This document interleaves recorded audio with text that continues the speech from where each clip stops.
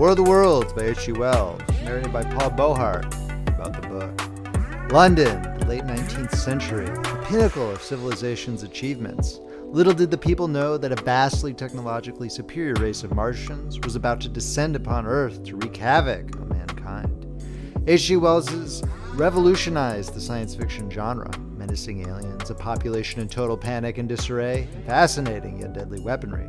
How will the pitiable humans survive this extraterrestrial calamity? Find out in H.G. Wells' classic novel, The War of the Worlds. If you are enjoying this reading from Friendly Frog Press, please make sure to subscribe and hit that like button. If you'd like to purchase a copy of this book, it is available on Amazon in eBook and paperback, and it is available on Audible as an audiobook. The links are in the description below, or you can check out friendlyfrogpress.com for purchasing options. Foreword. The War of the Worlds contains many elements that modern readers may potentially find hackneyed and cliché. The panicky, moronic general population, aliens with weird space weaponry, etc. But the reader must understand that this novel is literally the one that revolutionized the genre. I think that you will find it enjoyable simply for the fact that it was so ahead of its time in the late 19th century. Like H.G. Wells' other work, he places a lot of emphasis on explicit social commentary, since he was a major player in the progressive movement of his time. The War of the Worlds posits that if a civilization is vastly technologically superior, but remains cruel and cunning, the results will be disastrous. It still applies today in how mankind treats the animal kingdom and the environment, and is hopefully a warning to young people who will become future leaders. I hope that you will enjoy this classic science fiction novel of alien invasion and disaster. Signed, Paul Beauheart, Bangkok, Thailand, November 2023. But who shall dwell in these worlds if they be inhabited? Are we or they the lords of the world? And how are all things made for man? Kepler, quoted in The Anatomy of Melancholy. The War of the Worlds by H.G. Wells, narrated by Paul Beauheart. Book 1, The Coming of the Martians. Chapter 1, The Eve of the War. No one would have believed in the last years of the 19th century that this world was being watched keenly and closely by intelligences greater than man's, and yet as mortal as his own. That as men busied themselves about their various concerns, they were scrutinized and studied, perhaps almost as narrowly as a man with a microscope might scrutinize the transient creatures that swarm and multiply in a drop of water. With infinite complacency, men went to and fro over this globe about their little affairs, serene in their assurance of their empire over matter. It is possible that the infusoria under the microscope do the same. No one gave a thought to the older worlds of space as sources of human danger, or thought of them only to dismiss the idea of life upon them as impossible or improbable. It is curious to recall some of the mental habits of those departed days. At most, terrestrial men fancied there might be other men upon Mars, perhaps inferior to themselves and ready to welcome a missionary enterprise. Yet across the gulf of space, minds that are to our minds as ours are to those of the beasts that perish. Intellects vast and cool and unsympathetic regarded this earth with envious eyes, and slowly and surely drew their plans against us. And early in the 20th century came the Great Disillusionment. The planet Mars, I scarcely need to remind the reader, revolves about the sun at a mean distance of 140 million miles. And the light and heat it receives from the sun is barely half of that received by this world. It must be, if the nebular hypothesis is any truth, older than our world, and long before this earth ceased to be molten, life upon its surface must have begun its course. The fact that it is scarcely 1/7 of the volume of the earth must have accelerated its cooling to the temperature at which life could begin. It has air and water and all that is necessary for the support of animated existence. Yet, so vain is man and so blinded by his vanity, that no writer up to the very end of the 19th century expressed any idea that intelligent life might have developed there far, or indeed at all, beyond its earthly level.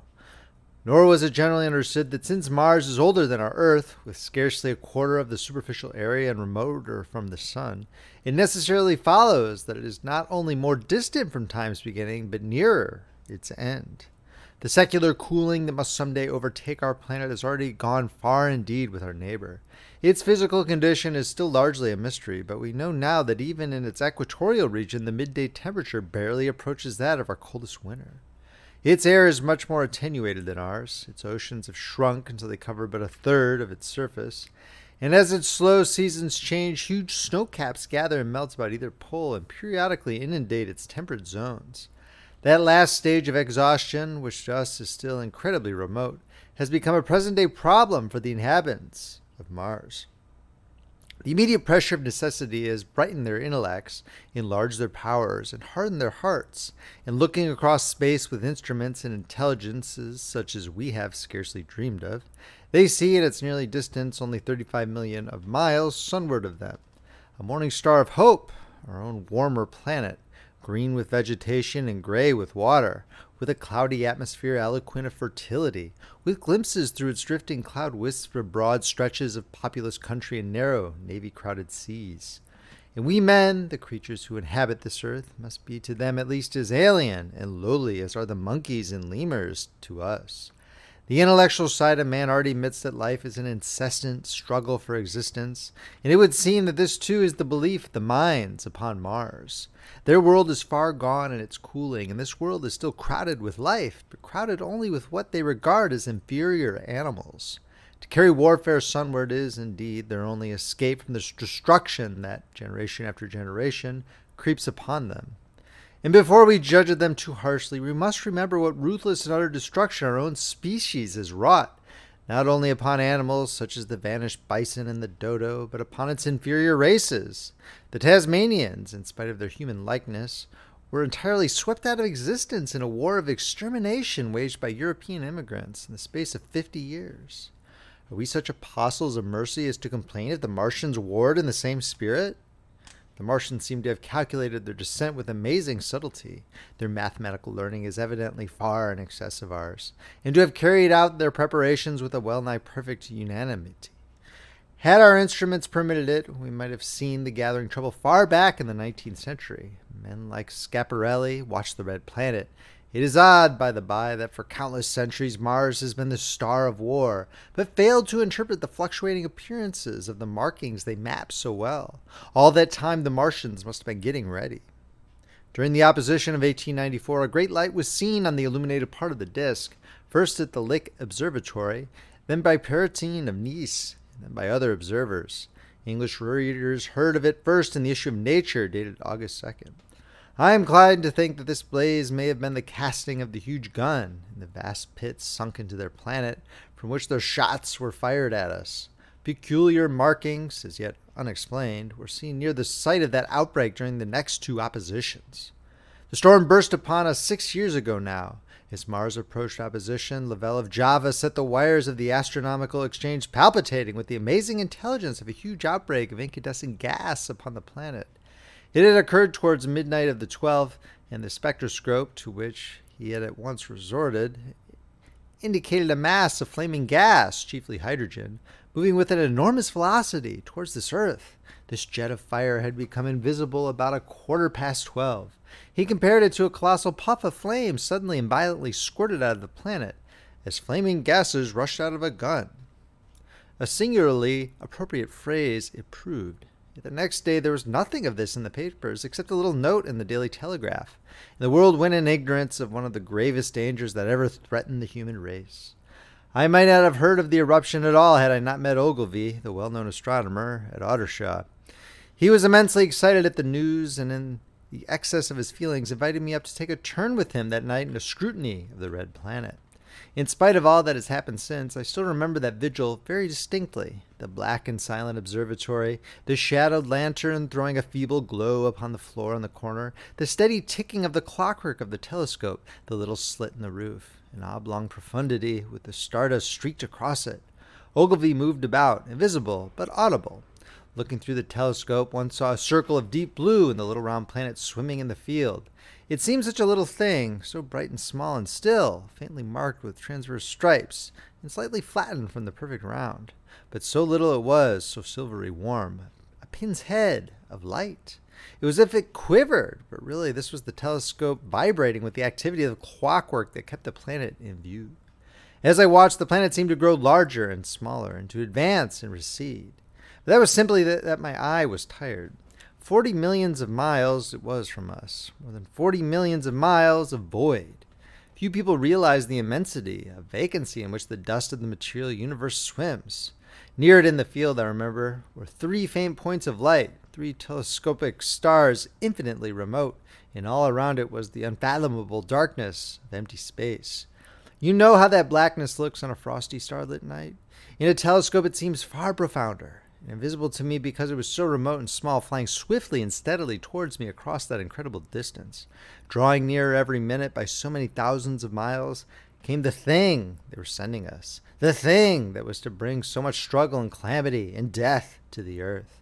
I never dreamed of it then as I watched. No one on earth dreamed of that unerring missile. That night, too, there was another jetting out of gas from the distant planet. I saw it, a reddish flash at the edge, the slightest projection of the outline just as the chronometer struck midnight. And at that I told Ogilvy, and he took my place. The night was warm, and I was thirsty. I went stretching my legs clumsily and feeling my way into the darkness, to the little table where the siphon stood, while Ogilvy exclaimed at the streamer of gas that came out towards us. That night, another invisible missile started on its way to the Earth from Mars, just a second or so under 24 hours after the first one. I remembered how I sat on the table there in the blackness, with patches of green and crimson swimming before my eyes. I wish I had a light to smoke by, little suspecting the meaning of the minute gleam I had seen and all that it would presently bring me. Ogilvy watched till 1, and then gave it up. We lit the lantern and walked over to his house. Down below in the darkness were Ottershaw and Chertsey and all their hundreds of people, sleeping in peace. He was full of speculation that night about the condition of Mars, and scoffed at the vulgar idea of its having inhabitants who were signaling us. His idea was that meteorites might be falling in a heavy shower upon the planet, or that a huge volcanic explosion was in progress. He pointed out to me how unlikely it was that organic evolution had taken the same direction in the 2 adjacent planets. "The chances against anything man-like on Mars are 1,000,000 to 1, he said. Hundreds of observers saw the flame that night and the night after about midnight, and again the night after, and so for 10 nights aflame each night. Why the shots ceased after the 10th, no one on Earth is attempted to explain. It may be the gases of the firing caused the Martians inconvenience. Dense clouds of smoke or dust, visible through a powerful telescope on Earth as little gray fluctuating patches, spread through the clearness of the planet's atmosphere and obscured its more familiar features.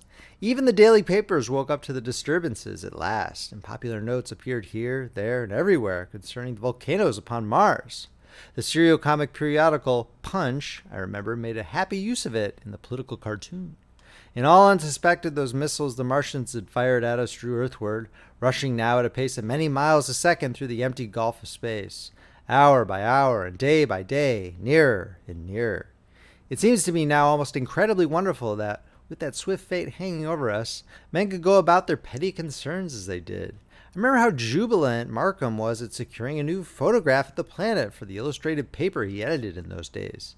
People in these latter times scarcely realized the abundance and enterprise of our 19th century papers. For my own part, I was much occupied in learning to ride the bicycle, busy upon a series of papers discussing the probable developments of moral ideas as civilization progressed. One night, the first missile then could scarcely have been 10 million miles away. I went for a walk with my wife. It was starlight, and I explained the signs of the zodiac to her, and pointed out Mars, a bright dot of light creeping zenithward, towards which so many telescopes were pointed. It was a warm night. Coming home, a party of excursionists from Chertsey or Isleworth passed us singing and playing music. There were lights in the upper windows of the houses as the people went to bed. From the railway station in the distance came the sound of shunting trains, ringing and rumbling, softened almost into melody by the distance. My wife pointed out to me the brightness of the red, green, and yellow signal lights hanging in a framework against the sky. It seemed so safe and tranquil. End of chapter. The War of the Worlds by H.G. Wells, narrated by Paul Beauheart. Chapter 2, The Falling Star. Then came the night of the first falling star. It was seen early in the morning, rushing over Winchester eastward, a line of flame high in the atmosphere. Hundreds must have seen it and taken it for an ordinary falling star. Albin described it as leaving a greenish streak behind it that glowed for some seconds. Denning, our greatest authority on meteorites, stated that the height of its first appearance was about 90 or 100 miles. It seemed to him that it fell to earth about 100 miles east of him. I was at home at that hour and writing in my study, and although my French windows faced towards Ottershaw and the blind was up, for I loved in those days to look up at the night sky. I saw nothing of it. Yet the strangest of all things that ever came to earth from outer space must have fallen while I was sitting there, visible to me had I only looked up as it passed. Some of those who saw its flight say it traveled with a hissing sound. I myself heard nothing of that. Many people in Berkshire, Surrey, and Middlesex must have seen the fall of it, and at most have thought that another meteorite had descended. No one seems to have troubled to look for the fallen mass that night. But very early in the morning, poor Ogilvy, who had seen the shooting star, and who was persuaded that a meteorite lay somewhere on the common between Horsell, Ottershaw, and Woking, rose early with the idea of finding it. Find it he did, soon after dawn, and not far from the sand pits. An enormous hole had been made by the impact of the projectile, and the sand and gravel had been flung violently in every direction over the heath, forming heaps visible 1.5 miles away. The heather was on fire eastward, and a thin blue smoke rose against the dawn. The thing itself lay almost entirely buried in sand. Amidst the scattered splinters of a fir tree, it had shivered to fragments in its descent. The uncovered part had the appearance of a huge cylinder, caked over and its outline softened by a thick, scaly, dun-colored incrustation. It had a diameter of about 30 yards. He approached the mass, surprised at the size and more so at the shape, since most meteorites are rounded more or less completely. It was, however, still so hot from its flight through the air as to forbid his near approach. A stirring noise within its cylinder he ascribed to the unequal cooling of its surface, for that time it had not occurred to him that it might be hollow. He remained standing at the edge of the pit that the thing had made for itself, staring at its strange appearance, astonished chiefly at its unusual shape and color, and dimly perceiving even then some evidence of design in its arrival. The early morning was wonderfully still, and the sun, just clearing the pine trees towards Weybridge, was already warm. He did not remember hearing any birds that morning. There was certainly no breeze stirring, and the only sounds were the faint movements from within the cindery cylinder. He was all alone on the common. Then suddenly he noticed with a start that some of the gray clinker, the ashy incrustation that covered the meteorite, was falling off the circular edge of the end. It was dropping off in flakes and raining down upon the sand. A large piece suddenly came off and fell with a sharp noise that brought his heart into his mouth. For a minute he scarcely realized what this meant, and although the heat was excessive, he clambered down into the pit close to the bulk to see the thing more clearly. He fancied even then that the cooling of the body might account for this, but what disturbed that idea was the fact that the ash was falling only from the end of the cylinder. And then he perceived that, very slowly, the circular top of the cylinder was rotating on its body. It was such a gradual movement that he discovered it only through noticing that a black mark that had been near him 5 minutes ago was now at the other side of the circumference. Even then he scarcely understood what this indicated, until he heard a muffled grating sound and saw the black mark jerk forward an inch or so. Then the thing came upon him in a flash. The cylinder was artificial, hollow, with an end that screwed out. Something within the cylinder was unscrewing the top. "Good heavens," said Ogilvy. "There's a man in it, men in it, half roasted to death, trying to escape." At once, with a quick mental leap, he linked the thing with the flash upon Mars. The thought of the confined creature was so dreadful to him that he forgot the heat and went forward to the cylinder to help turn. But luckily, the dull radiation arrested him before he could burn his hands on the still glowing metal. At that, he stood irresolute for a moment, then turned, scrambled out of the pit, and set off running wildly into Woking. The time then must have been somewhere about 6 o'clock. He met a wagoner and tried to make him understand, but the tale he told and his appearance were so wild, his hat had fallen off in the pit, that the man simply drove on. He was equally unsuccessful with the potman who was just unlocking the doors of the public house by Horsell Bridge. The fellow thought he was a lunatic at large and made an unsuccessful attempt to shut him into the tap room. That sobered him a little, and when he saw Henderson, the London journalist, in his garden, he called over the palings and made himself understood. "Henderson," he called, "you saw that shooting star last night?" "Well," said Henderson, "it's out on Horsell Common now." "Good Lord," said Henderson, "fallen meteorite, that's good." "But it's something more than a meteorite. It's a cylinder, an artificial cylinder, man. There's something inside." Henderson stood up with his spade in his hand. "What's that?" he said. He was deaf in one ear. Ogilvy told him all that he had seen. Henderson was a minute or so taking it in. Then he dropped his spade, snatched up his jacket, and came out into the road. The two men hurried back at once to the common and found the cylinder still lying in the same position. But now the sounds inside had ceased, and a thin circle of bright metal showed between the top and the body of the cylinder. Air was either entering or escaping at the rim with a thin, sizzling sound. They listened, rapped on the scaly burnt metal with a stick, and meeting with no response, they both concluded that the men inside must be insensible or dead. Of course, the two were quite unable to do anything. They shouted consolation and promises and went off back to the town again to get help. One can imagine them, covered with sand, excited and disordered, running up the little street in the bright sunlight just as the shop folks were taking down their shutters and people were opening their bedroom windows. Henderson went into the railway station at once in order to telegraph the news to London. The newspaper articles had prepared men's minds for the reception of the idea. By 8 o'clock, a number of boys and unemployed men had already started for the common to see the quote-unquote dead men from Mars. That was the form the story took. I heard of it first from my newspaper boy about 8:45 when I went out to get my daily chronicle. I was naturally startled and lost no time in going out and across the Ottershaw Bridge to the sandpits. End of chapter. The War of the Worlds by H.G. Wells, narrated by Paul Beauheart, Chapter 3, on Horsell Common. I found a little crowd of perhaps 20 people surrounding the huge hole in which the cylinder lay. I've already described the appearance of that colossal bulk embedded in the ground. The turf and gravel about it seemed charred as if by a sudden explosion. No doubt its impact had caused a flash of fire. Henderson and Ogilvy were not there. I think they perceived that nothing was to be done for the present and had gone away to breakfast at Henderson's house. There were 4 or 5 boys sitting on the edge of the pit, with their feet dangling and amusing themselves, until I stopped them by throwing stones at the giant mass. After I had spoken to them about it, they began playing at touch in and out of the group of bystanders. Among these were a couple of cyclists, a jobbing gardener I employed sometimes, a girl carrying a baby, Greg the butcher and his little boy, and 2 or 3 loafers and golf caddies who were accustomed to hang about the railway station. There was very little talking. Few of the common people in England had anything but the vaguest astronomical ideas in those days. Most of them were staring quietly at the big table-like end of the cylinder, which was still as Ogilvy and Henderson had left it. I fancy the popular expectation of a heap of charred corpses was disappointed at this inanimate bulk. Some went away while I was there, and other people came. I clambered into the pit and fancy I heard a faint movement under my feet. The top had certainly ceased to rotate.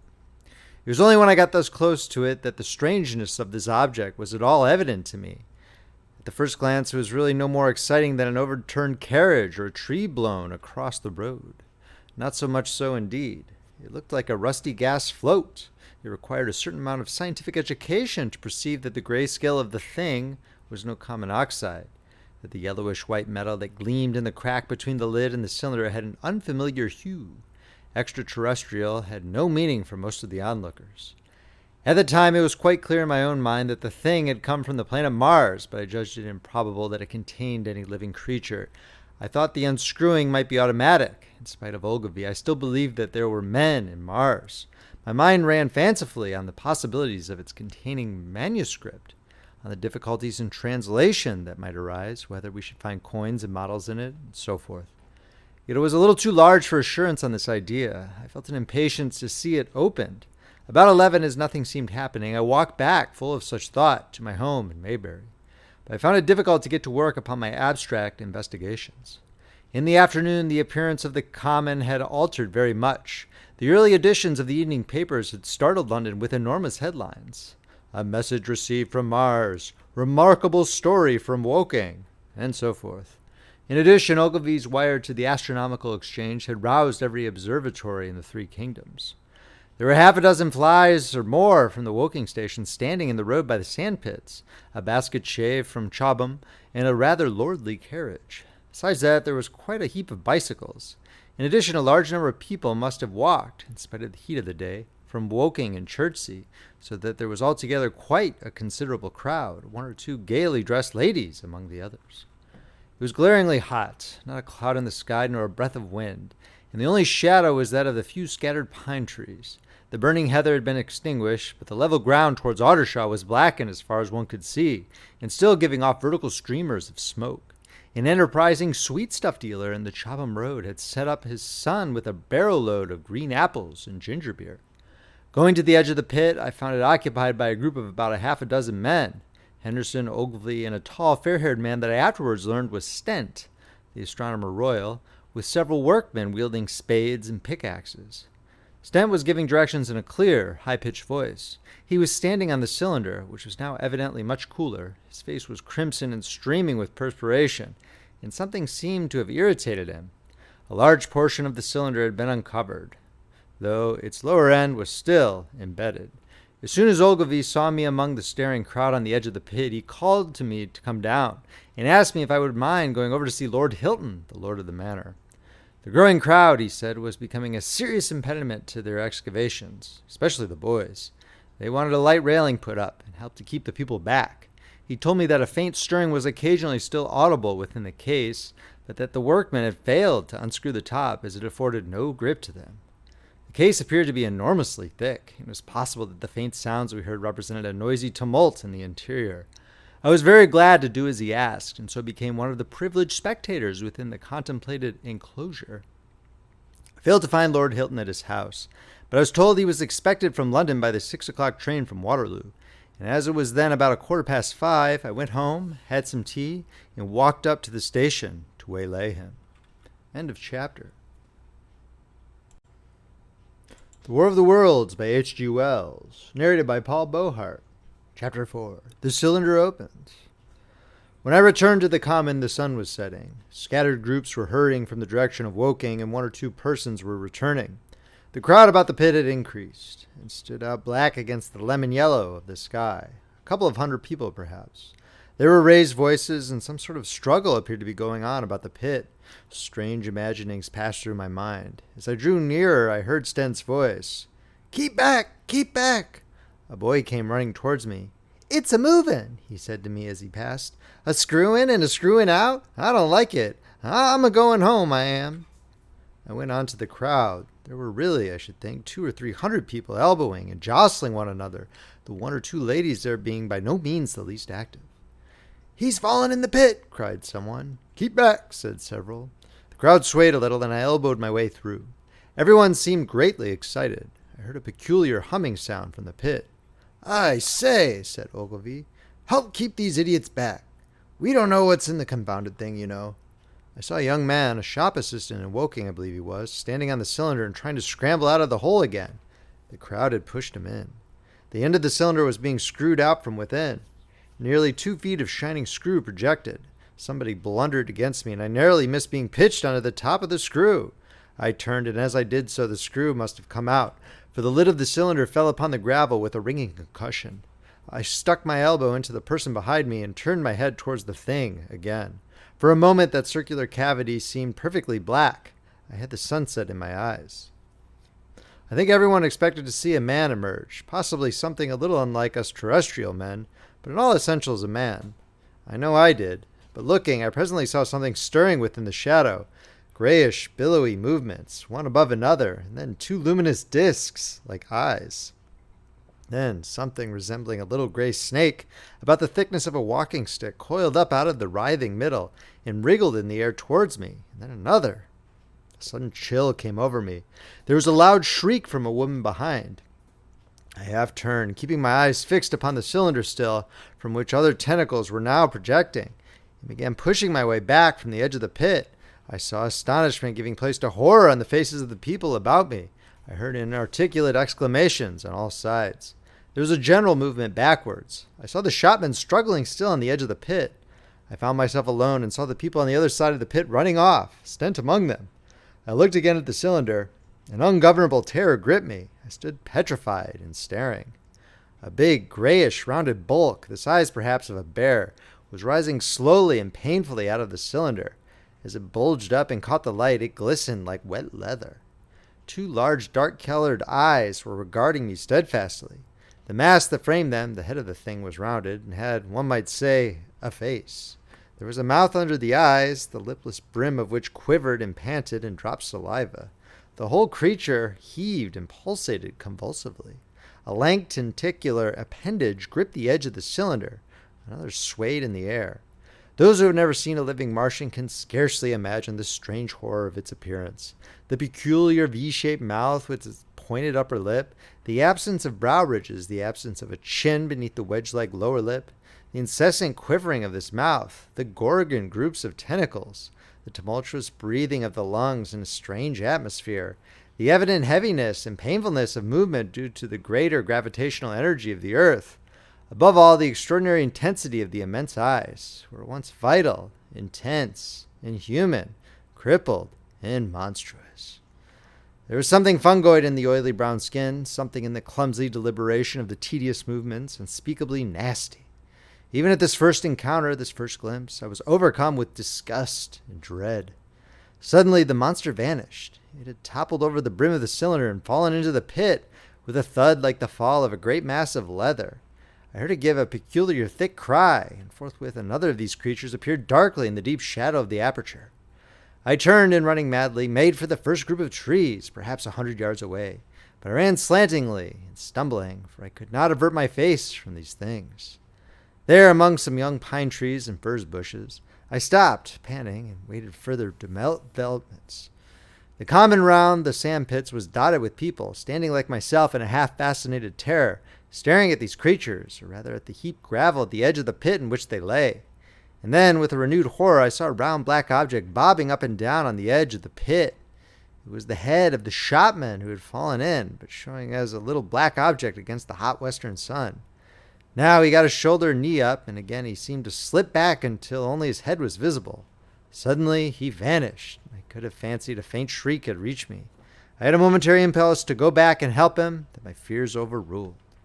Everything was then quite invisible, hidden by the deep pit and the heap of sand that the fall of the cylinder had made. Anyone coming along the road from Chobham or Woking would have been amazed at the sight. A dwindling multitude of perhaps 100 people or more standing in a great irregular circle, in ditches, behind bushes, behind gates and hedges, saying little to one another, and that in short, excited shouts and staring hard at a few heaps of sand. The barrow of ginger beer stood, a queer derelict, black against the burning sky, and in the sandpits was a row of deserted vehicles with their horses feeding out of nosebags or pawing the ground. End of chapter. The War of the Worlds by H.G. Wells, narrated by Paul Beauheart. Chapter 5, The Heat Ray. After the glimpse I had had of the Martians emerging from the cylinder in which they had come to the Earth from their planet, a kind of fascination paralyzed my actions. I remained standing knee-deep in the heather, staring at the mound that hid them. I was a battleground of fear and curiosity.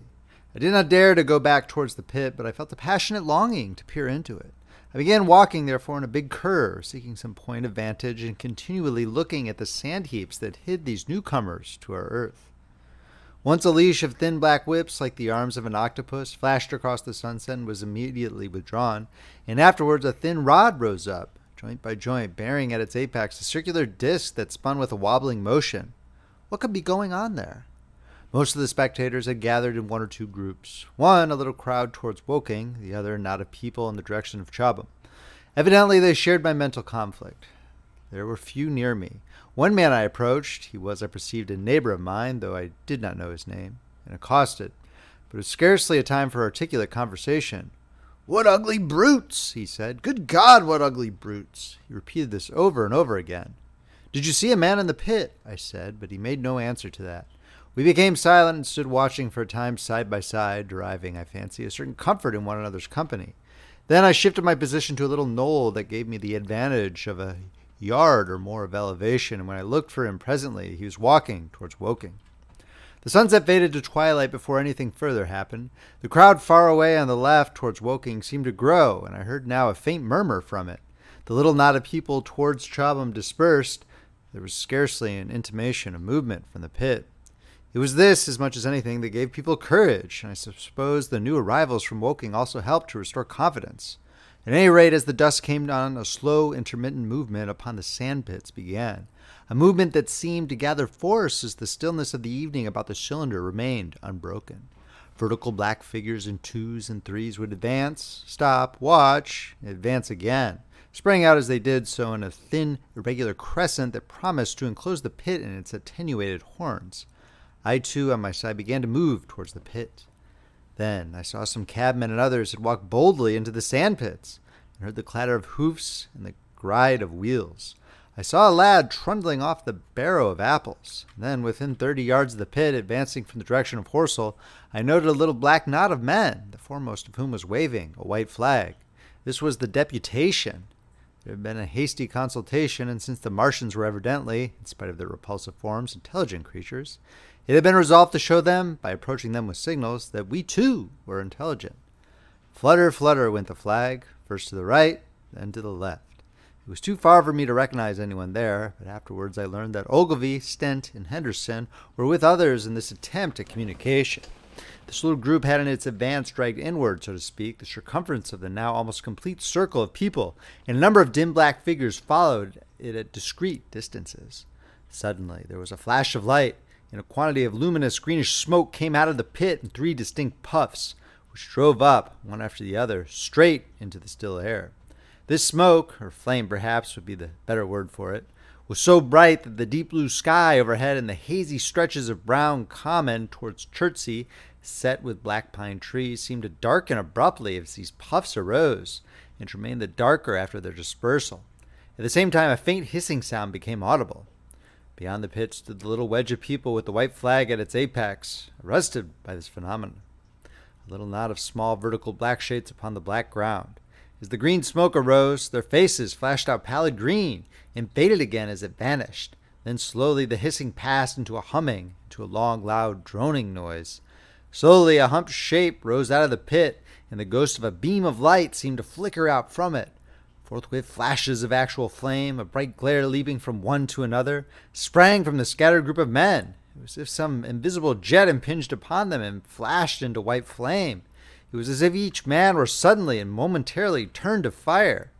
Then, by the light of their own destruction, I saw them staggering and falling, and their supporters turning to run. I stood staring, not as yet realizing that this was death leaping from man to man in that little distant crowd.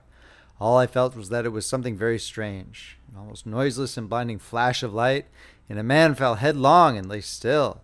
And as the unseen shaft of heat passed over them, pine trees burst into fire, and every dry furze bush became with one dull thud a mass of flames. And far away towards Knapp Hill, I saw the flashes of trees and hedges and wooden buildings suddenly set alight. It was sweeping around swiftly and steadily, this flaming death, this invisible, inevitable sword of heat. I perceived it coming towards me by the flashing bushes it touched, and was too astounded and stupefied to stir. I heard the crackle of fire in the sandpits and the sudden squeal of a horse that was as suddenly stilled. Then it was as if an invisible yet intensely heated finger were drawn through the heather between me and the Martians, and all along a curving line beyond the sandpits the dark ground smoked and crackled. Something fell with a crash far away to the left where the road from Woking Station opens out on the common. Forthwith the hissing and humming ceased, and the black dome-like object sank slowly out of sight into the pit. All this had happened with such swiftness that I had stood motionless, dumbfounded and dazzled by the flashes of light. Had that death swept through a full circle, it must inevitably have slain me in my surprise. But it passed and spared me, and left the night about me suddenly dark and unfamiliar. The undulating common seemed now dark almost to blackness, except where its roadways lay gray and pale under the deep blue sky of the early night. It was dark and suddenly void of men. Overhead the stars were mustering, and in the west the sky was still a pale, bright, almost greenish blue. The tops of the pine trees and the roofs of Horsell came out sharp and black against the western afterglow. The Martians and their appliances were altogether invisible, save for that thin mast upon which the restless mirror wobbled. Patches of bush and isolated trees here and there smoked and glowed still, and the houses towards Woking Station were sending up spires of flame into the stillness of the evening air. Nothing was changed save for that, in a terrible astonishment. The little group of black specks with the flag of white had been swept out of existence, and the stillness of the evening, so it seemed to me, had scarcely been broken. It came to me that I was upon this dark common, helpless, unprotected, and alone. Suddenly, like a thing falling upon me from without, came fear. With an effort, I turned and began a stumbling run through the heather.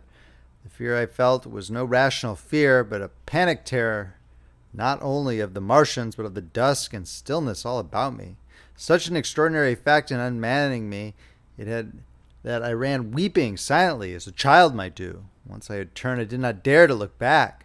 I remembered I felt an extraordinary persuasion that I was being played with, that presently, when I was upon the very verge of safety, this mysterious death, as swift as the passage of light, would leap after me from the pit about the cylinder and strike me down. End of chapter. The War of the Worlds by H.G. Wells. Narrated by Paul Beauheart. Chapter 6. The Heat Raid in the Chobham Road. It is still a matter of wonder how the Martians are able to slay men so swiftly and so silently. Many think that in some way they are able to generate an intense heat in a chamber of practically absolute non-conductivity. This intense heat they project in a parallel beam against any object they choose by means of a polished parabolic mirror of unknown composition, much as the parabolic mirror of a lighthouse projects a beam of light. But no one has absolutely proved these details. However it is done, it is certain that a beam of heat is the essence of the matter. Heat and invisible instead of visible light. Whatever is combustible flashes into flame at its touch. Lead runs like water. It softens iron, cracks, and melts glass. And when it falls upon water, incontinently, that explodes into steam. That night nearly 40 people lay under the starlight about the pit, charred and distorted beyond recognition. And all night long the common from Horsell to Maybury was deserted and brightly ablaze. The news of the massacre probably reached Chobham, Woking, and Ottershaw about the same time. In Woking, the shops had closed when the tragedy happened, and a number of people, shop people and so forth, attracted by the stories they had heard, were walking over the Horsell Bridge and along the road between the hedges that runs out at last upon the common. You may imagine the young people brushed up after the labors of the day in making this novelty, as they would make any novelty, the excuse for walking together and enjoying a trivial flirtation. You may figure to yourself the hum of voices along the road and the gloaming. And yet, of course, few people in Woking even knew that the cylinder had opened, though poor Henderson had sent a messenger on a bicycle to the post office with a special wire to an evening paper. As these folks came out by twos and threes upon the open, they found little knots of people talking excitedly and peering at the spinning mirror over the sandpits. And the newcomers were, no doubt, soon infected by the excitement of the occasion. By 8:30, when the deputation was destroyed, there may have been a crowd of 300 people or more at this place, besides those who had left the road to approach the Martians nearer. There were 3 policemen, too, one of whom was mounted, doing their best under instructions from Stent to keep the people back and deter them from approaching the cylinder. There was some booing from those more thoughtless and excitable souls to whom a crowd is always an occasion for noise and horseplay. Stent and Ogilvy, anticipating some possibilities of a collision, had telegraphed from Horsell to the barracks as soon as the Martians emerged for the help of a company of soldiers to protect these strange creatures from violence. After that, they returned to lead that ill-fated advance. The description of their death, as it was seen by the crowd, tallies very closely with my own impressions. The 3 puffs of green smoke, the deep humming note, and the flashes of flame. But that crowd of people had a far narrower escape than mine. Only the fact that a hummock of heathery sand intercepted the lower part of the heat ray saved them. Had the elevation of the parabolic mirror been a few yards higher, none could have lived to tell the tale. They saw the flashes and the men falling, and an invisible hand, as it were, lit the bushes as it hurried towards them through the twilight. Then, with a whistling note that rose above the droning of the pit, the beam swung close over their heads, lighting the tops of the beech trees that lined the road, and splitting the bricks, smashing the windows, firing the window frames, and bringing down in crumbling ruin a portion of the gable of the house nearest the corner. In the sudden thud, hiss, and glare of the igniting trees, the panic-stricken crowd seems to have swayed hesitatingly for some moments. Sparks and burning twigs began to fall into the road, in single leaves like puffs of flame. Hats and dresses caught fire. Then came a crying from the common. There were shrieks and shouts, and suddenly a mounted policeman came galloping through the confusion with his hands clasped over his head, screaming, "They're coming!" A woman shrieked, and incontinently everyone was turning and pushing at those behind in order to clear their way to Woking again. They must have bolted as blindly as a flock of sheep. Where the road grows narrow and black between the high banks, the crowd jammed, and a desperate struggle occurred. All that crowd did not escape. 3 persons at least, 2 women and a little boy, were crushed and trampled there and left to die amid the terror and the darkness. End of chapter. The War of the Worlds by H.G. Wells, narrated by Paul Beauheart. Chapter 7. How I Reached Home. For my own part, I remember nothing of my flight except the stress of blundering against trees and stumbling through the heather. All about me gathered the invisible terrors of the Martians. That pitiless sword of heat seemed whirling to and fro, flourishing overhead before it descended and smote me out of life. I came into the road between the crossroads and Horsell and ran along this to the crossroads. At last I could go no further. I was exhausted with the violence of my emotion and of my flight, and I staggered and fell by the wayside. That was near the bridge that crosses the canal by the gasworks. I fell and lay still. I must have remained there some time. I sat up, strangely perplexed. For a moment, perhaps, I could not clearly understand how I came there. My terror had fallen from me like a garment. My hat had gone, and my collar had burst away from its fastener. A few minutes before, there had only been 3 real things before me: the immensity of the night, its space and nature, my own feebleness and anguish, and the near approach of death. Now it was as if something turned over, and the point of view altered abruptly. There was no sensible transition from one state of mind to the other. I was immediately the self of every day again, a decent, ordinary citizen. The silent common, the impulse of my flight, the starting flames, were as if they had been in a dream. I asked myself, had these latter things indeed happened? I could not credit it. I rose and walked unsteadily up the steep incline of the bridge. My mind was blank wonder. My muscles and nerves seemed drained of their strength. I dare say I staggered drunkenly. A head rose over the arch, and the figure of a workman carrying a basket appeared. Beside him ran a little boy. He passed me, wishing me good night. I was minded to speak to him, but did not. I answered his greeting with a meaningless mumble and went on over the bridge. Over the Maybury Arch, a train, a billowing tumult of white, firelit smoke, and a long caterpillar of lighted windows went flying south. Clatter, clatter, clap, rap, and it had gone. A dim group of people talked in the gate of one of the houses in the pretty little row of gables that was called Oriental Terrace.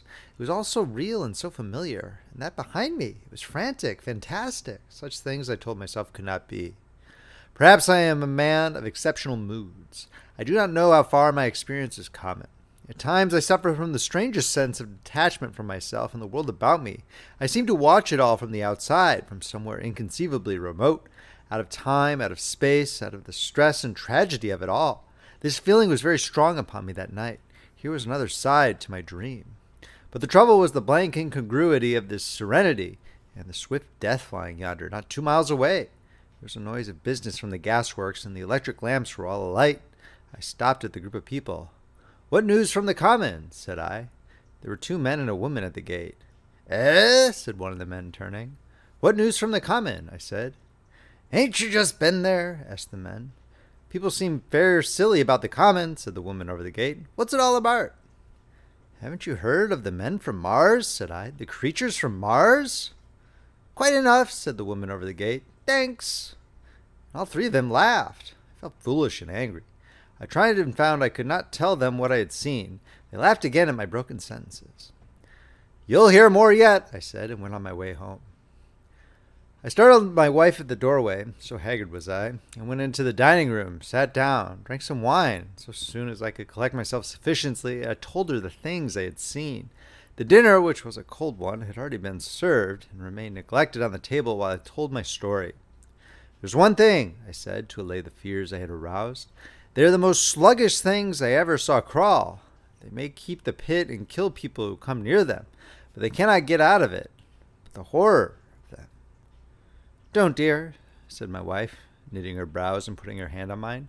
"Poor Ogilvy," I said. "To think he may be lying dead there." My wife, at least, did not find my experience incredible. When I saw how deadly white her face was, I ceased abruptly. "They may come here," she said again and again. I pressed her to take wine and tried to reassure her. "They can scarcely move," I said. I began to comfort her and myself by repeating all that Ogilvy had told me of the impossibility of the Martians establishing themselves on the earth. In particular, I laid stress on the gravitational difficulty. On the surface of the earth, the force of gravity is 3 times what it is on the surface of Mars. A Martian, therefore, would weigh 3 times more than on Mars, albeit his muscular strength would be the same. His own body would be a cope of lead to him. Therefore, that indeed was the general opinion. Both the Times and the Daily Telegraph, for instance, insisted on it the next morning, and both overlooked, just as I did, 2 obvious modifying influences. The atmosphere of the earth, we now know, contains far more oxygen, or far less argon, whichever way one likes to put it, than does Mars. The invigorating influences of this excess of oxygen upon the Martians indisputably did much to counterbalance the increased weight of their bodies. And in the second place, we all overlooked the fact that such mechanical intelligence as the Martian possessed was quite able to dispense with muscular exertion at a pinch. But I did not consider these points at the time, so my reasoning was dead against the chances of the invaders. With wine and food, the confidence in my own table, and the necessity of reassuring my wife, I grew by insensible degrees courageous and secure. "They have done a foolish thing," said I, fingering my wine-glass. "They're dangerous because no doubt they're mad with terror. Perhaps they expected to find no living things, certainly no intelligent living things." "A shell in the pit," said I. "If the worst comes to the worst, we'll kill them all." The intense excitement of the events had no doubt left my perceptive powers in a state of erethism. I remember that dinner table with extraordinary vividness, even now. My dear wife's sweet, anxious face peering at me from under the pink lampshade, the white cloth with its silver and glass table furniture.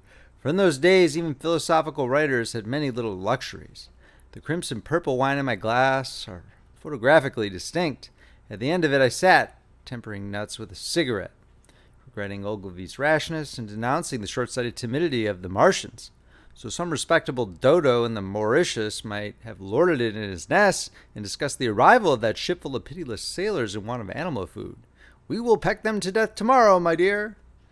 I did not know it, but that was the last civilized dinner I was to eat for very many strange and terrible days. End of chapter. The War of the Worlds by H.G. Wells. Narrated by Paul Beauheart. Chapter 8. Friday Night. The most extraordinary thing to my mind of all the strange and wonderful things that happened upon that Friday was the dovetailing of the commonplace habits of our social order with the first beginnings of the series of events that was to topple that social order headlong. If on Friday night you had taken a pair of compasses and drawn a circle with a radius of 5 miles around the Woking sand pits, I doubt if you would have had one human being outside it, unless it was some relation of Sten or of the 3 or 4 cyclists or London people lying dead on the common, whose emotions or habits were at all affected by the newcomers. Many people had heard of the cylinder, of course, and talked about it in their leisure, but it certainly did not make the sensation that an ultimatum to Germany would have done. In London that night, poor Henderson's telegram describing the gradual unscrewing of the shot was judged to be a canard. In his evening paper, after wiring for authentication from him and receiving no reply, the man was killed, decided not to print a special edition. Even within the 5-mile circle, the great majority of people were inert. I have already described the behavior of the men and women to whom I spoke. All over the district, people were dining and supping. Working men were gardening after the labors of the day. Children were being put to bed. Young people were wandering through the lanes lovemaking. Students sat over their books. Maybe there was a murmur in the village streets, a novel and dominant topic in the public houses, and here and there a messenger, or even an eyewitness of the latter occurrences, caused a whirl of excitement, a shouting and a running to and fro. But for the most part, the daily routine of working, eating, drinking, sleeping went on as it had done for countless years, as though no planet Mars existed in the sky. Even at Woking Station in Horsell and Chobham, that was the case. In Woking Junction, until a late hour, trains were stopping and going on. Others were shunting on the sidings. Passengers were alighting and waiting, and everything was proceeding in the most ordinary way. A boy from the town, trenching on Smith's monopoly, was selling papers with the afternoon's news. The ringing impact of trucks, the sharp whistle of the engines from the junction, mingled with their shouts of "Men from Mars." Excited men came into the station about 9 o'clock with incredible tidings, and caused no more disturbance than drunkards might have done. People rattling London words peered into the darkness outside the carriage windows, and saw only a rare flickering, vanishing spark dance up from the direction of Horsell, a red glow and a thin veil of smoke driving across the stars, and thought that nothing more serious than a heath fire was happening. It was only around the edge of the common that any disturbance was perceptible. There were half a dozen villas burning on the Woking border. There were lights in all the houses on the common side of the 3 villages, and the people there kept awake till dawn. A curious crowd lingered restlessly, people coming and going, but the crowd remaining both on the Chobham and Horsell bridges. 1 or 2 adventurous souls, it was afterwards found, went into the darkness and crawled quite near the Martians, but they never returned, for now and again a light ray, like the beam of a warship's searchlight, swept the common, and the heat ray was ready to follow. Save for such, that big area of common was silent and desolate, and the charred bodies lay about on it all night under the stars, and all the next day. A noise of hammering from the pit was heard by many people. So you have the state of things on Friday night. In the center, sticking into the skin of our old planet Earth like a poisoned dart, was this cylinder. But the poison was scarcely working yet. Around it was a patch of silent common, smoldering in places, and with a few dark, dimly seen objects lying in contorted attitudes here and there. Here and there was a burning bush or tree. Beyond was a fringe of excitement, and farther than that fringe the inflammation had not crept as yet.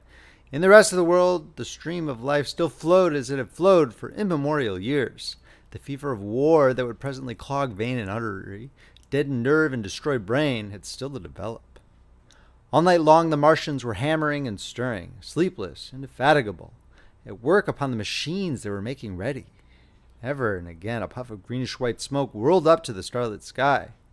About 11, a company of soldiers came through Horsell and deployed along the edge of the common to form a cordon. Later, a second company marched through Chobham to deploy on the north side of the common. Several officers from the Inkerman barracks had been on the common earlier in the day, and one, Major Eden, was reported to be missing. The colonel of the regiment came to the Chobham bridge and was busy questioning the crowd at midnight. The military authorities were certainly alive to the seriousness of the business. About 11, the next morning's papers were able to say a squadron of hussars, 2 Maxims, and about 400 men of the Cardigan regiment started from Aldershot. A few seconds after midnight, the crowd on the Chertsey Road Woking saw a star fall from heaven into the pine woods to the northwest. It had a greenish color and caused a silent brightness like summer lightning. This was the second cylinder. End of chapter. If you are enjoying this reading from Friendly Frog Press, please make sure to subscribe and hit that like button. If you'd like to purchase a copy of this book, it is available on Amazon in eBook and paperback, and it is available on Audible as an audiobook. The links are in the description below, or you can check out friendlyfrogpress.com for purchasing options. The War of the Worlds by H.G. Wells, narrated by Paul Beauheart. Chapter 9. The Fighting Begins. Saturday lives in my memory as a day of suspense. It was a day of lassitude, too, hot and close, with, I am told, a rapidly fluctuating barometer. I had slept but little, though my wife had succeeded in sleeping, and I rose early. I went into my garden before breakfast and stood listening, but towards the common there was nothing stirring but a lark. The milkman came as usual. I heard the rattle of his chariot, and I went around to the side gate to ask the latest news. He told me that during the night the Martians had been surrounded by troops, and that guns were expected. Then, a familiar reassuring note, I heard a train running towards Woking. They aren't to be killed, said the milkman. That could possibly be avoided. I saw my neighbor gardening, chatted with him for a time, and then strolled in to breakfast. It was a most unexceptionable morning.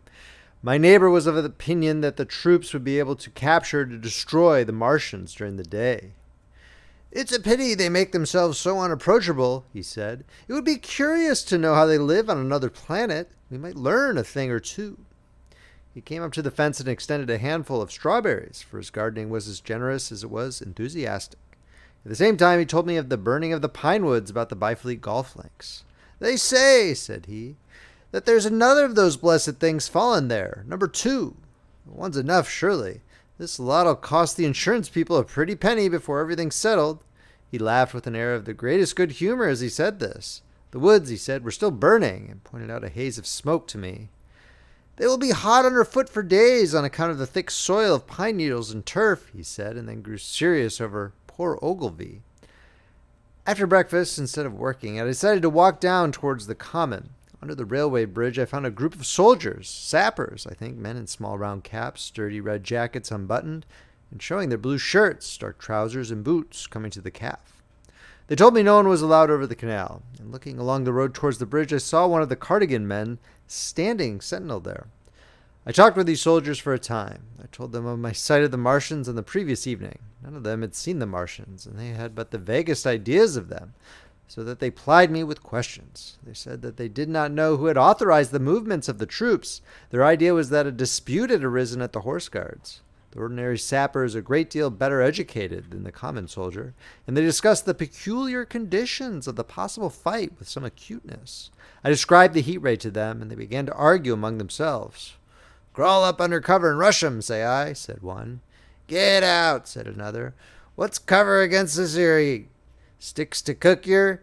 What we got to do is go as near as the ground will let us, and then drive a trench." "Blow your trenches. You always want trenches. You ought to have been born a rabbit, Snippy." "Ain't they got any necks then?" said a third abruptly, a little contemplative dark man smoking a pipe. I repeated my description. "Octopuses," said he. "That's what I calls 'em. Talk about fishers of men. Fighters of fish it is this time." "It ain't no murder-killing beasts like that," said the first speaker. "Why not shell the darn things straight off and finish 'em?" said the little dark man. "You can tell what they might do." "Where's your shells?" said the first speaker. "There ain't no time. Do it in a rush. That's my tip, and do it at once." So they discussed it. After a while I left them and went on to the railway station to get as many morning papers as I could.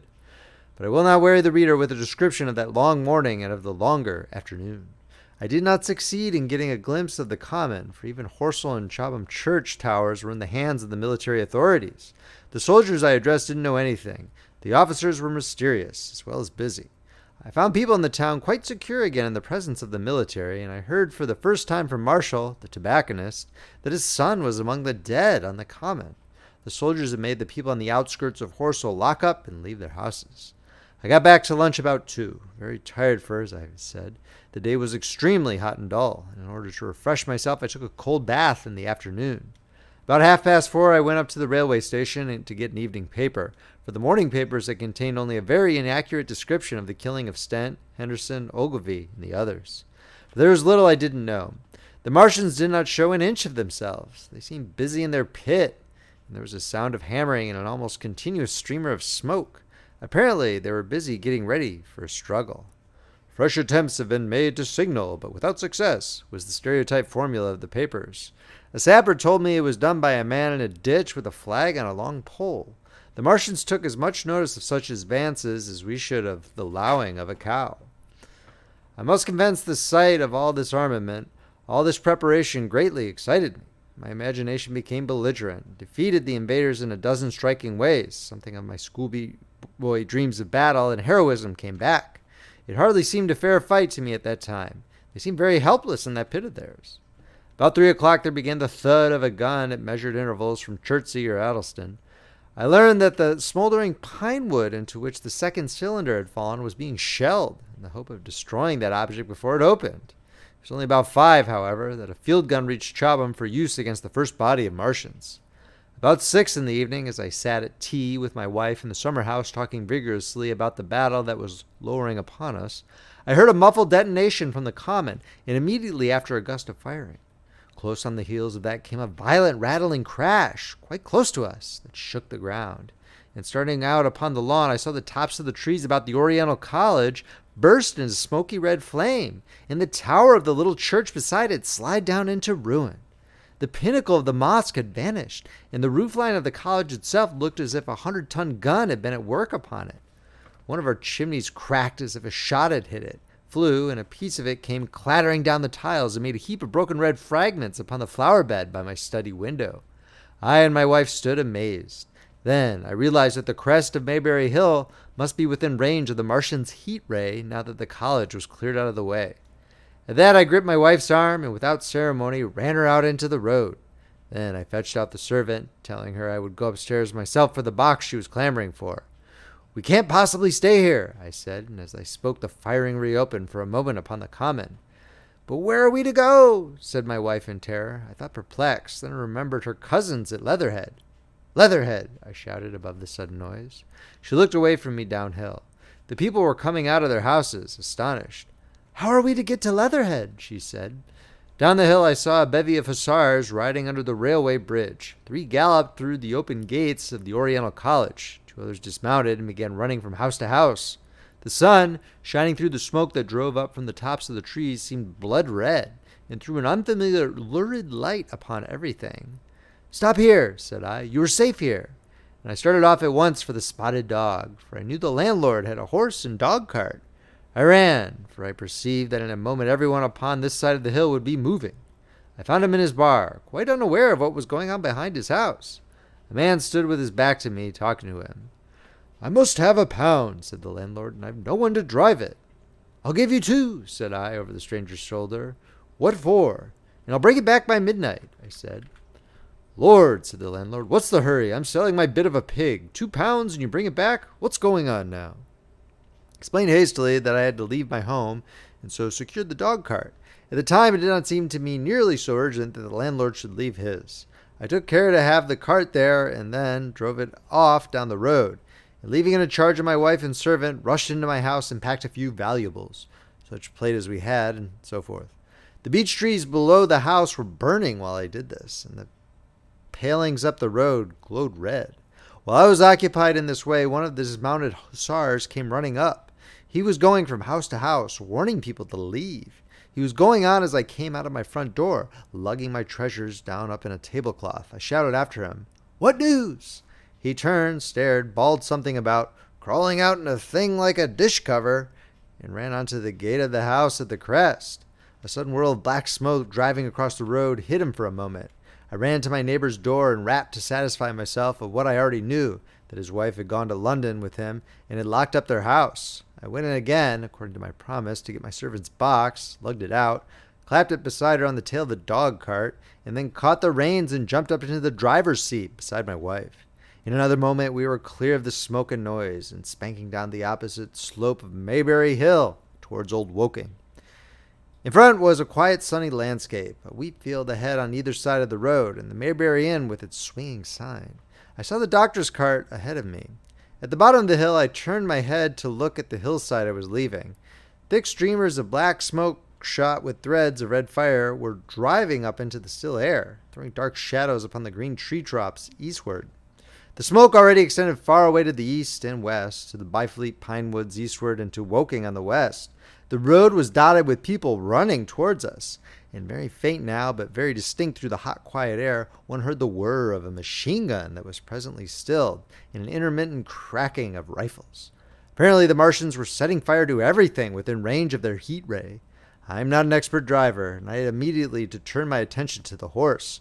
When I looked back again, the second hill had hidden the black smoke. I slashed the horse with the whip and gave him a loose rein until Woking and Sen lay between us. In that quivering tumult, I overtook and passed the doctor between Woking and Sen.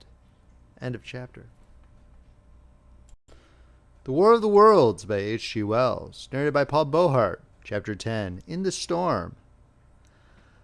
Leatherhead is about 12 miles from Maybury Hill. The scent of hay was in the air through the lush meadows beyond Purford, and the hedges on either side were sweet and gay with multitudes of dog roses. The heavy firing that had broken out while we were driving down Maybury Hill ceased as abruptly as it began, leaving the evening very peaceful and still. We got to Leatherhead without misadventure about 9 o'clock, and the horse had an hour's rest while I took supper with my cousins and commended my wife to their care. My wife was curiously silent throughout the drive and seemed oppressed with forebodings of evil. I talked to her reassuringly, pointing out that the Martians were tied to the pit by sheer heaviness, and at the utmost could but crawl a little out of it, but she answered only in monosyllables. Had it not been for my promise to the innkeeper, she would, I think, have urged me to stay in Leatherhead that night. Would that I had! Her face, I remember, was very white as we parted. For my own part, I had been feverishly excited all day. Something very like the war fever that occasionally runs through a civilized community had got into my blood. In my heart, I was not so very sorry that I had to return to Maybury that night. I was even afraid that that last fullisade I had heard might mean the extermination of our invaders from Mars. I can best express my state of mind by saying that I wanted to be in at the death. I was nearly 11 when I started to return.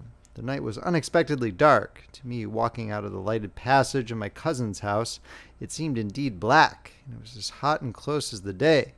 Overhead the clouds were driving fast, albeit not a breath stirred the shrubs about us. My cousin's man lit both lamps. Happily, I knew the road intimately. My wife stood in the light of the doorway and watched me until I jumped up into the dog cart. Then abruptly she turned and went in, leaving my cousins side by side, wishing me good hap. I was a little depressed at first with the contagion of my wife's fears, but very soon my thoughts reverted to the Martians. At that time, I was absolutely in the dark as to the course of the evening's fighting. I did not know even the circumstances that had precipitated the conflict. As I came through Occam, for that was the way I returned and not through Send and Old Woking, I saw along the western horizon a blood-red glow, which as I drew nearer crept slowly up the sky. The driving clouds of the gathering thunderstorm mingled there with the masses of black and red smoke. Ripley Street was deserted, and except for a lighted window or so, the village showed not a sign of life. But I narrowly escaped an accident at the corner of the road to Purford, where a knot of people stood with their backs to me. They said nothing to me as I passed. I do not know what they knew of the things happening beyond the hill, nor do I know if the silent houses I passed on my way were sleeping securely, or deserted and empty, or harassed and watching against the terror of the night. From Ripley until I came through Purford, I was in the valley of the Wey, and the red glare was hidden from me. As I ascended the little hill beyond Purford Church, the glare came into view again, and the trees about me shivered with the first intimation of the storm that was upon me. Then I heard midnight pealing out from Purford Church behind me, and then came the silhouette of Maybury Hill, with its treetops and roofs black and sharp against the red. Even as I beheld this, a lurid green glare lit the road about me, and showed the distant woods towards Addleston. I felt a tug at the reins. I saw that the driving clouds had been pierced, as it were, by a thread of green fire, suddenly lightening their confusion and falling into the field to my left. It was the third falling star. Close on its apparition, and blindingly violet by contrast, danced out the first lightning of the gathering storm, and the thunder burst like a rocket overhead. The horse took the bit between his teeth and bolted. A moderate incline runs towards the foot of Maybury Hill, and down this we clattered. Once the lightning had begun, it went on in as rapid a succession of flashes as I have ever seen. The thunderclaps, treading one on the heels of another and with a strange crackling accompaniment, sounded more like the working of a gigantic electric machine than the usual detonating reverberations. The flickering light was blinding and confusing, and a thin hail smote gustily at my face as I drove down the slope. At first I regarded little but the road before me, and then abruptly my attention was arrested by something that was moving rapidly down the opposite slope of Maybury Hill. At first I took it for the wet roof of a house, but one flash following another showed it to be in swift rolling movement. It was an elusive vision, a moment of bewildering darkness, and then, in a flash like daylight, the red masses of the orphanage near the crest of the hill, the green tops of the pine trees, and this problematical object came out clear and sharp and bright. And this thing I saw, how can I describe it? A monstrous tripod, higher than many houses, striding over the young pine trees and smashing them aside in its career. A walking engine of glittering metal, striding now across the heather, articulate ropes of steel dangling from it, and the clattering tumult of its passage mingling with the riot of the thunder. A flash, and it came out vividly, heeling over one way with 2 feet in the air, to vanish and reappear almost instantly as it seemed, with the next flash 100 yards nearer. Can you imagine a milking stool tilted and bowled violently along the ground? That was the impression those instant flashes gave. But instead of a milking stool, imagine it a great body of machinery on a tripod stand. Then suddenly the trees in the pine wood ahead of me were parted, as brittle reeds are parted by a man thrusting through them. They were snapped off and driven headlong, and a second huge tripod appeared, rushing, as it seemed, headlong towards me, and I was galloping hard to meet it. At the sight of the second monster, my nerve went altogether. Not stopping to look again, I wrenched the horse's head hard round to the right. In another moment, the dog-cart had heeled over upon the horse. The shaft smashed noisily, and I was flung sideways and fell heavily into a shallow pool of water. I crawled out almost immediately and crouched, my feet still in the water under a clump of firs. The horse lay motionless. His neck was broken, poor brute, and by the lightning flashes I saw the black bulk of the overturned dog-cart and the silhouette of the wheel still spinning slowly. In another moment, the colossal mechanism went striding by me and passed uphill towards Purford. Seen nearer, the thing was incredibly strange, for it was no mere insensate machine driving on its way. Machine it was, with a ringing metallic pace and long, flexible, glittering tentacles, one of which gripped a young pine tree, swinging and rattling about its strange body. It picked its road as it went striding along, and the brazen hood that surmounted it moved to and fro with the inevitable suggestion of a head looking about. Behind the main body was a huge mass of white metal like a gigantic fisherman's basket, and puffs of green smoke squirted out from the joints of the limbs as the monster swept by me, and in an instant it was gone. So much I saw then, all vaguely for the flickering of the lightning and blinding highlights and dense black shadows. As it passed, it set up an exultant, deafening howl that drowned the thunder. Allo, allo. In another minute it was with its companion, half a mile away, stooping over something in the field. I've no doubt this thing in the field was the third of the 10 cylinders they'd fired at us from Mars. For some minutes I lay there in the rain and darkness, watching, by the intermittent light, these monstrous beings of metal moving about in the distance over the hedge tops. A thin hail was now beginning, and as it came and went, their figures grew misty and then flashed into clearness again. Now and then came a gap in the lightning, and the night swallowed them up. I was soaked with hail above and puddle water below. It was some time before my blank astonishment would let me struggle up the bank to a drier position, or think at all of my imminent peril. Not far from me was a little one-room squatter's hut of wood surrounded by a patch of potato garden. I struggled to my feet at last, and crouching and making use of every chance of cover, I made a run for this. I hammered at the door, but I could not make the people hear, if there were any people inside. And after a time I desisted, and availing myself of a ditch for the greater part of the way, succeeded in crawling, unobserved by those monstrous machines, into the pine woods towards Maybury. Under cover of this I pushed on, wet and shivering now, towards my own house. I walked among the trees, trying to find the footpath. It was very dark indeed in the wood, for the lightning was now becoming infrequent, and the hail, which was pouring down in a torrent, fell in columns through the gaps of the heavy foliage. If I had fully realized the meaning of all the things I had seen, I should have immediately worked my way around through Byfleet to Street Chobham, and so gone back to rejoin my wife at Leatherhead. But that night the strangeness of things about me and my physical wretchedness prevented me. I was bruised, weary, wet to the skin, deafened, and blinded by the storm. I had a vague idea of going on to my own house, and that was as much motive as I had. I staggered through the trees, fell into a ditch, and bruised my knees against a plank, and finally splashed out into the lane that ran down from the College Arms. I say splashed, for the storm water was sweeping the sand down the hill in a muddy torrent. There in the darkness, a man blundered into me and sent me reeling back. He gave a cry of terror, sprang sideways, and rushed on before I could gather my wits sufficiently to speak to him.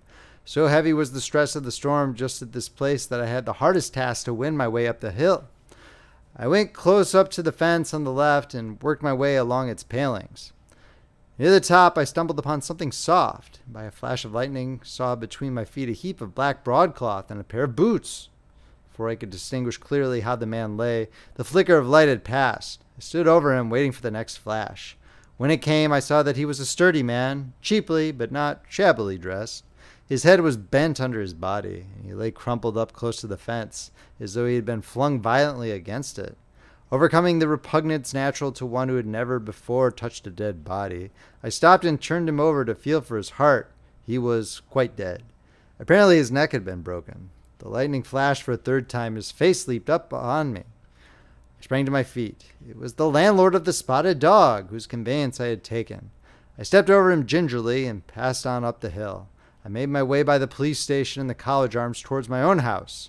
Nothing was burning on the hillside, though from the common there still came a red glare and a rolling tumult of ruddy smoke beating up against the drenching hail. So far as I could see by the flashes, the houses about me were mostly uninjured. By the College Arms, a dark heap lay in the road. Down the road towards Maybury Bridge, there were voices and the sound of feet, but I had not the courage to shout or to go to them. I let myself in with my latchkey, closed, locked, and bolted the door, staggered to the foot of the staircase, and sat down. My imagination was full of those striding metallic monsters and of the dead bodies smashed against the fence. I crouched at the foot of the staircase with my back to the wall, shivering violently. End of chapter. The War of the Worlds by H.G. Wells. Narrated by Paul Beauheart. Chapter 11. At the Window. I've already said that my storms of emotion have a trick of exhausting themselves. After a time I discovered that I was cold and wet, and with little pools of waters about me on the stair carpet. I got up almost mechanically, went into the dining room and drank some whiskey, and then I was moved to change my clothes. After I had done that, I went upstairs to my study, but why I did so, I do not know. The window of my study looks over the trees and the railway towards Horsell Common. In the hurry of our departure, this window had been left open. The passage was dark, and by contrast with the picture the window frame enclosed, the side of the room seemed impenetrably dark. I stopped short in the doorway. The thunderstorm had passed. The towers of the Oriental College and the pine trees about it had gone. Very far away, lit by a vivid red glare, the common about the sandpits was visible. Across the light, huge black shapes, grotesque and strange, moved busily to and fro. It seemed indeed as if the whole country in that direction was on fire. A broad hillside set with minute tongues of flame, swaying and writhing with the gusts of the dying storm, and throwing a red reflection upon the cloud scud above. Every now and then a haze of smoke from some nearer conflagration drove across the window and hid the Martian shapes. I could not see what they were doing, nor the clear form of them, nor recognize the black objects they were busied upon. Neither could I see the nearer fire, though the reflections of it danced on the wall and ceiling of the study. A sharp, resinous tang of burning was in the air. I closed the door noiselessly and crept towards the window. As I did so, the view opened out until, on the one hand, it reached to the houses about Woking Station, and on the other to the charred and blackened pine woods of Byfleet. There was a light down below the hill on the railway near the arch, and several of the houses along the Maybury Road and the streets near the station were glowing ruins. The light upon the railway puzzled me at first. There was a black heap and a vivid glare, and to the right of that a row of yellow oblongs. Then I perceived this was a wrecked train, the forepart smashed and on fire, the hinder carriages still upon the rails.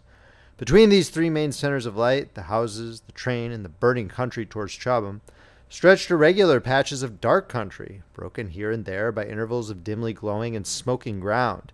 It was the strangest spectacle, that black expanse set with fire. It reminded me, more than anything else, of the potteries at night. At first I could distinguish no people at all, though I peered intently for them. Later I saw against the light of Woking Station a number of black figures hurrying one after the other across the line. And this was the little world in which I'd been living securely for years, this fiery chaos. What had happened in the last 7 hours I still did not know, nor did I know, though I was beginning to guess, the relation between these mechanical colossi and the sluggish lumps I had seen disgorged from the cylinder. With a queer feeling of impersonal interest, I turned my desk chair to the window, sat down, and stared at the blackened country, and particularly at the three gigantic black things that were going to and fro in the glare about the sandpits. They seemed amazingly busy. I began to ask myself what they could be. Were they intelligent mechanisms? Such a thing I felt was impossible. Or did a Martian sit within each, ruling, directing, using, much as a man's brain sits and rules in his body? I began to compare the things to human machines, to ask myself for the first time in my life how an ironclad or a steam engine would seem to an intelligent lower animal. The storm had left the sky clear, and over the smoke of the burning land the little fading pinpoint of Mars was dropping into the west, when a soldier came into my garden. I heard a slight scraping at the fence, and rousing myself from the lethargy that had fallen upon me, I looked down and saw him dimly, clambering over the palings. At the sight of another human being, my torpor passed, and I leaned out of the window eagerly. "Hist!" said I in a whisper. He stopped astride of the fence in doubt. Then he came over and across the lawn to the corner of the house. He bent down and stepped softly.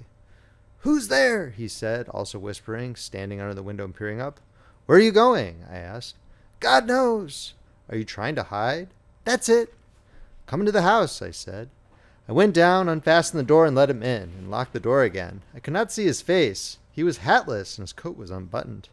"My God," he said as I drew him in. "What has happened?" I asked. "What hasn't?" In the obscurity I could see he made a gesture of despair. "They wiped us out! Simply wiped us out!" he repeated again and again. He followed me, almost mechanically, into the dining room. "Take some whiskey," I said, pouring out a stiff dose. He drank it, then abruptly he sat down before the table, put his head on his arms, and began to sob and weep like a little boy, in a perfect passion of emotion, while I, with a curious forgetfulness of my own recent despair, stood beside him, wondering. It was a long time before he could steady his nerves to answer my questions. Then he answered perplexingly and brokenly. He was a driver in the artillery, and had only come into action about 7. At that time, firing was going on across the common, and it was said the first party of Martians were crawling slowly towards their second cylinder under cover of a metal shield. Later, the shield staggered up on tripod legs and became the first of the fighting machines I had seen. The gun he drove had been unlimbered near Horsell in order to command the sandpits. In its arrival, it was that had precipitated the action. As the limbered gunners went to the rear, his horse trod in a rabbit hole and came down, throwing him into a depression of the ground. At the same moment, the gun exploded behind him. The ammunition blew up. There was a fire all about him, and he found himself lying under a heap of charred dead men and dead horses. I lay still, he said, scared out of my wits, with the forequarter of a horse atop of me. We'd been wiped out, and the smell, good God, like burnt meat. I was hurt across the back by the fall of the horse, and there I had to lie until I felt better, just like paraded had been a minute before. Then stumble, bang, swish, wiped out, he said. He had hindered the dead horse for a long time, peeping out furtively across the common. The Cardigan men had tried a rush, in skirmishing order at the pit, simply to be swept out of existence. Then the monster had risen to its feet and had begun to walk leisurely to and fro across the common among the few fugitives, with its head-like hood turning about exactly like the head of a cowled human being. A kind of arm carried a complicated metallic case about which green flashes scintillated, and out of the funnel of this there smoked the heat ray. In a few minutes there was, so far as the soldier could see, not a living thing left upon the common, and every bush and tree upon it that was not already a blackened skeleton was burning. The hussars had been on the road beyond the curvature of the ground, and he saw nothing of them. He heard the Maxims rattle for a time and then became still. The giant saved Woking Station and its cluster of houses until the last. Then in a moment the heat ray was brought to bear, and the town became a heap of fiery ruins. Then the thing shut off the heat ray and, turning its back upon the artilleryman, began to waddle away towards the smoldering pine woods and sheltered the second cylinder. As it did so, a second glittering titan built itself up out of the pit. The second monster followed the first, and at that the artilleryman began to crawl very cautiously across the hot heather ash towards Horsell. He managed to get alive into the ditch by the side of the road, and so escaped to Woking. There his story became ejaculatory. The place was impassable. It seems there were a few people alive there, frantic for the most part, and many burned and scalded. He was turned aside by the fire and hid among some almost scorching heaps of broken wall as one of the Martian giants returned. He saw this one pursue a man, catch him up in one of its steely tentacles, and knock his head against the trunk of a pine tree. At last, after nightfall, the artillerymen made a rush for it and got over the railway embankment. Since then he had been skulking along towards Maybury in the hope of getting out of danger Londonward. People were hiding in trenches and cellars, and many of the survivors had made off towards Woking village and Send. He had been consumed with thirst until he found one of the water mains near the railway arch smashed and the water bubbling out like a spring upon the road. That was the story I got from him, bit by bit. He grew calmer telling me and trying to make me see the things he had seen. He had eaten no food since midday, he told me early in his narrative, and I found some mutton and bread in the pantry and brought it into the room. We lit no lamp for fear of attracting the Martians, and ever and again our hands would touch upon bread or meat. As he talked, things about us came darkly out of the darkness. The trampled bushes and broken rose trees outside the window grew distinct. It would seem that a number of men or animals had rushed across the lawn. I began to see his face, blackened and haggard, as no doubt mine was also. When we had finished eating, we went softly upstairs to my study, and I looked again out of the open window. In one night the valley had become a valley of ashes. The fires had dwindled now. Where flames had been, there were now streamers of smoke, but the countless ruins of shattered and gutted houses and blackened trees that the night had hidden stood out now gaunt and terrible in the pitiless light of dawn. Yet here and there some object had had the luck to escape. A white railway signal here, the end of a greenhouse there, white and fresh amid the wreckage. Never before in the history of warfare had destruction been so indiscriminate and so universal. And shining with the growing light of the east, 3 of the metallic giants stood about the pit, their cowls rotating as though they were surveying the desolation they had made. It seemed to me that the pit had been enlarged, and ever and again puffs of vivid green vapor streamed up and out of it towards the brightening dawn, streamed up, whirled, broke, and vanished. Beyond were the pillars of fire about Chobham. They became pillars of bloodshot smoke, the first touch of day. End of chapter.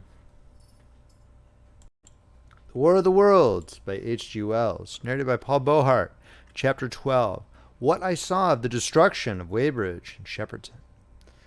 As the dawn grew brighter, we withdrew from the window from which we had watched the Martians, went very quietly downstairs.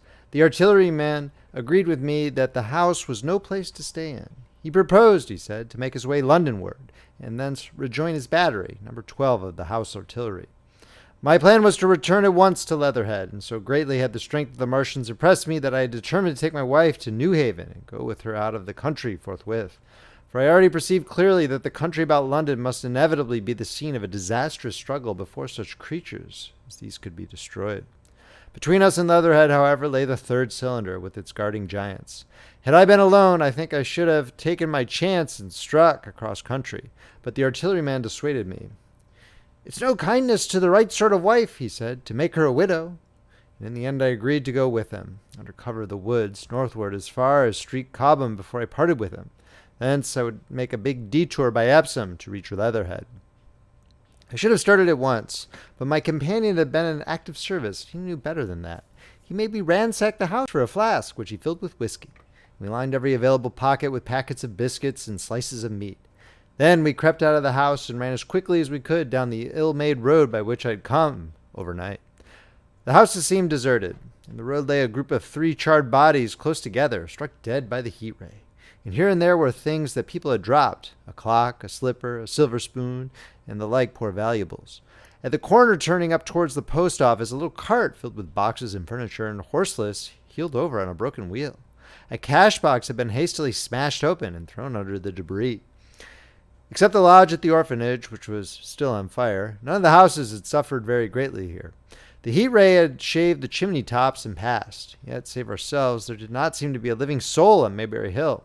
The majority of the inhabitants had escaped, I suppose, by the way of the old Woking road, the road I had taken when I drove to Leatherhead, or they had hidden. We went down the lane by the body of the man in black, sodden now from the overnight hail, and broke into the woods at the foot of the hill. We pushed through these towards the railway without meeting a soul. The woods across the line were but the scarred and blackened ruins of woods. For the most part the trees had fallen, but a certain proportion still stood, dismal grey stems with dark brown foliage instead of green.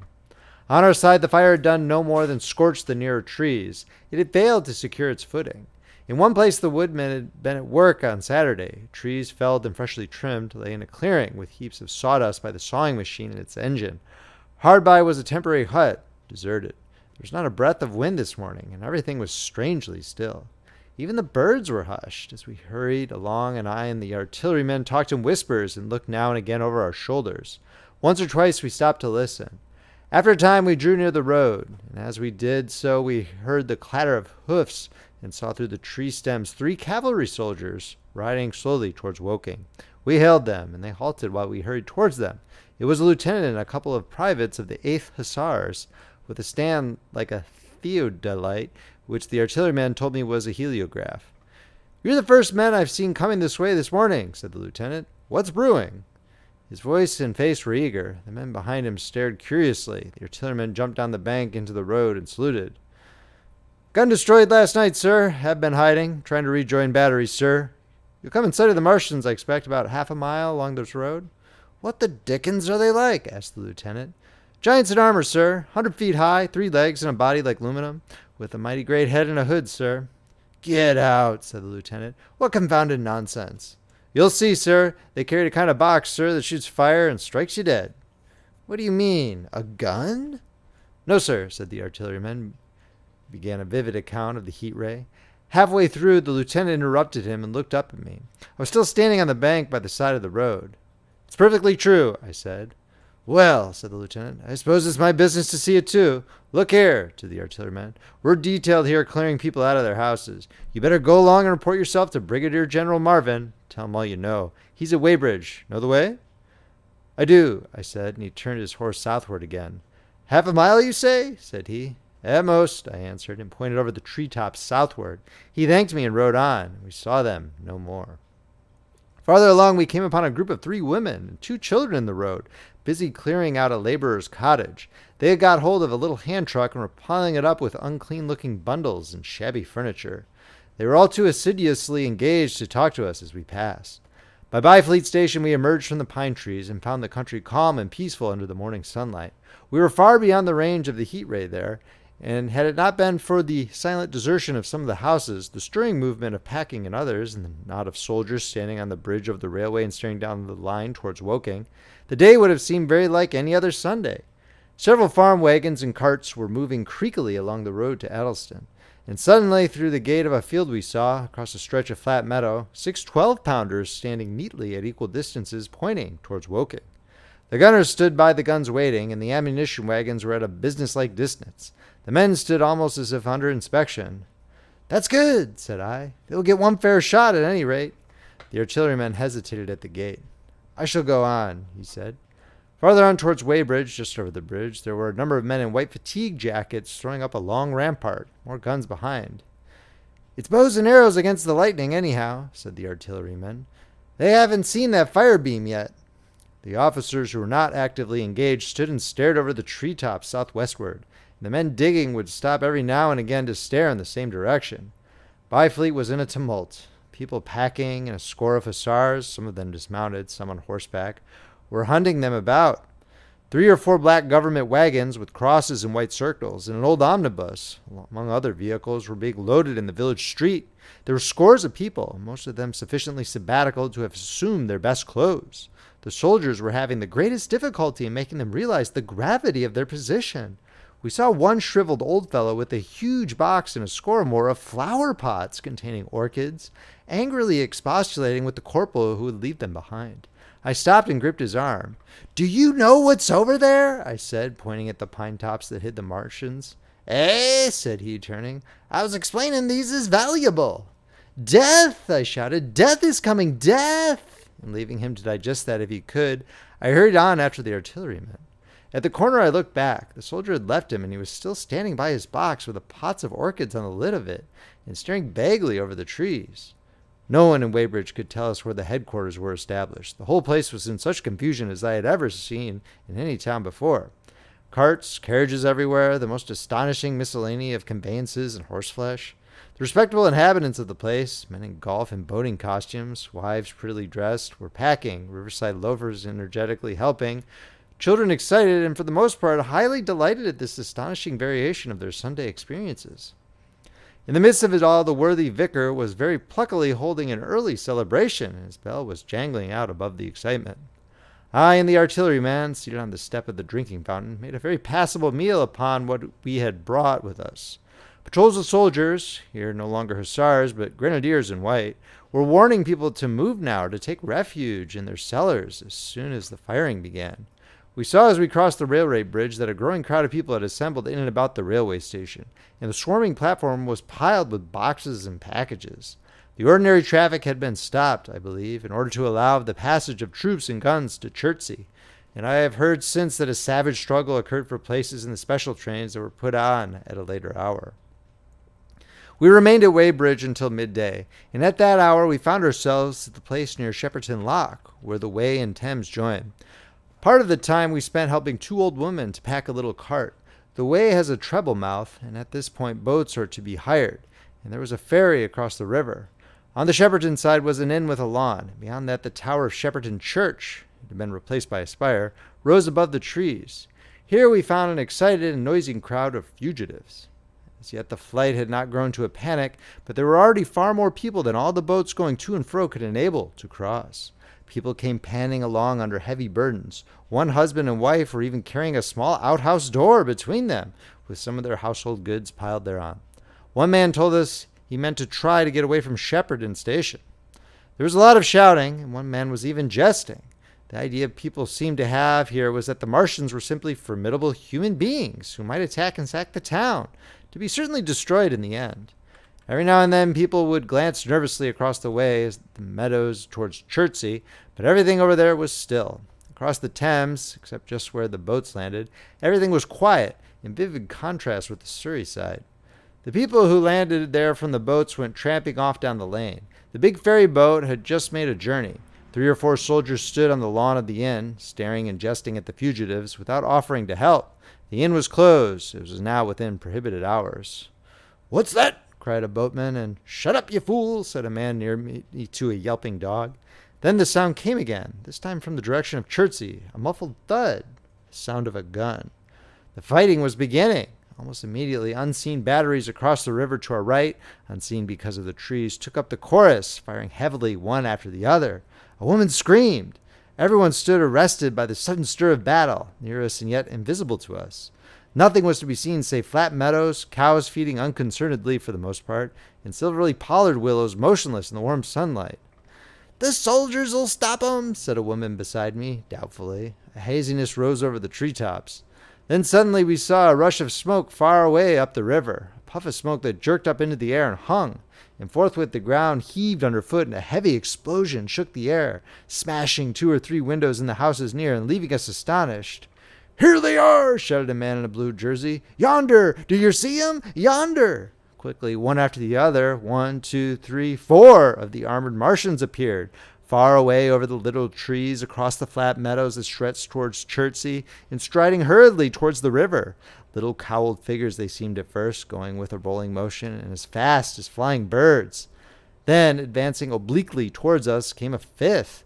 Their armored bodies glittered in the sun as they swept swiftly forward upon the guns, growing rapidly larger as they drew nearer. One on the extreme left, their modest that is, flourished a huge case high in the air, and the ghostly terrible heat ray I had already seen on Friday night smote towards Chertsey and struck the town. At sight of these strange, swift, and terrible creatures, the crowd near the water's edge seemed to me to be, for a moment, horror-struck. There was no screaming or shouting, but a silence. Then a hoarse murmur and a movement of feet, a splashing from the water. A man, too frightened to drop the portmanteau he carried on his shoulder, swung round and sent me staggering with a blow from the corner of his burden. A woman thrust at me with her hand and rushed past me. I turned with the rush of the people, but I was not too terrified for thought. The terrible heat ray was in my mind. To get under water, that was it. "Get under water!" I shouted unheeded. I faced about again and rushed towards the approaching Martian, rushed right down the gravelly beach and headlong into the water. Others did the same. A boatload of people putting back came leaping out as I rushed past. The stones under my feet were muddy and slippery. The river was so low that I ran perhaps 20 feet, scarcely waist deep.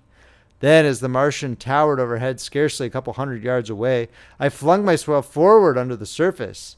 The splashes of the people in the boats leaping into the river sounded like thunderclaps in my ears.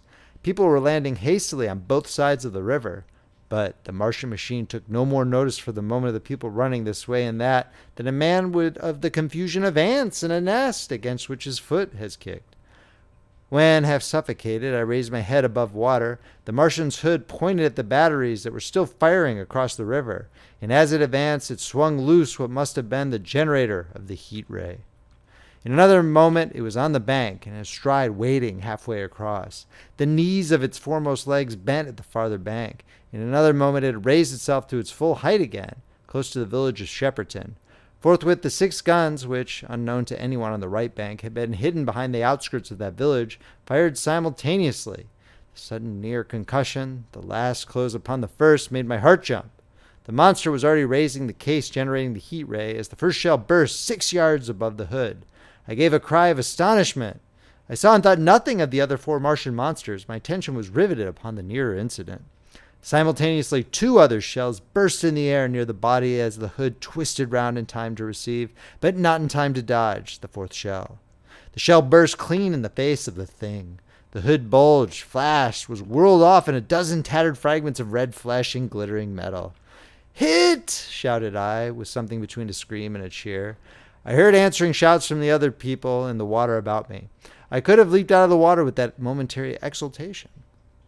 The decapitated colossus reeled like a drunken giant, but it did not fall over. It recovered its balance by a miracle, and no longer heeding its steps, and with the camera that fired the heat ray now rigidly upheld, it reeled swiftly upon Shepperton. The living intelligence, the Martian within the hood, was slain and splashed to the 4 winds of heaven, and the thing was now but a mere intricate device of metal whirling to destruction. It drove along in a straight line, incapable of guidance. It struck the tower of Shepperton Church, smashing it down as the impact of a battering ram might have done, swerved aside, blundered on, and collapsed with tremendous force into the river out of my sight.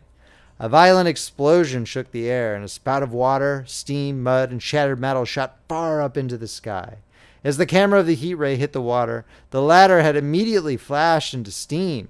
In another moment, a huge wave, like a muddy tidal bore, but almost scaldingly hot, came sweeping round the bend upstream. I saw people struggling shorewards and heard their screaming and shouting faintly above the seething and roar of the Martian's collapse. For a moment, I heeded nothing of the heat, forgot the patent need of self-preservation. I splashed through the tumultuous water, pushing aside a man in black to do so until I could see round the bend. 6 deserted boats pitched aimlessly upon the confusion of the waves. The fallen Martian came into sight downstream, lying across the river, and for the most part submerged. Thick clouds of steam were pouring off the wreckage, and through the tumultuously whirling whips I could see, intermittently and vaguely, the gigantic limbs churning the water and flinging a splash and spray of mud and froth into the air. The tentacles swayed and struck like living arms, and save for the helpless purposelessness of these movements, it was as if some wounded thing were struggling for its life amid the waves. Enormous quantities of a ruddy brown fluid were spurting up in noisy jets out of the machine. My attention was diverted from this death flurry by a furious yelling, like that of the thing called a siren in our manufacturing towns. A man, knee-deep near the towing path, shouted inaudibly to me and pointed. Looking back, I saw the other Martians advancing with gigantic strides down the riverbank from the direction of Chertsey. The Shepperton guns spoke this time unavailingly. At that I ducked at once under water, and, holding my breath until movement was an agony, blundered painfully ahead under the surface as long as I could. The water was in a tumult about me, and rapidly growing hotter. When for a moment I raised my head to take breath and throw the hair and water from my eyes, the steam was rising in a whirling white fog that at first hid the Martians altogether. The noise was deafening, and I saw them dimly, colossal figures of gray, magnified by the mist. They had passed by me, and two were stooping over the frothing, tumultuous ruins of their comrade. The third and fourth stood beside him in the water, one perhaps 200 yards from me and the other towards Laleham. The generators of the heat rays waved high, and the hissing beams smote down this way and that. The air was full of sound, a deafening and confusing conflict of noises, the clangorous din of the Martians, the crash of falling houses, the thud of trees, fences, sheds flashing into flame, and the crackling and roaring of fire. Dense black smoke was leaping up to mingle with the stream from the river, and as the heat ray went to and fro over Weybridge, its impact was marked by flashes of incandescent white that gave place at once to a smoky dance of lurid flames. The nearer houses still stood intact, awaiting their fate, shadowy, faint, and pallid in the steam, with the fire behind them going to and fro. For a moment, perhaps, I stood there, breast high in the almost boiling water, dumbfounded at my position, hopeless of escape. Through the reek, I could see the people who had been with me in the river scrambling out of the water through the reeds like little frogs hurrying through grass from the advance of a man, or running to and fro in utter dismay on the towing path. Then suddenly the white flashes of the heat ray came leaping towards me. The houses caved in as they dissolved at its touch and darted out flames. The trees changed to fire with a roar. The ray flickered up and down the towing path, licking off the people who ran this way and that, and came down to the water's edge not 50 yards from where I stood. It swept across the river to Shepperton, and the water in its track rose in a boiling wheel crested with steam. I turned shoreward. In another moment the huge wave, well nigh at the boiling point, had rushed upon me. I screamed aloud, and scalded, half-blinded, agonized, I staggered through the leaping, hissing water towards the shore. Had my foot stumbled, it would have been the end. I fell helplessly in full sight of the Martians upon the broad, bare, gravelly spit that runs down to mark the angle of the way in Thames. I expected nothing but death. I have a dim memory of the foot of a Martian coming down within a score of yards of my head, driving straight into the loose gravel, whirling it this way, that, and lifting again, of a long suspense, and then of the four carrying the debris of their comrade between them, now clear and then presently faint through a veil of smoke, receding interminably, as it seemed to me, across a vast space of river and meadow.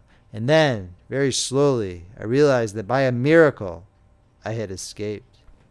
End of chapter. The War of the Worlds by H.G. Wells. Narrated by Paul Beauheart. Chapter 13. How I Fell In with the Curate. After getting this sudden lesson in the power of terrestrial weapons, the Martians retreated to their original position upon Horsell Common. In their haste and encumbered with the debris of their smashed companion, they no doubt overlooked many such a stray and negligible victim as myself. Had they left their comrade and pushed on forthwith, there was nothing at that time between them and London but batteries of 12-pounder guns, and they would certainly have reached the capital in advance of the tidings of their approach. As sudden, dreadful, and destructive their advent would have been as the earthquake that destroyed Lisbon a century ago. But they were in no hurry. Cylinder followed cylinder on its interplanetary flight. Every 24 hours brought them reinforcement, and meanwhile the military and naval authorities, now fully alive to the tremendous power of their antagonist, worked with furious energy. Every minute a fresh gun came into position until, before twilight, every copse, every row of suburban villas on the hilly slopes about Kingston and Richmond masked an expectant black muzzle. and through the charred and desolated area, perhaps 20 square miles altogether, that encircled the Martian encampment on Horsell Common, through charred and ruined villages among the green trees, through the blackened and smoking arcades that had been but a day ago pine spinneys, called the devoted scouts with the heliographs that were presently to warn the gunners of the Martian approach. But the Martians now understood our command of artillery and the dangers of human proximity, and not a man ventured within a mile of either cylinder, save at the price of his life. It would seem that these giants spent the earlier part of the afternoon in going to and fro, transferring everything from the second and third cylinders, the second at Alston Golf Links and the third at Purford, to their original pit on Horsell Common. Over that, above the blackened heather and ruined buildings that stretched far and wide, stood one as sentinel, while the rest abandoned their vast fighting machines and descended into the pit. They were hard at work there, far into the night, and the towering pillar of dense green smoke that rose therefrom could be seen from the hills about Marrow, and even, it is said, from Banstead and Epsom Downs. And while the Martians behind me were thus preparing for their next sally, and in front of me humanity gathered for the battle, I made my way with infinite pains and labor from the fire and smoke of burning Weybridge towards London. I saw an abandoned boat, very small and remote, drifting downstream, and throwing off the most of my sodden clothes, I went after it, gained it, and so escaped out of that destruction. There were no oars in the boat, but I contrived to paddle, as well as my parboiled hands would allow, down the river towards Halliford and Walton, going very tediously and continually looking behind me, as you may well understand. I followed the river because I considered that the water gave me my best chance of escape should these giants return. The hot water from the Martians' overthrow drifted downstream with me, so that for the best part of a mile I could see little of either bank. Once, however, I made out a string of black figures hurrying across the meadows from the direction of Weybridge. Halliford, it seemed, was deserted, and several of the houses facing the river were on fire. It was strange to see the place quite tranquil, quite desolate under the hot blue sky, with the smoke and little threads of flame going straight up into the heat of the afternoon. Never before had I seen houses burning without the accompaniment of an obstructive crowd. A little farther on, the dry reeds up the bank were smoking and glowing, and a line of fire inland was marching steadily across a late field of hay. For a long time I drifted, so painful and weary was I after the violence I had been through, and so intense the heat upon the water. Then my fears got the better of me again, and I resumed my paddling. The sun scorched my bare back. At last, as the bridge at Walton was coming into sight around the bend, my fever and faintness overcame my fears, and I landed on the Middlesex bank and lay down, deadly sick, amid the long grass. I suppose the time was then about 4 or 5 o'clock. I got up presently, walked perhaps half a mile without meeting a soul, and then lay down again in the shadow of a hedge. I seem to remember talking, wanderingly, to myself during the last spurt. I was also very thirsty and bitterly regretful I had drunk no more water. It is a curious thing that I felt angry with my wife. I cannot account for it, but my impotent desire to reach Leatherhead worried me excessively. I do not clearly remember the arrival of the curate, so that probably I dozed. I became aware of him as a seated figure in soot-smudged shirt-sleeves, with his upturned, clean-shaven face staring at a faint flickering that danced over the sky. The sky was what is called the mackerel sky, rows and rows of faint down plumes of cloud just tinted with the midsummer sunset. I sat up, and at the rustle of my motion he looked at me quickly. "Have you any water?" I asked abruptly. He shook his head. "You've been asking for water for the last hour," he said. For a moment we were silent, taking stock of each other. I dare say he found me a strange enough figure, naked, save for my water-soaked trousers and socks, scalded, and my face and shoulders blackened by the smoke. His face was a fair weakness. His chin retracted, and his hair lay in crisp, almost flaxen curls on his low forehead. His eyes were rather large, pale blue, blankly staring. He spoke abruptly, looking vacantly away from me. "What does it mean?" he said. "What do these things mean?" I stared at him and made no answer. He extended a thin white hand and spoke in almost a complaining tone. "Why are these things permitted? What sins have we done? The morning service was over. I was walking through the roads to clear my brain for the afternoon, and then fire, earthquake, death, as if it were Sodom and Gomorrah. All our work undone, all the work. What are these Martians?" "What are we?" I answered, clearing my throat. He gripped his knees and turned to look at me again. For half a minute, perhaps, he stared silently. "I was walking through the roads to clear my brain," he said, "and suddenly, fire, earthquake, death." He relapsed into silence, with his chin now sunken almost to his knees. Presently he began waving his hand. All the work, all the Sunday schools, what have we done? What has Weybridge done? Everything gone, everything destroyed. The church, we rebuilt it only 3 years ago. Gone, swept out of existence. Why? Another pause, and he broke out again like one demented. The smoke of her burning goeth up forever and ever, he shouted. His eyes flamed, and he pointed a lean finger in the direction of Weybridge. By this time I was beginning to take his measure. The tremendous tragedy in which he had been involved, it was evident he was a fugitive from Weybridge, had driven him to the very verge of his reason. Are we far from Sunbury? I said in a matter-of-fact tone. What are we to do? He asked. Are these creatures everywhere? Has the earth been given over to them? Are we far from Sunbury? Only this morning I officiated at early celebration. Things have changed, I said quietly. You must keep your head. There's still hope. Hope? Yes, plentiful hope for all this destruction.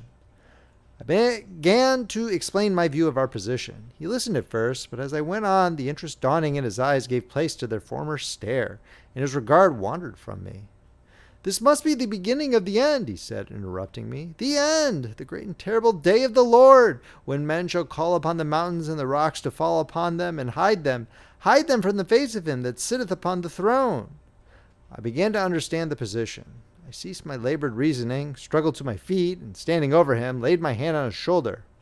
Be a man, said I. You are scared out of your wits. What good is religion if it collapses under calamity? Think of what earthquakes and floods, wars, and volcanoes have done before to men. Did you think God had exempted Weybridge? He is not an insurance agent. For a time he sat in blank silence. But how can we escape? He asked suddenly. They're invulnerable. They're pitiless. Neither the one nor perhaps the other, I answered. And the mightier they are, the more sane and wary should we be. One of them was killed yonder not 3 hours ago. Killed? He said, staring about him. How can God's ministers be killed? I saw it happen. I proceeded to tell him. We have chanced to come in for the thick of it, said I, and that is all. What is that flicker in the sky? He asked abruptly. I told him it was the heliograph signaling, that it was the sign of human help and effort in the sky. We are in the midst of it, I said, quiet as it is. That flicker in the sky tells of the gathering storm. Yonder, I take it, are the Martians, and Londonward, where those hills rise about Richmond and Kingston, and the trees give cover, earthworks are being thrown up and guns are being placed. Presently the Martians will be coming this way again. And even as I spoke, he sprang to his feet and stopped me by a gesture. Listen, he said. From beyond the low hills across the water came the dull resonance of distant guns and a remote weird crying. Then everything was still. A cockchafer came droning over the hedge and past us. High in the west, the crescent moon hung faint and pale above the smoke of Weybridge and Shepperton in the hot, still splendor of the sunset. We had better follow this path, I said, northward. End of chapter. If you are enjoying this reading from Friendly Frog Press, please make sure to subscribe and hit that like button. If you'd like to purchase a copy of this book, it is available on Amazon in eBook and paperback, and it is available on Audible as an audiobook. The links are in the description below, or you can check out friendlyfrogpress.com for purchasing options. The War of the Worlds by H.G. Wells, narrated by Paul Beauheart, Chapter 14, In London. My younger brother was in London when the Martians fell at Woking. He was a medical student working for an imminent examination. He heard nothing of the arrival until Saturday morning. The morning papers on Saturday contained, in addition to lengthy special articles on the planet Mars, on life in the planets, and so forth, a brief and vaguely worded telegram, all the more striking for its brevity. The Martians, alarmed by the approach of a crowd, had killed a number of people with a quick-firing gun, so the story ran. The telegram concluded with the words, Formidable as they seem to be, the Martians have not moved from the pit into which they have fallen, and indeed seem incapable of doing so. Probably this is due to the relative strength of the Earth's gravitational energy. On that last text, their leader-writer expanded very comfortingly. Of course, all the students in the Crammer's biology class, to which my brother went that day, were intensely interested. But there were no signs of an unusual excitement in the streets. The afternoon papers puffed scraps of news under big headlines. They had nothing to tell beyond the movements of troops about the Common and the burning of the pine woods between Woking and Weybridge until 8. Then the St. James's Gazette in an extra special edition, announced the bare fact of the interruption of telegraphic communication. This was thought to be due to the falling of burning pine trees across the line. Nothing more of the fighting was known that night, the night of my drive to Leatherhead and back. My brother felt no anxiety about us, as he knew from the description in the papers that the cylinder was a good 2 miles from my house. He made up his mind to run down that night to me, in order, as he says, to see the things before they were killed. He dispatched a telegram, which never reached me, about 4 o'clock, and spent the evening at a music hall. In London also, on Saturday night, there was a thunderstorm, and my brother reached Waterloo in a cab. On the platform from which the midnight train usually starts, he learned, after some waiting, that an accident prevented trains from reaching Woking that night. The nature of the accident he could not ascertain. Indeed, the railway authorities did not clearly know at that time. There was very little excitement in the station, as the officials, failing to realize that anything further than a breakdown between Byfleet and Woking Junction had occurred, were running the theater trains which usually pass through Woking round by Virginia Water or Guildford. They were busy making the necessary arrangements to alter the route of the Southampton and Portsmouth Sunday League excursions. A nocturnal newspaper reporter, mistaking my brother for the traffic manager, to whom he bears a slight resemblance, waylaid and tried to interview him. Few people, excepting the railway officials, connected the breakdown with the Martians. I have read in another account of these events that on Sunday morning, all London was electrified by the news from Woking. As a matter of fact, there was nothing to justify that very extravagant phrase. Plenty of Londoners did not hear of the Martians until the panic of Monday morning. Those who did took some time to realize all that the hastily worded telegrams in the Sunday papers conveyed. The majority of people in London do not read Sunday papers. The habit of personal security, moreover, is so deeply fixed in the Londoner's mind, and startling intelligence so much a matter of course in the papers, that they could read without any personal tremors. About 7 o'clock last night, the Martians came out of the cylinder, and moving about under an armor of metallic shields, have completely wrecked Woking Station with the adjacent houses, and massacred an entire battalion of the Cardigan Regiment. No details are known. Maxims have been absolutely useless against their armor. The field guns have been disabled by them. Flying hussars have been galloping into Chertsey. The Martians appear to be moving slowly towards Chertsey or Windsor. Great anxiety prevails in West Surrey, and earthworks are being thrown up to check the advance Londonward. That was how the Sunday Sun put it. In a clever and remarkably prompt handbook article, and the referee compared the affair to a menagerie suddenly let loose in a village. No one in London knew positively of the nature of the armored Martians, and there was still a fixed idea that these monsters must be sluggish, crawling, creeping painfully. Such expressions occurred in almost all the earlier reports. None of the telegrams could have been written by an eyewitness of their advance. The Sunday papers printed separate editions as further news came to hand, some even in default of it. But there was practically nothing more to tell people until late in the afternoon, when the authorities gave the press agencies the news in their possession. It was stated that the people of Walton and Weybridge and all the district were pouring along the roads Londonward. That was all. My brother went to church at the Foundling Hospital in the morning, still in ignorance of what had happened on the previous night. There he heard allusions made to the invasion and a special prayer for peace. Coming out, he bought a referee. He became alarmed at the news in this, and went again to Waterloo Station to find out if communication were restored. The omnibuses, carriages, cyclists, and innumerable people walking in their best clothes seemed scarcely affected by the strange intelligence that the news vendors were disseminating. People were interested, or, if alarmed only on account of the local residents. At the station, he heard for the first time that the Windsor and Chertsey lines were now interrupted. The porters told him that several remarkable telegrams had been received in the morning from Byfleet and Chertsey stations, but that these had abruptly ceased. My brother could give very little precise detail out of them. "There's fighting going on about Weybridge," was the extent of their information. The train service was now very much disorganized. Quite a number of people who had been expecting friends from places on the southwestern network were standing about the station. One gray-headed old gentleman came and abused the Southwestern Company bitterly to my brother. "It wants showing up," he said. One or two trains came in from Richmond, Putney, and Kingston, containing people who had gone out for a day's boating and found the locks closed, and a feeling of panic in the air. A man in a blue and white blazer addressed my brother, full of strange tidings. "There's hosts of people driving into Kingston in traps and carts and things, with boxes of valuables and all that," he said. They come from Molesey and Weybridge and Walton, and they say there's been guns heard at Chertsey, heavy firing. That mounted soldiers have told them to get off at once because the Martians are coming. We heard guns firing at Hampton Court Station, but we thought it was thunder. What the dickens does it all mean? The Martians can't get out of their pit, can they? My brother could not tell him. Afterwards, he found that the vague feeling of alarm had spread to the clients of the Underground Railway, and that the Sunday excursionists began to return from all over the southwestern lung, Barnes, Wimbledon, Richmond Park, Kew, and so forth, at unnaturally early hours, but not a soul had anything more than vague hearsay to tell of. Everyone connected with the terminus seemed ill-tempered. About 5 o'clock, the gathering crowd in the station was immensely excited by the opening of the line of communication, which is almost invariably closed between the southeastern and the southwestern stations, and the passage of carriage trucks bearing huge guns and carriages crammed with soldiers. These were the guns that were brought up from Woolwich and Chatham to cover Kingston. There was an exchange of pleasantries. "You'll get eaten," "We're the beast tamers," and so forth. A little while after that, a squad of police came into the station and began to clear the public off the platforms, and my brother went out into the street again. The church bells were ringing for evensong, and a squad of Salvation Army lassies came singing down Waterloo Road. On the bridge, a number of loafers were watching a curious brown scum that came drifting down the stream in patches.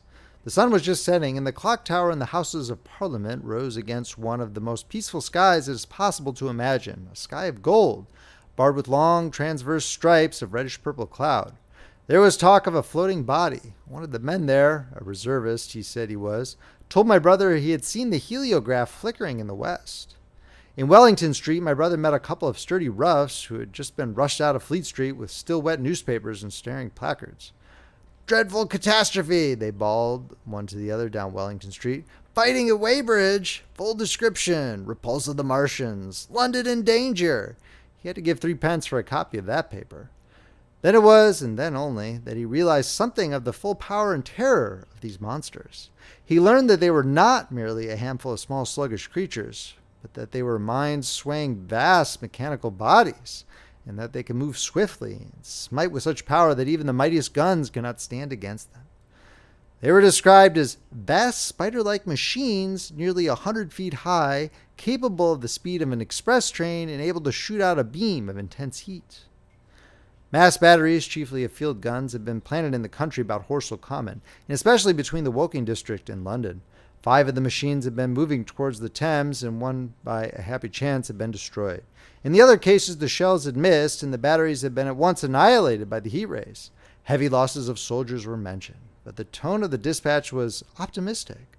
The Martians had been repulsed. They were not invulnerable. They have retreated to the triangle of cylinders again in the circle about Woking. Signalers with heliographs were pushing forward upon them from all sides. Guns were in rapid transit from Windsor, Portsmouth, Aldershot, Woolwich, even from the north, among others, long-wire guns of 95 tons from Woolwich. Altogether, 116 were in position or being hastily placed, chiefly covering London. Never before in England had there been such a vast or rapid concentration of military material. Any further cylinders that fell, it was hoped, could be destroyed at once by high explosives, which were being rapidly manufactured and distributed. No doubt, ran the report, the situation was of the strangest and gravest description, but the public was exhorted to avoid and discourage panic. No doubt the Martians were strange and terrible in the extreme, but at the outside there could not be more than 20 of them against our millions. The authorities had reason to suppose, from the size of the cylinders, that at the outside there could not be more than 5 in each cylinder, 15 altogether. And one at least was disposed of, perhaps more. The public would be fairly warned of their approach of danger, and elaborate measures were being taken for the protection of the people in the threatened southwestern suburbs. And so, with reiterated assurances of the safety of London and the ability of the authorities to cope with the difficulty, the quasi-proclamation closed. This was printed in enormous type on paper so fresh that it was still wet, and there had been no time to add a word of comment. It was curious, my brother said, to see how ruthlessly the usual contents of the paper had been hacked and taken out to give this place. All down Wellington Street, people could be seen fluttering out the pink sheets and reading, and the Strand was suddenly noisy with the voices of an army of hawkers following these pioneers. Men came scrambling off buses to secure copies. Certainly this news excited people intensely, whatever their previous apathy. The shutters of a map shop in the Strand were being taken down, my brother said, and a man in his Sunday raiment lemon yellow gloves even, was visible inside the window, hastily fastening maps of Surrey to the glass. Going on along the Strand to Trafalgar Square, the paper in his hand, my brother saw some of the fugitives from West Surrey. There was a man with his wife and 2 boys and some articles of furniture in a cart, such as a greengrocer's use. He was driving from the direction of Westminster Bridge, and close behind him came a hay wagon with 5 or 6 respectable-looking people in it, and some boxes and bundles. The faces of these people were haggard, and their entire appearance contrasted conspicuously with the Sabbath-best appearance of the people on the omnibuses. People in fashionable clothing peeped at them out of cabs. They stopped at the square as if undecided which way to take, and finally turned eastward along the Strand. Some way behind these came a man in workday clothes, riding one of those old-fashioned tricycles with a small front wheel. He was dirty and white in the face. My brother turned down towards Victoria and met a number of such people. He had a vague idea that he might see something of me. He noticed an unusual number of police regulating the traffic. Some of the refugees were exchanging news with the people on the omnibuses. One was professing to have seen the Martians. "Boilers on stilts, I tell you, striding along like men." Most of them were excited and animated by their strange experience. Beyond Victoria, the public houses were doing a lively trade with these arrivals. At all the street corners, groups of people were reading papers, talking excitedly, or staring at these unusual Sunday visitors. They seemed to increase as night drew on, until at last the roads, my brother said, were like Epsom High Street on a Derby day. My brother addressed several of these fugitives and got unsatisfactory answers from most. None of them could tell him any news of Woking except one man who assured him that Woking had been entirely destroyed on the previous night. "I come from Byfleet," he said. "A man on a bicycle came through this place in the early morning and ran from door to door warning us to come away.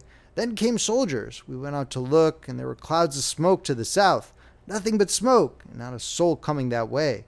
Then we heard the guns at Chertsey, and folks coming from Weybridge, so I've locked up my house and come on." At that time, there was a strong feeling in the streets that the authorities were to blame for their incapacity to dispose of the invaders without all this inconvenience. About 8 o'clock, a noise of heavy firing was distinctly audible all over the south of London. My brother could not hear it for the traffic in the main thoroughfares, but by striking through the quiet back streets to the river, he was able to distinguish it quite plainly. He walked from Westminster to his apartments near Regent's Park, about 2. He was now very anxious on my account, disturbed at the evident magnitude of the trouble. His mind was inclined to run, even as mine had run on Saturday, on military details. He thought of all those silent, expectant guns of the suddenly nomadic countryside. He tried to imagine boilers on stilts 100 feet high. There were 1 or 2 cartloads of refugees passing along Oxford Street, and several in the Marylebone Road. But so slowly was the news spreading that Regent Street and Portland Place were full of their usual Sunday night promenaders, albeit they talked in groups, and along the edge of Regent's Park there was as many silent couples walking out together under the scattered gas lamps as ever there had been. The night was warm and still, and a little oppressive. The sound of guns continued intermittently, and after midnight there seemed to be sheet lightning in the south. He read and reread the paper, fearing the worst had happened to me. He was restless, and after supper prowled out again aimlessly. He returned and tried in vain to divert his attention to his examination notes. He went to bed a little after midnight and was awakened from lurid dreams in the small hours of Monday by the sound of door knockers, feet running in the street, distant drumming, and a clamor of bells. Red reflections danced on the ceiling. For a moment he lay astonished, wondering whether day had come or the world gone mad. Then he jumped out of bed and ran to the window. His room was an attic, and as he thrust his head out, up and down the street, there were a dozen echoes to the noise of his window sash, and heads in every kind of night disarray appeared. Inquiries were being shouted. "They are coming!" bawled the policeman, hammering at the door. "The Martians are coming!" and hurried to the next door. The sound of drumming and trumpeting came from the Albany Street barracks, and every church within earshot was hard at work killing sleep with a vehement, disorderly tocsin. There was a noise of doors opening, and window after window in the houses opposite flashed from darkness into yellow illumination. Up the street came galloping a closed carriage, bursting abruptly into noise at the corner, rising to a clattering climax under the window, and dying away slowly in the distance. Close on the rear of this came a couple of cabs, the forerunners of a long procession of flying vehicles, going for the most part to Chalk Farm Station, where the Northwestern special trains were loading up instead of coming down the gradient into Euston. For a long time, my brother stared out of the window in blank astonishment, watching the policemen hammering at door after door and delivering their incomprehensible message. Then the door behind him opened, and the man who lodged across the landing came in, dressed only in shirt, trousers, and slippers, his braces loose about his waist, his hair disordered from his pillow. "What the devil is it?" he asked. "A fire? What a devil of a row!" They both craned their heads out of the window, straining to hear what the policemen were shouting. People were coming out of the side streets and standing in groups at the corners talking. "What the devil is it all about?" said my brother's fellow lodger. My brother answered him vaguely and began to dress, running with each garment to the window in order to miss nothing of the growing excitement, and presently men selling unnaturally early newspapers came bawling into the street. "London in danger of suffocation! The Kingston and Richmond defences forced! Fearful massacres in the Thames Valley!" And all about him, in the rooms below, in the houses on each side and across the road, and behind in the park terraces and the 100 other streets of that part of Marylebone, and the Westbourne Park District, and St. Pancras, and westward and northward in Kilburn, and St. John's Woods, and Hampstead, and eastward in Shoreditch, and Highbury, and Haggerston, and Hoxton, and indeed through all the vastness of London, from Ealing to East Ham, people rubbing their eyes and opening windows to stare out and ask aimless questions, dressing hastily as the first breath of the coming storm of fear blew through the streets. It was the dawn of the great panic. London, which had gone to bed on Sunday night, oblivious and inert, was awakened in the small hours of Monday morning to a vivid sense of danger. Unable from his window to learn what was happening, my brother went down and out into the street, just as the sky between the parapets of the houses grew pink with the early dawn. The flying people on foot and in vehicles grew more numerous every moment. "Black smoke!" he heard people crying, and again, "Black smoke!" The contagion of such a unanimous fear was inevitable. As my brother hesitated on the doorstep, he saw another news vendor approaching and got a paper forthwith. The man was running away with the rest and selling his papers for a shilling each as he ran, a grotesque mingling of profit and panic. And from this paper my brother read that catastrophic dispatch of the commander-in-chief. "The Martians are able to discharge enormous clouds of a black and poisonous vapor by means of rockets. They have smothered our batteries, destroyed Richmond, Kingston, and Wimbledon, and are advancing slowly towards London, destroying everything on the way. It is impossible to stop them. There is no safety from the black smoke but an instant flight."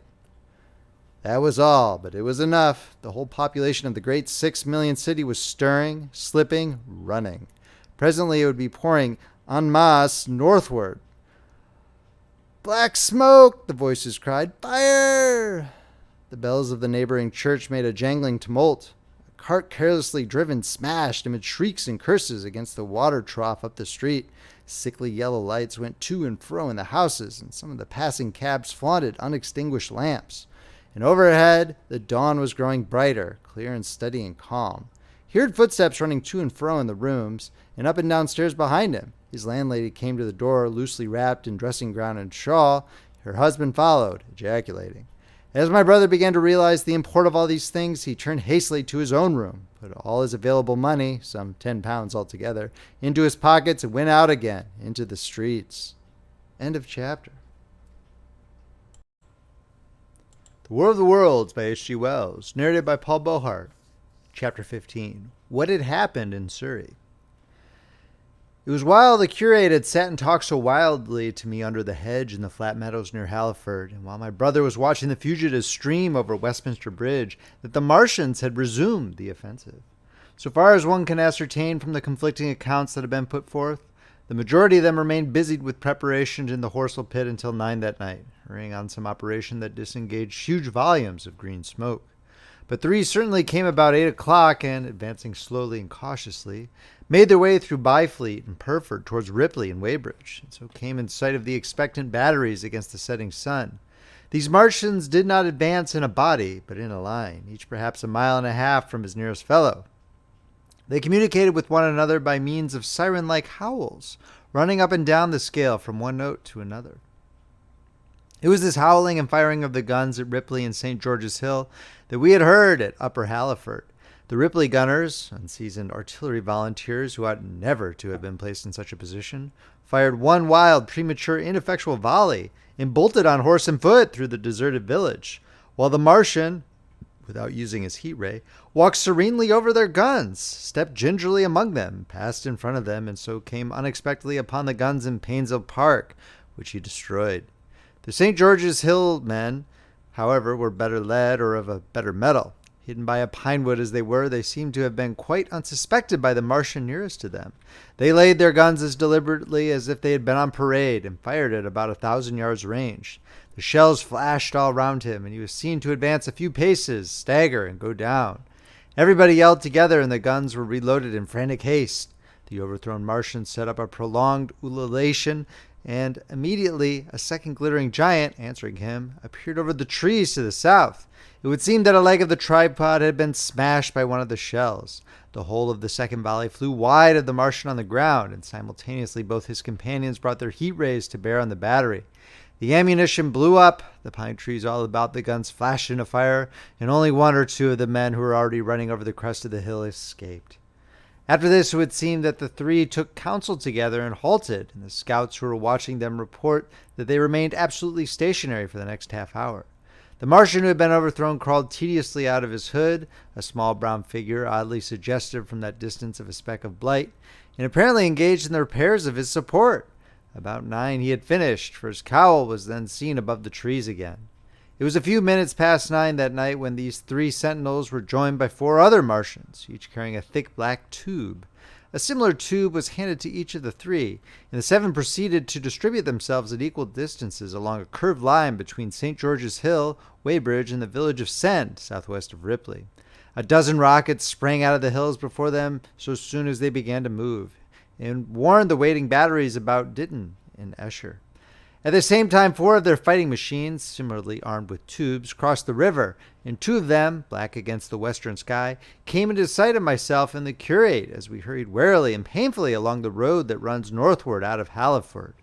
They moved, as it seemed to us, upon a cloud, for a milky mist covered the fields and rose to 1/3 of their height. At this sight the curate cried faintly in his throat and began running, but I knew it was no good running from a Martian. And I turned aside and crawled through dewy nettles and brambles into the broad ditch by the side of the road. He looked back, saw what I was doing, and turned to join me. The 2 halted, the nearer to us standing and facing Sunbury, the remoter being a great indistinctness towards the evening star, away towards Staines. The occasional howling of the Martians had ceased. They took up their positions in the huge crescent about their cylinders in absolute silence. It was a crescent with 12 miles between its horns. Never since the devising of gunpowder was the beginning of a battle so still. To us and to an observer about Ripley, it would have had precisely the same effect. The Martian seemed in solitary possession of the darkling night, lit only as it was by the slender moon, the stars, the afterglow of the daylight, and the ruddy glare from St. George's Hill and the woods of Painshill. But facing that crescent everywhere, at Staines, Hounslow, Ditton, Esher, Ockham, behind hills and woods south of the river, and across the flat grass meadows to the north of it, wherever a cluster of trees or village houses gave sufficient cover, the guns were waiting. The signal rockets burst and rained their sparks through the night and vanished, and the spirit of all those watching batteries rose to a tense expectation. The Martians had but to advance into the line of fire, and instantly those motionless black forms of men, those guns glittering so darkly in the eagerly night, would explode into a thunderous fury of battle.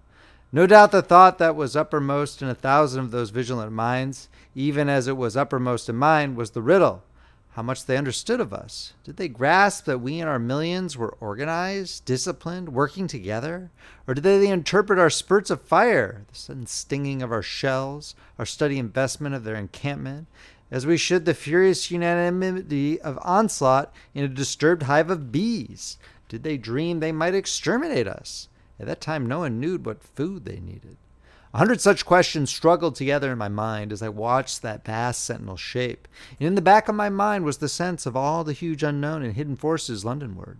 Had they prepared pitfalls? Were the powder mills at Hounslow ready as a snare? Would the Londoners have the heart and courage to make a greater Moscow of their mighty province of houses?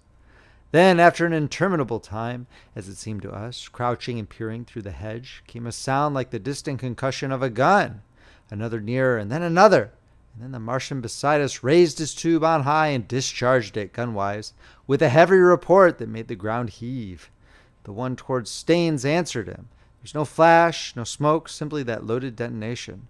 I was so excited by these heavy, minute guns following one another that I so far forgot my personal safety in my scalded hands as to clamber up into the hedge and stare towards Sunbury. As I did so, a second report followed, and a big projectile hurled overhead towards Hounslow.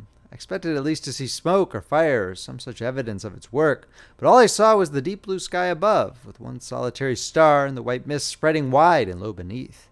And there had been no crash, no answering explosion. The silence was restored. The minute lengthened to 3. "What has happened?" said the curate, standing up beside me. "Heaven knows," said I. A bat flickered by and vanished. A distant tumult of shouting began and ceased. I looked again at the Martian and saw he was now moving eastward along the riverbank with a swift rolling motion. Every moment I expected the fire of some hidden battery to spring upon him, but the evening calm was unbroken. The figure of the Martian grew smaller as he receded, and presently the mist in the gathering night had swallowed him up. By a common impulse we clambered higher. Towards Sunbury was a dark appearance, as though a conical hill had suddenly come into being there, hiding our view of the farther country, and then remoter across the river over Walton we saw another such summit. These hill-like forms grew lower and broader, even as we stared. Moved by a sudden thought, I looked northward, and there I perceived a third of these cloudy black copies had risen. Everything had suddenly become very still. Far away to the southeast, marking the quiet, we heard the Martians hooting to one another, and then the air quivered again with the distant thud of their guns, but the earthly artillery made no reply. Now, at the time, we could not understand these things, but later I was to learn the meaning of these ominous copies that gathered in the twilight. Each of the Martians, standing in the great crescent I have described, had discharged, by means of the gun-like tube he carried, a huge canister over whatever hill, copse, cluster of houses, or other possible cover for guns chanced to be in front of him. Some fired only one of these, some 2, as in the case of the one we had seen. The one at Ripley is said to have discharged no fewer than 5 at that time. These canisters smashed on striking the ground. They did not explode, and incontinently disengaged an enormous volume of heavy, inky vapor, coiling and pouring upward in a huge anemone cumulus cloud, a gaseous hill that sank and spread itself slowly over the surrounding country. And the touch of that vapor, the inhaling of its pungent wisps, was death to all that breathes. It was heavy, this vapor, heavier than the densest smoke, so that after the first tumultuous uprush and outflow of its impact, it sank down through the air and poured over the ground in a manner rather liquid than gaseous, abandoning the hills and streaming into the valleys and ditches and watercourses, even as I have heard the carbonic acid gas that pours from volcanic clefts is wont to do. And where it came upon water, some chemical action occurred, and the surface would be instantly covered with a powdery scum that sank slowly and made way for more. The scum was absolutely insoluble, and it is a strange thing, seeing the instant effect of the gas, that one could drink without hurt the water from which it had been strained. The vapor did not diffuse as a true gas would do. It hung together in banks, flowing sluggishly down the slope of the land and driving reluctantly before the wind. And very slowly it combined with the mist and moisture of the air and sank to the earth in the form of dust. Save that an unknown element giving a group of 4 lines in the blue of the spectrum is concerned, we are still entirely ignorant of the nature of this substance. Once the tumultuous upheaval of its dispersion was over, the black smoke clung so closely to the ground, even before its precipitation, that 50 feet up in the air, on the roofs and upper stories of high houses and on great trees, there was a chance of escaping its poison altogether, as was proved even that night at Street Cobham and Ditton. The man who escaped at the former place tells a wonderful story of the strangeness of its coiling flow, and how he looked down from the church spire and saw the houses of the village rising like ghosts out of its inky nothingness. For a day and a half he remained there, weary, starving, and sun-scorched. The earth under the blue sky and against the prospect of the distant hills, a velvet black expanse, with red roofs, green trees, and, later, black-veiled shrubs and gates, barns, outhouses, and walls, rising here and there into the sunlight. But that was at Street Cobham, where the black vapor was allowed to remain until it sank of its own accord into the ground. As a rule, the Martians, when it served its purpose, cleared the air of it again by wading into it and directing a jet of steam upon it. This they did with the vapor banks near us, as we saw in the starlight from the window of a deserted house at Upper Halliford, whither we had returned.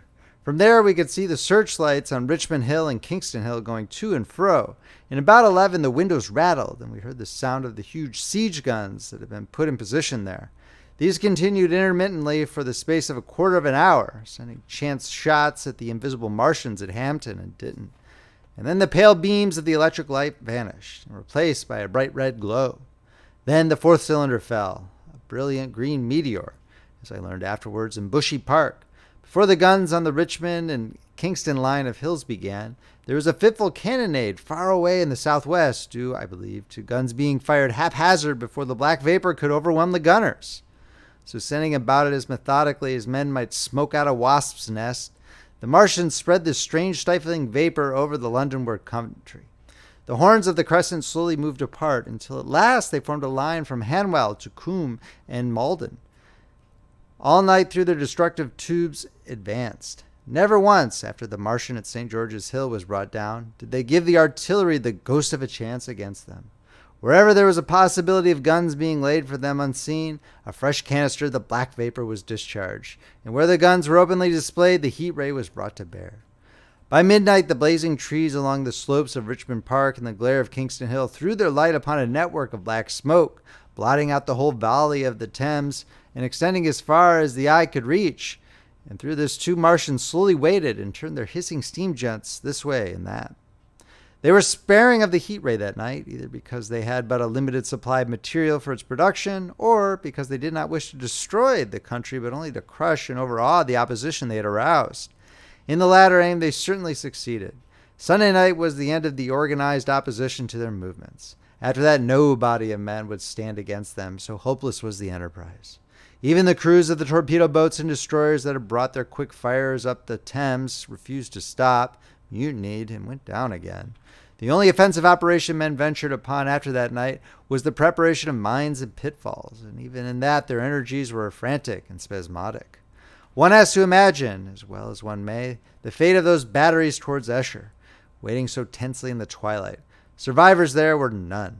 One may picture the orderly expectation, the officers alert and watchful, the gunners ready, the ammunition piled to hand, the limber gunners with their horses and wagons, the groups of civilian spectators standing as near as they were permitted, the evening stillness, the ambulances and hospital tents with the burned and wounded from Weybridge, then the dull resonance of the shots the Martians fired, and the clumsy projectile whirling over the trees and houses and smashing amid the neighboring fields. One may picture, too, the sudden shifting of the attention, the swiftly spreading coils and bellowings of that blackness advancing headlong, towering heavenward, turning the twilight to a palpable darkness, a strange and horrible antagonist of vapor striding upon its victims, men and horses near it seen dimly, running, shrieking, falling headlong, shouts of dismay, the guns suddenly abandoned, men choking and writhing on the ground in the swift broadening out of the opaque cone of smoke. And then night and extinction, nothing but a silent mass of impenetrable vapor hiding its dead. Before dawn, the black vapor was pouring through the streets of Richmond, and the disintegrating organism of government was, with a last expiring effort, rousing the population of London to the necessity of flight. End of chapter. War of the Worlds by H.G. Wells, narrated by Paul Beauheart, Chapter 16, The Exodus from London. So you understand the roaring wave of fear that swept through the greatest city in the world just as Monday was dawning.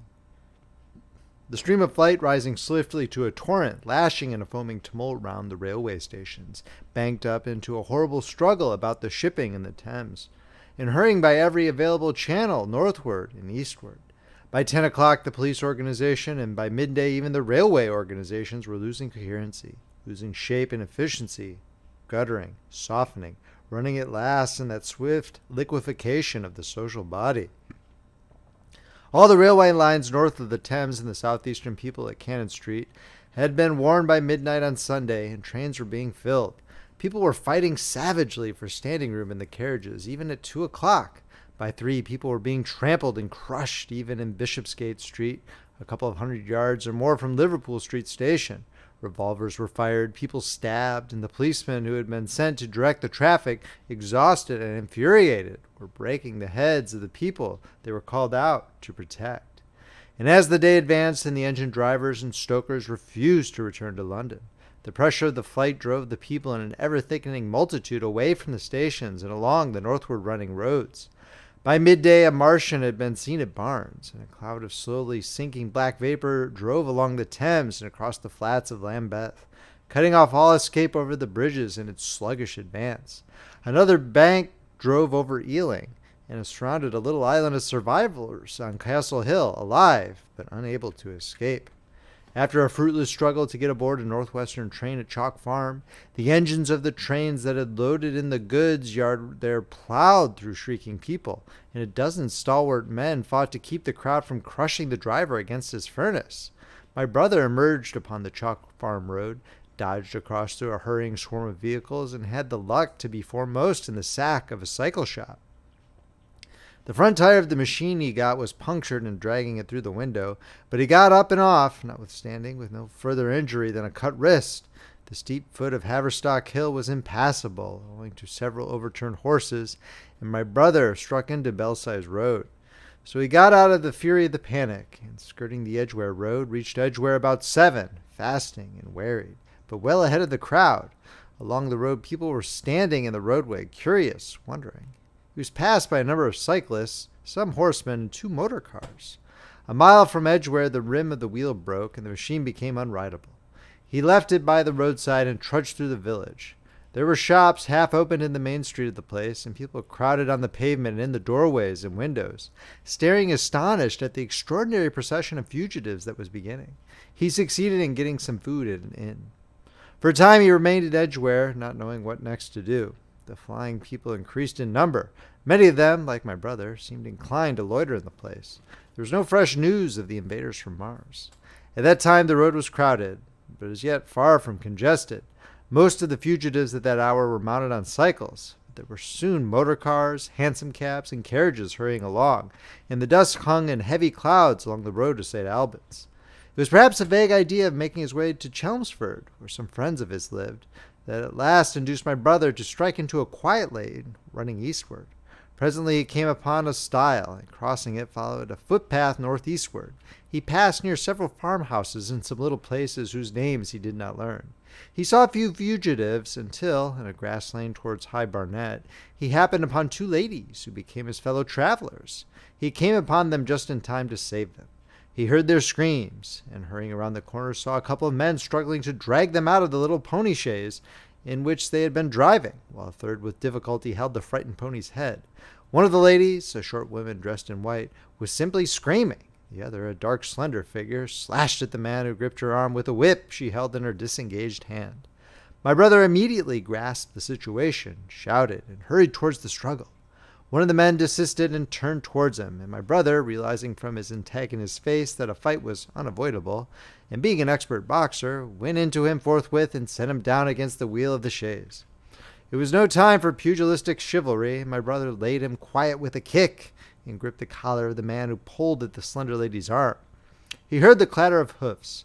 The whip stung across his face. A third antagonist struck him between the eyes, and the man he held wrenched himself free and made off down the lane in the direction from which he had come. Partly stunned, he found himself facing the man who had held the horse's head, and became aware of the chaise receding from him down the lane, swaying from side to side, and with the woman in it looking back. The man before him, a burly rough, tried to close, and he stopped him with a blow in the face. Then, realizing that he was deserted, he dodged round and made off down the lane after the chaise, with the sturdy man close behind him, and the fugitive, who had turned now, following remotely. Suddenly he stumbled and fell. His immediate pursuer went headlong, and he rose to his feet to find himself with a couple of antagonists again. He would have had little chance against them had not the slender lady very pluckily pulled up and returned to his help. It seemed she had a revolver all this time, but had been under the seat where she and her companion were attacked. She fired at 6 yards' distance, narrowly missing my brother. The less courageous of the robbers made off, and his companion followed him, cursing his cowardice. They both stopped in sight down the lane where the third man lay insensible. "Take this," said the slender lady, and she gave my brother her revolver. "Go back to the chaise," said my brother, wiping the blood from his split lip. She turned without a word. They were both panting, and they went back to where the lady in white struggled to hold back the frightened pony. The robbers had evidently had enough of it. When my brother looked again, they were retreating. "I'll sit here," said my brother, "if I may." And he got upon the empty front seat. The lady looked over her shoulder. "Give me the reins," she said, and laid the whip along the pony's side. In another moment, a bend in the road hid the 3 men from my brother's eyes. So, quite unexpectedly, my brother found himself, panting, with a cut mouth, a bruised jaw, and blood-stained knuckles, driving along an unknown lane with these two women. He learned they were the wife and younger sister of a surgeon living at Stanmore, who had come in the small hours from a dangerous case at Pinner, and heard at some railway station on his way of the Martian advance. He had hurried home, roused the women, their servant had left them 2 days before, packed some provisions, put his revolver under the seat, luckily for my brother, and told them to drive on to Edgware, with the idea of getting a train there. He stopped behind to tell the neighbors. He would overtake them, he said, at about 4:30 in the morning, and now it was nearly 9, and they'd seen nothing of him. They could not stop at Edgware because of the growing traffic through the place, and so they'd come into this side lane. That was the story they told my brother in fragments, when presently they stopped again, nearer to New Barnet. He promised to stay with them, at least until they could determine what to do, or until the missing man arrived, and professed to be an expert shot with the revolver, a weapon strange to him, in order to give them confidence. They made a sort of encampment by the wayside, and the pony became happy in the hedge. He told them of his own escape out of London, and all that he knew of these Martians and their ways. The sun crept higher in the sky, and after a time their talk died out and gave place to an uneasy state of anticipation. Several wayfarers came along the lane, and of these my brother gathered such news as he could. Every broken answer he had deepened his impression of the great disaster that had come on humanity, deepened his persuasion of the immediate necessity for prosecuting this flight. He urged the matter upon them. "We have money," said the slender woman, and hesitated. Her eyes met my brother's, and her hesitation ended. "So have I," said my brother. She explained that they had as much as 30 pounds in gold, besides a 5-pound note, and suggested that with that they might get upon a train at St. Albans or New Barnet. My brother thought that was hopeless, seeing the fury of the Londoners to crowd upon the trains, and broached his own idea of striking across Essex towards Harwich, and thence escaping from the country altogether. Mrs. Elphinstone, that was the name of the woman in white, would listen to no reasoning, and kept calling upon George. But her sister-in-law was astonishingly quiet and deliberate, and at last agreed to my brother's suggestion. So, designing to cross the Great North Road, they went on towards Barnet, my brother leading the pony to save it as much as possible. As the sun crept up the sky, the day became excessively hot, and underfoot a thick whitish sand grew burning and blinding, so that they traveled only very slowly. The hedges were gray with dust, and as they advanced towards Barnet, a tumultuous murmuring grew stronger.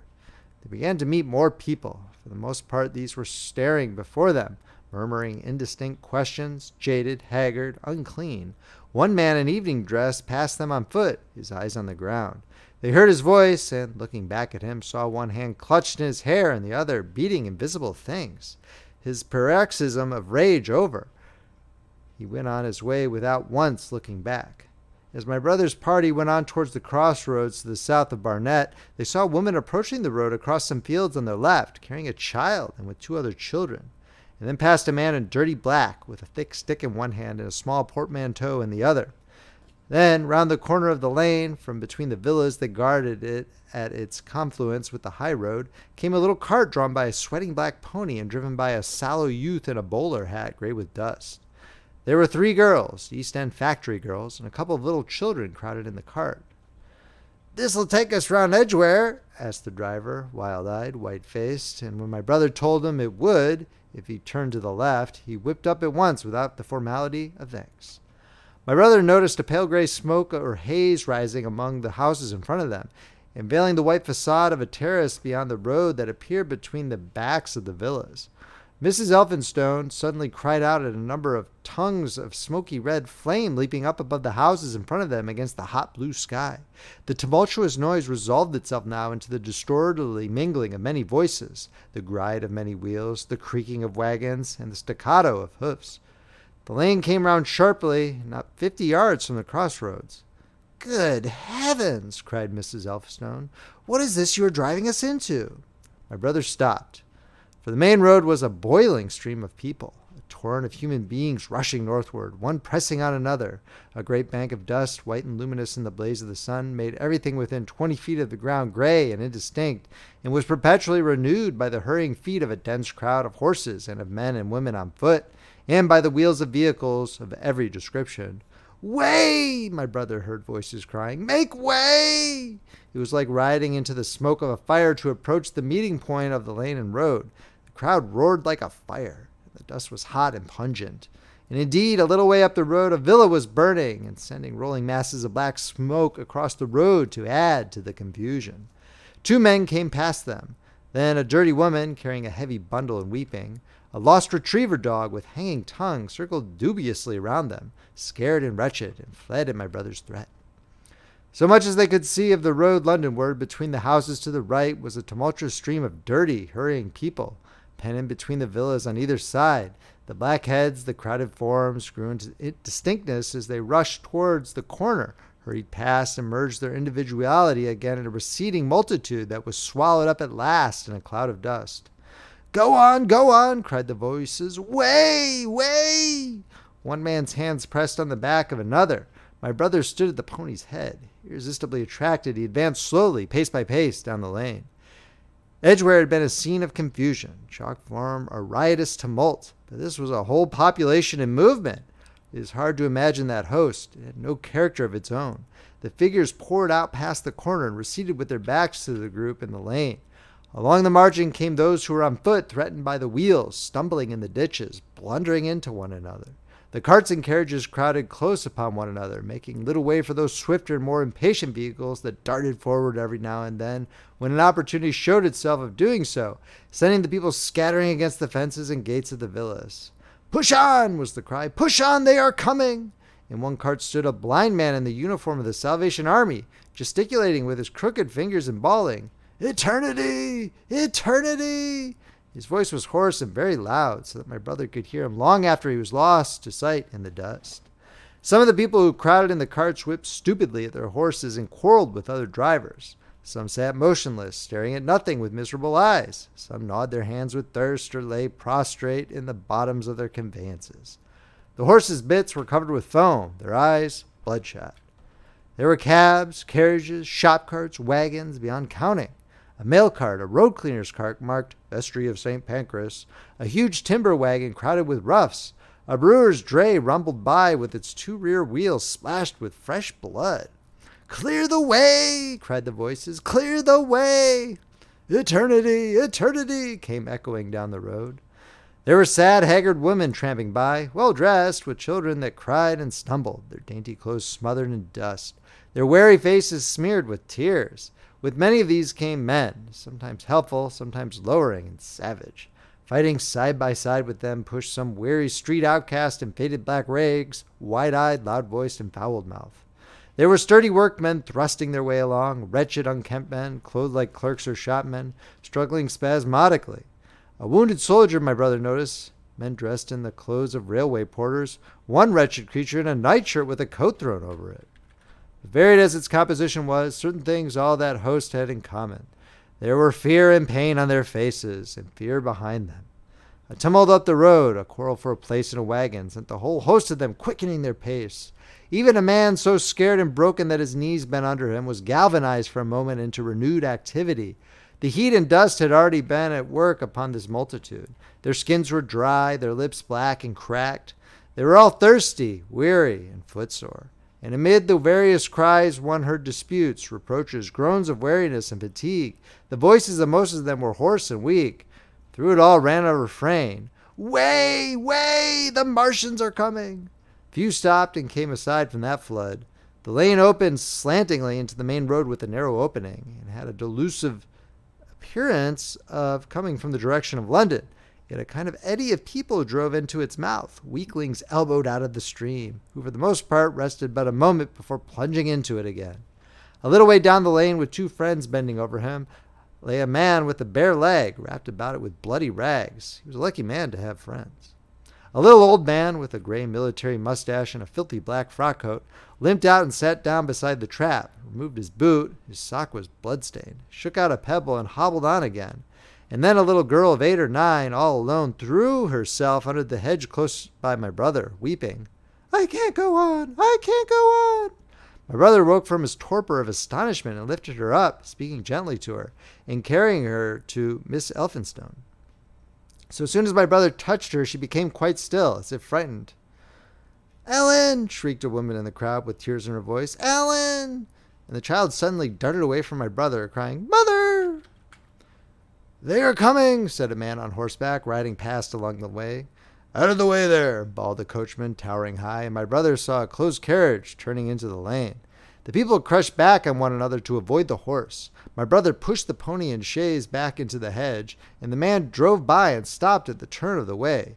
It was a carriage with a pole for a pair of horses, but only one was in the traces. My brother saw dimly through the dust that two men lifted out something on a white stretcher and put it gently on the grass beneath the privet hedge. One of the men came running to my brother. "Where is there any water?" he said. "He's dying fast and very thirsty. It is Lord Garrick." "Lord Garrick," said my brother. "The Chief Justice?" "The water," he said. "There may be a tap," said my brother, "in some of the houses. We have no water. I dare not leave my people." The man pushed against the crowd towards the gate of the corner house. "Go on," said the people, thrusting at him. "They're coming. Go on." Then my brother's attention was distracted by a bearded, eagle-faced man lugging a small handbag, which split even as my brother's eyes rested on it and disgorged a mass of sovereigns that seemed to break up into separate coins as it struck the ground. They rolled hither and thither among the struggling feet of men and horses. The man stopped and looked stupidly at the heap, and the shaft of a cab struck his shoulder and sent him reeling. He gave a shriek and dodged back, and a cartwheel shaved him narrowly. "Way!" cried the men all about him. "Make way!" So soon as the cab had passed, he flung himself with both hands open upon the heap of coins and began thrusting handfuls in his pocket. A horse rose close upon him, and in another moment, half rising, he had been borne down under the horse's hoofs. "Stop!" screamed my brother, and pushing a woman out of his way, tried to clutch the bit of the horse. Before he could get to it, he heard a scream under the wheels, and saw through the dust the rib passing over the poor wretch's back. The driver of the cart slashed his whip at my brother, who ran around behind the cart. The multitudinous shouting confused his ears. The man was writhing in the dusk among his scattered money, unable to rise, for the wheel had broken his back, and his lower limbs lay limp and dead. My brother stood up and yelled at the next driver, and a man on a black horse came to his assistance. "Get him out of the road," said he, and clutching the man's collar with his free hand, my brother lugged him sideways. But he still clutched after his money and regarded my brother fiercely, hammering at his arm with a handful of gold. Go on," shouted angry voices behind. "Way, way!" There was a smash as the pole of a carriage crashed into the cart that the man on horseback stopped. My brother looked up, and the man with the gold twisted his head round and bit the wrist that held his collar. There was a concussion, and the black horse came staggering sideways, and the cart horse pushed beside it. A hoof missed my brother's foot by a hair's breadth. He released his grip on the fallen man and jumped back. He saw anger change to terror on the face of the poor wretch on the ground. In a moment he was hidden, and my brother was borne backward and carried past the entrance of the lane, and had to fight hard in the torrent to recover it. He saw Miss Elphinstone covering her eyes, and a little child, with all a child's wants of sympathetic imagination, staring with dilated eyes at a dusty something that lay black and still, ground and crushed under the rolling wheels. "Let us go back," he shouted, and began turning the pony round. "We cannot cross this. Hell!" he said as they went back 100 yards the way they had come until the fighting crowd was hidden. As they passed the bend in the lane, my brother saw the face of the dying man in the ditch under the privet, deadly white and drawn and shining with perspiration. The two women sat silent, crouching in their seat and shivering. Then, beyond the bend, my brother stopped again. Miss Elphinstone was white and pale, and her sister-in-law sat weeping, too wretched even to call upon George. My brother was horrified and perplexed. So soon as they had retreated, he realized how urgent and unavoidable it was to attempt this crossing. He turned to Miss Elphinstone, suddenly resolute. "We must go that way," he said, and led the pony round again. For the second time that day, this girl proved her quality. To force their way into the torrent of people, my brother plunged into the traffic and held back a cab horse, while she drove the pony across its head. A wagon locked wheels for a moment and ripped a long splinter from the chaise. In another moment they were caught and swept forward by the stream. My brother, with the cabman's whip marks red across his face and hands, scrambled into the chaise and took the reins from her. "Point the revolver at the man behind," he said, giving it to her. "If he presses us too hard, no, point it at his horse." Then he began to look out for a chance of edging to the right across the road, but once in the stream he seemed to lose volition, to become a part of that dusty rout. They swept through Chipping Barnet with the torrent. They were nearly a mile beyond the center of the town before they had fought across to the opposite side of the way. It was din and confusion undescribable, but in and beyond the town the road forks repeatedly, and this to some extent relieved the stress. They struck eastward through Hadley, And there on either side of the road, and at another place farther on, they came upon a great multitude of people drinking at the stream, some fighting to come at the water. And farther on, from a lull near East Barnet, they saw 2 trains running slowly, one after the other, without signal or order. Trains swarming with people, with men even among the coals behind the engines, going northward along the Great Northern Railway.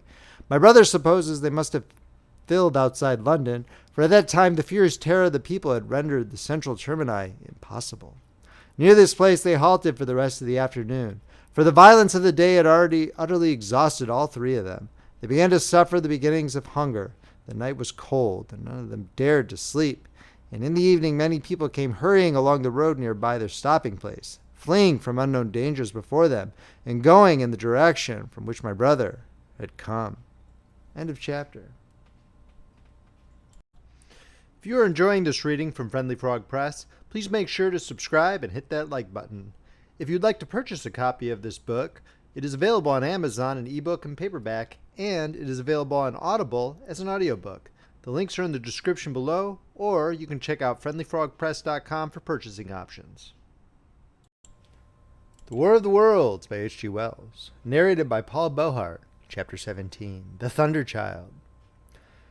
Had the Martians aimed only at destruction, they might on Monday have annihilated the entire population of London as it spread itself slowly through the home counties. Not only along the road through Barnet, but also through Edgware and Waltham Abbey, and along the roads eastward to Southend and Shoeburyness, and south of the Thames to Deal and Broadstairs, poured the same frantic route. If one could have hung that June morning in a balloon in the blazing blue above London, every northward and eastward road running out of the tangled maze of streets would have seemed stippled black with the streaming fugitives, each dot a human agony of terror and physical distress.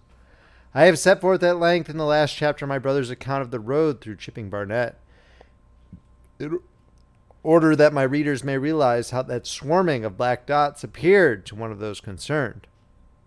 Never before in the history of the world had such a mass of human beings moved and suffered together. The legendary hosts of Goths and Huns, the hugest armies Asia has ever seen, would have been but a drop in that current. This was no disciplined march. It was a stampede gigantic and terrible, without order and without a goal. 6 million people unarmed and unprovisioned, driving headlong. It was the beginning of the rout of civilization, of the massacre of mankind. Directly below him, the balloonists would have seen the network of streets far and wide, houses, churches, squares, crescents, gardens, already derelict, spread out like a huge map, and in the southward blotted. Over Ealing, Richmond, Wimbledon, it would have seemed as if some monstrous pen had flung ink upon the chart. Steadily, incessantly, each black splash grew and spread, shooting out ramifications this way and that, now banking itself against rising ground, now pouring swiftly over a crest into a newfound valley, exactly as a gout of ink would spread itself upon blotting paper. And beyond, over the blue hills that rise southward of the river, the glittering Martians went to and fro, calmly and methodically spreading their poison cloud over this patch of country, and then over that, laying it again with their steam jets when it had served its purpose, and taking possession of the conquered country. They do not seem to have aimed at extermination so much as at complete demoralization and the destruction of any opposition. They exploded any stores of powder they came upon, cut every telegraph, and wrecked the railways here and there. They were hamstringing mankind. They seemed in no hurry to extend the field of their operations, and did not come beyond the central part of London all that day. It is possible that a very considerable number of people in London stuck to their houses through Monday morning. Certain it is that many died at home suffocated by the black smoke.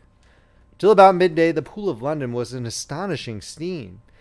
Steamboats and shipping of all sorts lay there, tempted by the enormous sums of money offered by fugitives, and it is said that many who swam out to these vessels were thrust off with boat hooks and drowned.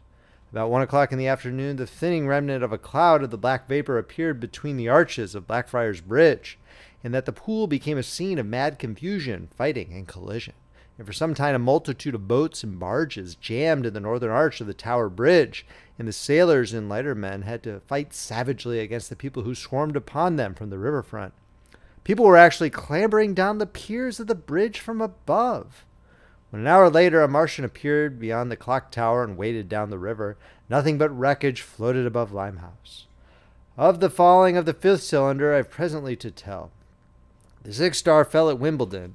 My brother, keeping watch beside the women in the chaise in a meadow, saw the green flash of it far beyond the hills. On Tuesday the little party, still set upon getting across the sea, made its way through the swarming country towards Colchester.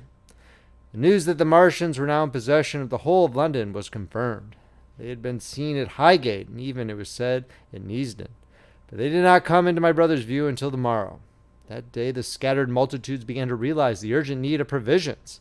As they grew hungry, the rights of property ceased to be regarded. Farmers were out to defend their cattle sheds, granaries, and ripening root crops with arms in their hands. A number of people now, like my brother, had their faces eastward, and there were some desperate souls even going back towards London to get food. These were chiefly people from the northern suburbs, whose knowledge of the black smoke came by hearsay. He heard that about half the members of the government had gathered at Birmingham, and that enormous quantities of high explosives were being prepared to be used in automatic mines across the Midland counties.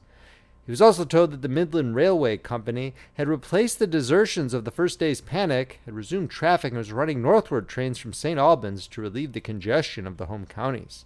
There was also a placard in Chipping Ongar announcing that large stores of flour were available in the northern towns and that within 24 hours bread would be distributed among the starving people in the neighborhood.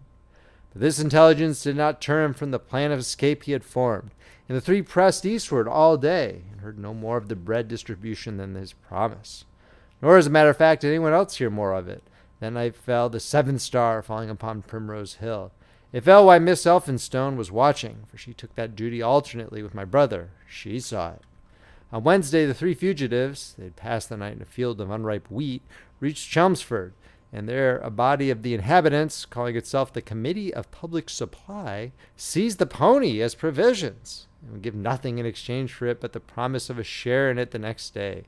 Here there were rumors of Martians at Epping, and news of the destruction of Waltham Abbey powder mills in a vain attempt to blow up one of the invaders.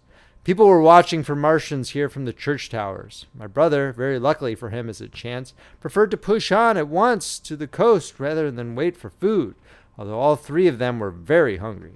By midday they passed through Tillingham, which, strangely enough, seemed to be quite silent and deserted, save for a few furtive plunderers hunting for food. Near Tillingham, they suddenly came in sight of the sea, and the most amazing crowd of shipping of all sorts that is possible to imagine. For after the sailors could no longer come up the Thames, they came up to the Essex coast, to Harwich and Walton and Clacton, and afterwards to Foulness and Shoebury to bring off the people. They lay in a huge sickle-shaped curve that vanished into mist at last towards the Naze. Close inshore was a multitude of fishing smacks, English, Scotch, French, Dutch, and Swedish. Steam launches from the Thames, yachts, electric boats, and beyond were ships of larger burden, a multitude of filthy colliers, trim merchantmen, cattle ships, passenger boats, petroleum tanks, ocean tramps, an old white transport even, neat white and gray liners from Southampton and Hamburg, and along the blue coast across the Blackwater my brother could make out dimly a dense swarm of boats chaffering with the people on the beach, a swarm which also extended up the Blackwater almost to Malden. About a couple of miles out lay an ironclad, very low in the water, almost to my brother's perception like a waterlogged ship. This was the ram Thunderchild. It was the only warship in sight, but far away to the right over the smooth surface of the sea, for that day there was a dead calm, lay a serpent of black smoke to mark the next ironclads of the Channel fleet, which hovered in an extended line, steam up and ready for action, across the Thames estuary during the course of the Martian conquest, vigilant yet powerless to prevent it. At the sight of the sea, Miss Elphinstone, in spite of the assurances of her sister-in-law, gave way to panic. She had never been out of England before. She'd rather die than trust herself friendless in a foreign country, and so forth. She seemed, poor woman, to imagine that the French and the Martians might prove very similar.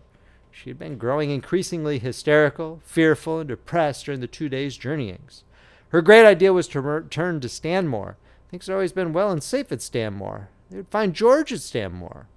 It was with the greatest difficulty they could get her down to the beach, where presently my brother succeeded in attracting the attention of some men on a paddle steamer from the Thames. They sent a boat and drove a bargain for £36 for the three. The steamer was going, these men said, to Ostend.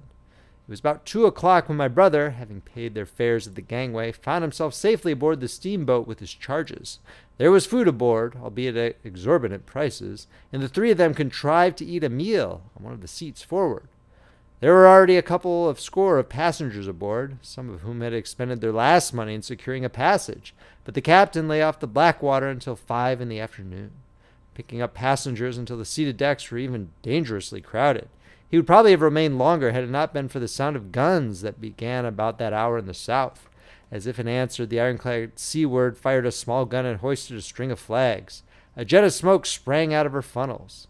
Some of the passengers were of opinion that this firing came from shoeberryness, until it was noticed that it was growing louder. At the same time, far away in the southeast, the masts and upper works of 3 ironclads rose one after the other out of the sea, beneath clouds of black smoke. But my brother's attention speedily reverted to the distant firing in the south. He fancied he saw a column of smoke rising out of the distant gray haze.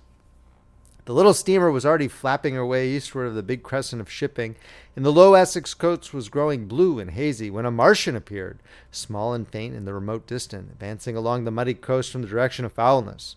At that, the captain on the bridge swore at the top of his voice with fear and anger at his own delay, and the paddles seemed infected with his terror.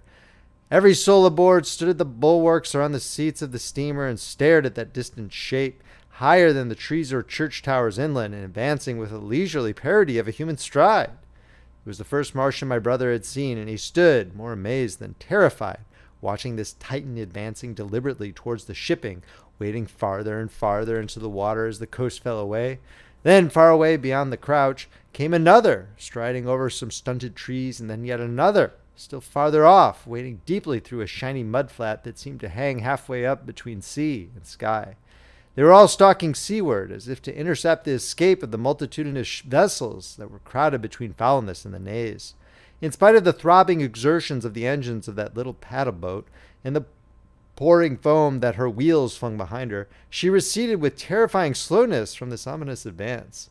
Glancing northwestward, my brother saw the large crescent of shipping already writhing with the approaching terror. One ship passing behind another coming round from broadside to end on. Steamships whistling and giving off volumes of steam, sails being let out, launches rushing hither and thither. He was so fascinated by this and by the creeping danger away to the left that he had no eyes for anything seaward. And then a swift movement of the steamboat, she had suddenly come round to avoid being run down, flung him headlong from the seat upon which he was standing. There was a shouting all about him, a trampling of feet, and a cheer that seemed to be answered faintly. The steamboat lurched and rolled him over upon his hands. He sprang to his feet and saw to starboard, and not 100 yards from their heeling, pitching boat, a vast iron bulk like the blade of a plow tearing through the water, tossing it on either side in huge waves of foam that leaped towards the steamer, flinging her paddles helplessly in the air, and then sucking her deck down almost to the waterline. A douche of spray blinded my brother for a moment. When his eyes were clear again, he saw the monster had passed and was rushing landward. Big iron upper works rose out of this headlong structure, and from that twin funnels projected and spat a smoking blast shot with fire. It was the torpedo ram Thunderchild, steaming headlong, coming to the rescue of the threatened shipping. Keeping his footing on the heaving deck by clutching the bulwarks, my brother looked past the charging Leviathan at the Martians again, and he saw the 3 of them now close together, and standing so far out to sea that their tripod supports were almost entirely submerged. Thus sunken and seen in a remote perspective, they appeared far less formidable than the huge iron bulk in whose wake the steamer was pitching so helplessly. It would seem they were regarding this new antagonist with astonishment. To their intelligence, it may be, the giant was even such another as themselves. The Thunderchild fired no gun, but simply drove full speed towards them. It was probably her not firing that enabled her to get so near the enemy as she did. They did not know what to make of her. One shell, and they would have sent her to the bottom forthwith with the heat ray. She was steaming at such a pace that in a minute she seemed halfway between the steamboat and the Martians, a diminishing black bulk against the receding horizontal expanse of the Essex coast. Suddenly the foremost Martian lowered his tube and discharged a cannon of the black gas at the ironclad. It hit her larboard side and glanced off in an inky jet that rolled away to seaward, an unfolding torrent of black smoke from which the ironclad drove clear. To the watchers from the steamer, low in the water and with the sun in their eyes, it seemed as though she were already moving among the Martians. They saw the gaunt figures separating and rising out of the water as they retreated shoreward, and one of them raised the camera-like generator of the heat ray. He held it pointing obliquely downward, and a bank of steam sprang from the water at its touch. It must have driven through the iron of the ship's side like a white-hot iron rod through paper. A flicker of flame went up through the rising steam, and then the Martian reeled and staggered. In another movement, he was cut down, and a great body of water and steam shot high in the air. The guns of the Thunderchild sounded through the reek, going off one after the other. One shot splashed the water high close by the steamer, ricocheted towards the other flying ships to the north, and smashed a smack to Matchwood. But no one heeded that very much. At the sight of the Martian's collapse, the captain on the bridge yelled inarticulately, and all the crowding passengers on the steamer's stern shouted together. And then they yelled again, for surging out beyond the white tumult of something long and black, the flames streaming from its middle parts, its ventilators and funnels spouting fire. She was alive still. The steering gear, it seems, was intact and her engines working. She headed straight for a second Martian, and was within 100 yards of him when the heat ray came to bear. Then, with a violent thud, a blinding flash, her decks, her funnels leaped upward. The Martian staggered with the violence of her explosion, and in another moment the flaming wreckage, still driving forward with the impetus of its pace, had struck him and crumpled him up like a thing of cardboard. My brother shouted involuntarily. A boiling tumult of steam hit everything again. "Two!" yelled the captain. Everyone was shouting. The whole steamer from end to end rang with frantic cheering that was taken up first by one, and then by all in the crowding multitude of ships and boats that was driving out to sea. The steam hung upon the water for many minutes, hiding the third Martian and the coast altogether. And all this time the boat was paddling steadily out to sea and away from the fight. And when at last the confusion cleared, the drifting bank of black vapor intervened, and nothing of the Thunderchild could be made out, nor could the third Martian be seen. But the ironclads to seaward were now quite close, and standing in towards shore past the steamboat. The little vessel continued to beat its way seaward, and the ironclads receded slowly towards the coast, which was hidden still by a marbled bank of vapor, part steam, part black gas, eddying and combining in the strangest way.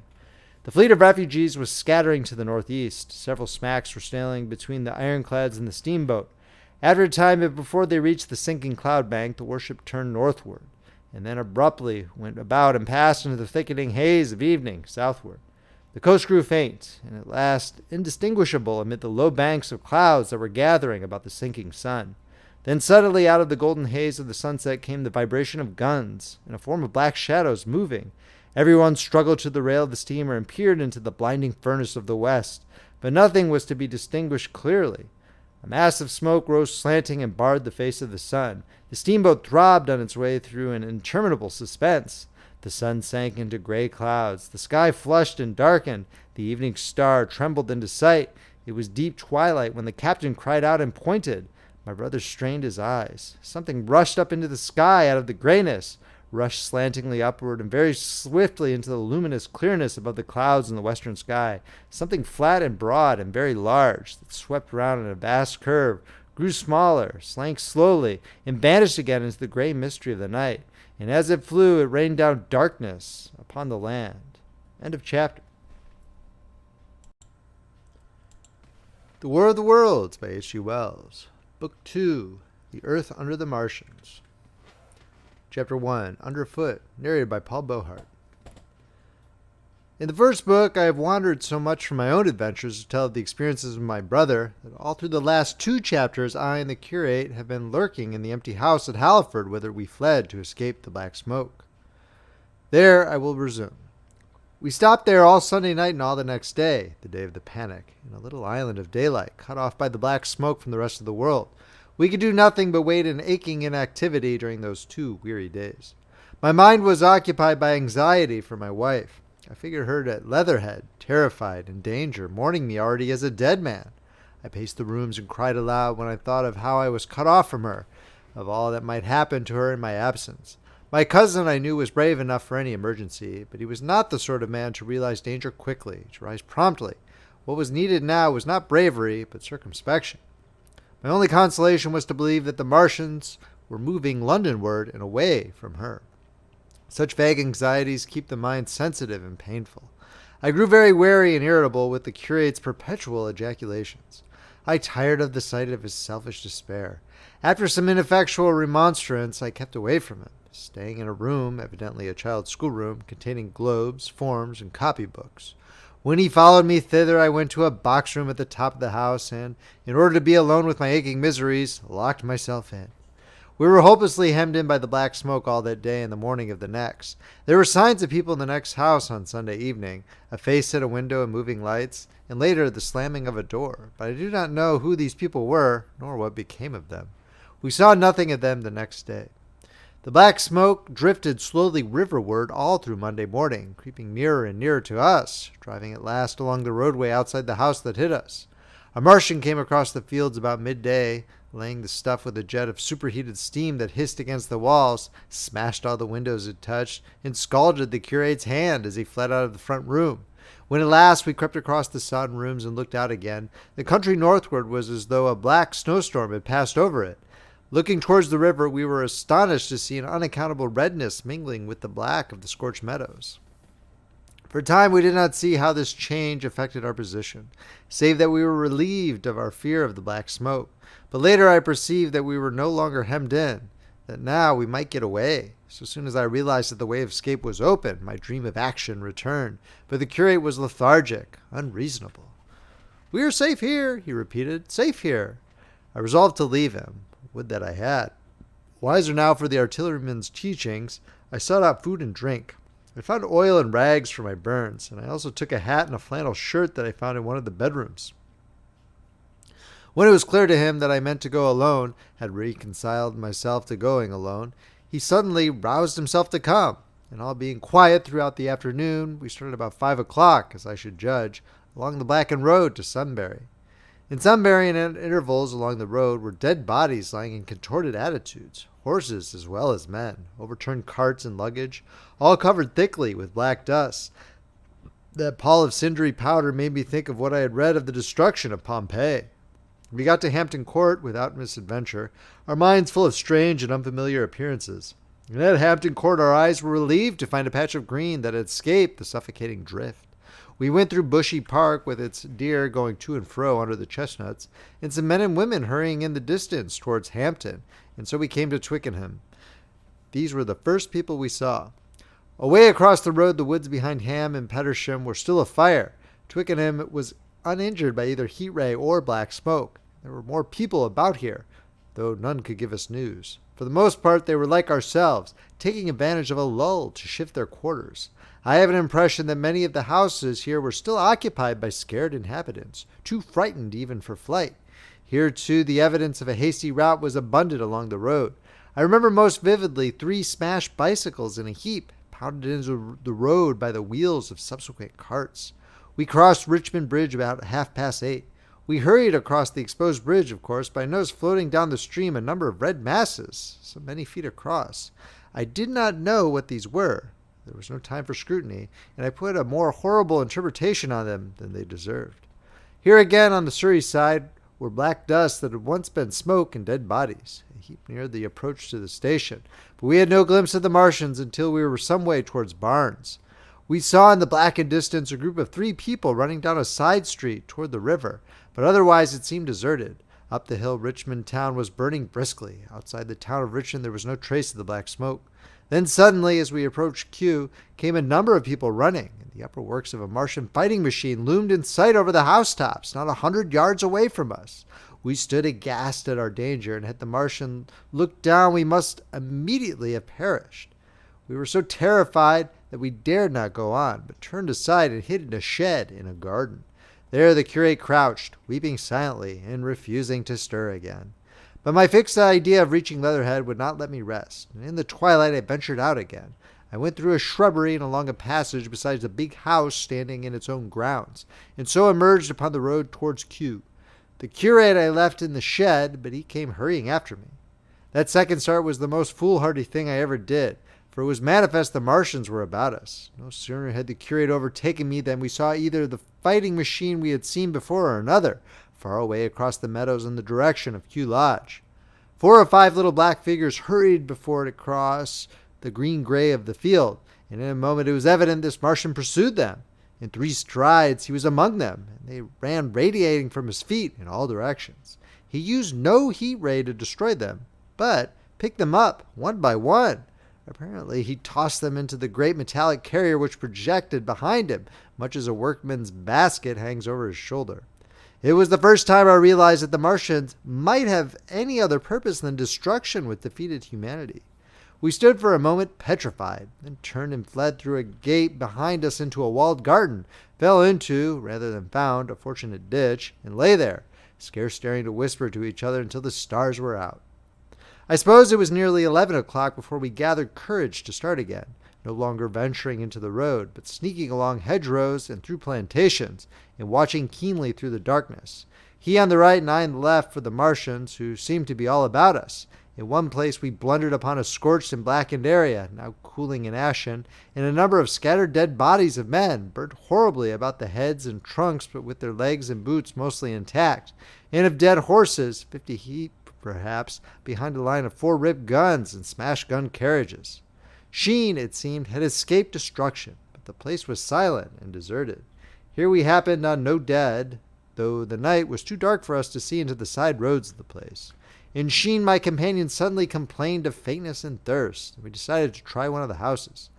The first house we entered, after a little difficulty with the window, was a small semi-detached villa, and I found nothing eatable left in the place but some moldy cheese. There was, however, water to drink, and I took a hatchet, which promised to be useful in our next housebreaking. We then crossed to a place where the road turns towards Mortlake. Here there stood a white house within a walled garden. In the pantry of this domicile we found a store of food, 2 loaves of bread in a pan, an uncooked steak, and the half of a ham. I gave this catalogue so precisely because, as it happened, we were destined to subsist upon this store for the next fortnight.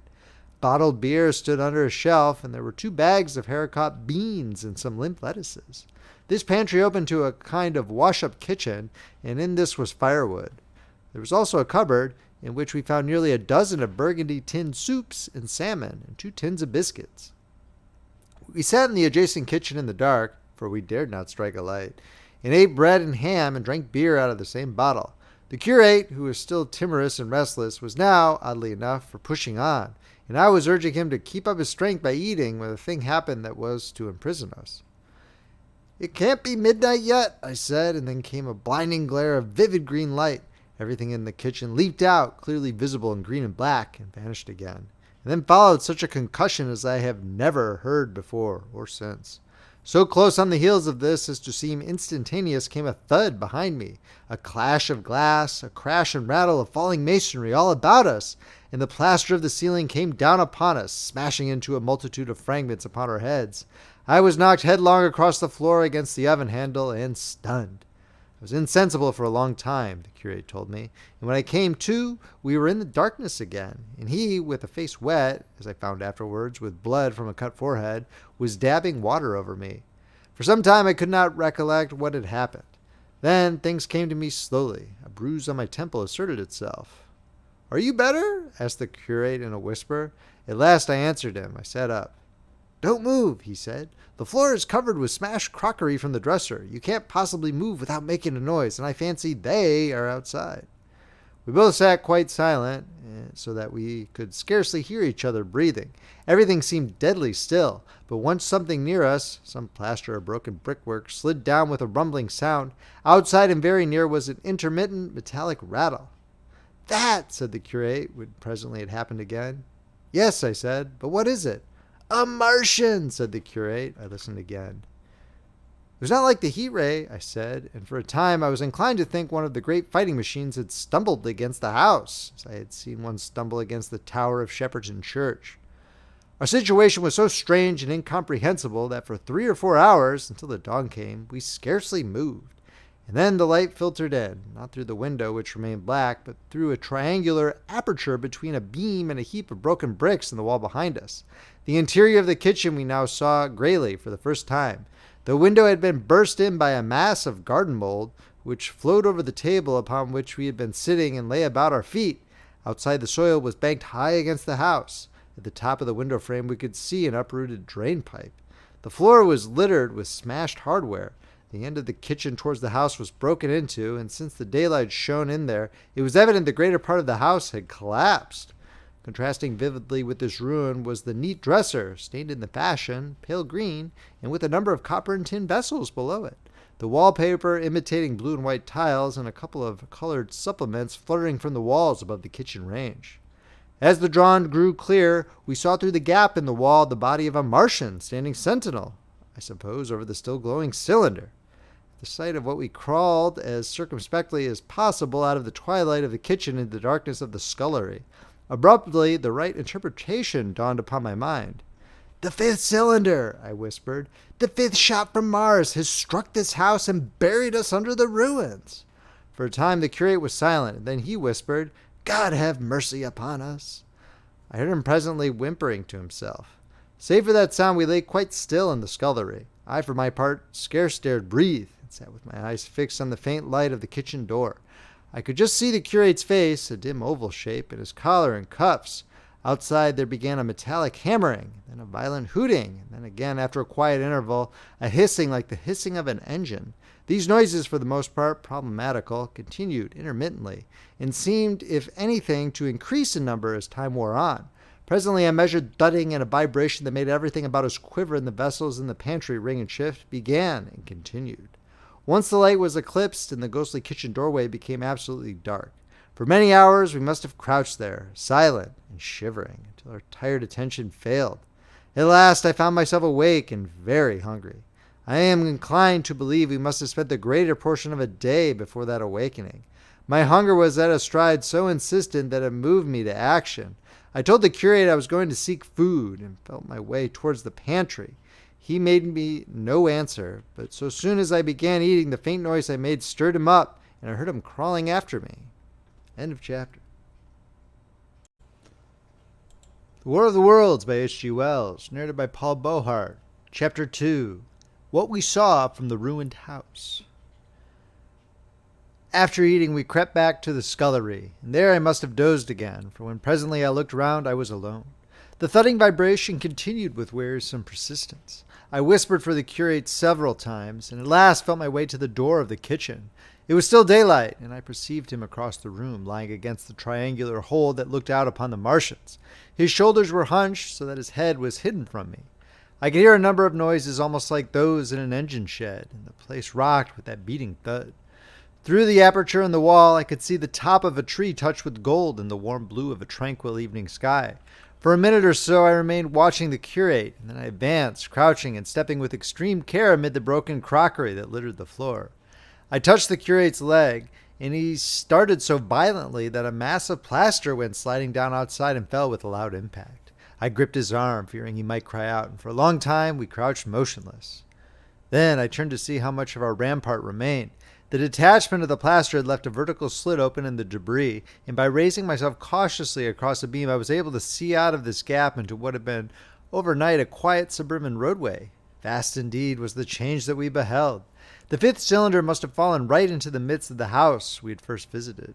The building had vanished, completely smashed, pulverized, and dispersed by the blow. The cylinder lay now far beneath the original foundations, deep in a hole, already vastly larger than the pit I had looked into at Woking. The earth all around it had splashed under that tremendous impact. Splash is the only word, and lay in heaped piles that hid the masses of the adjacent houses. It had behaved exactly like mud under the violent blow of a hammer. Our house had collapsed backward. The front portion, even on the ground floor, had been destroyed completely. By chance, the kitchen and scullery had escaped, and stood buried now under soil and ruins, closed in by tons of earth on every side save towards the cylinder. Over that aspect we hung now on the very edge of the great circular pit the Martians were engaged in making. The heavy beating sound was evidently just behind us, and ever and again a bright green vapor drove up like a veil across our peephole. The cylinder was already opened in the center of the pit, and on the farther edge of the pit, amid the smashed and gravel-heaped shrubbery, one of the great fighting machines, deserted by its occupants, stood stiff and tall against the evening sky. At first, I scarcely noticed the pit and the cylinder, although it had been convenient to describe them first, on account of the extraordinary glittering mechanism I saw busy in the excavation, and on account of the strange creatures that were crawling slowly and painfully across the heaped mold near it. The mechanism it certainly was that held my attention first. It was one of those complicated fabrics that have since been called handling machines, and the study of which has already given such an enormous impetus to terrestrial invention. As it dawned upon me first, it presented a sort of metallic spider with 5 jointed, agile legs, and with an extraordinary number of jointed levers, bars, and reaching and clutching tentacles about its body. Most of its arms were retracted, but with 3 long tentacles, it was fishing out a number of rods, plates, and bars which lined the covering and apparently strengthened the walls of the cylinder. These, as it extracted them, were lifted out and deposited upon a level surface of earth behind it. Its motion was so swift, complex, and perfect that at first I did not see it as a machine, in spite of its metallic glitter. The fighting machines were coordinated and animated to an extraordinary pitch, but nothing to compare with this. People who have never seen these structures and have only the ill-imagined efforts of artists or the imperfect descriptions of such eyewitnesses as myself to go upon scarcely realize that living quality. I recall particularly the illustration of one of the first pamphlets to give a consecutive account of the war. The artist had evidently made a hasty study of one of the fighting machines, and there his knowledge ended. He presented them as tilted, stiff tripods without either flexibility or subtlety, and with an altogether misleading monotony of effect. The pamphlet containing these renderings had a considerable vogue, and I mention them here simply to warn the reader against the impression that it may have created.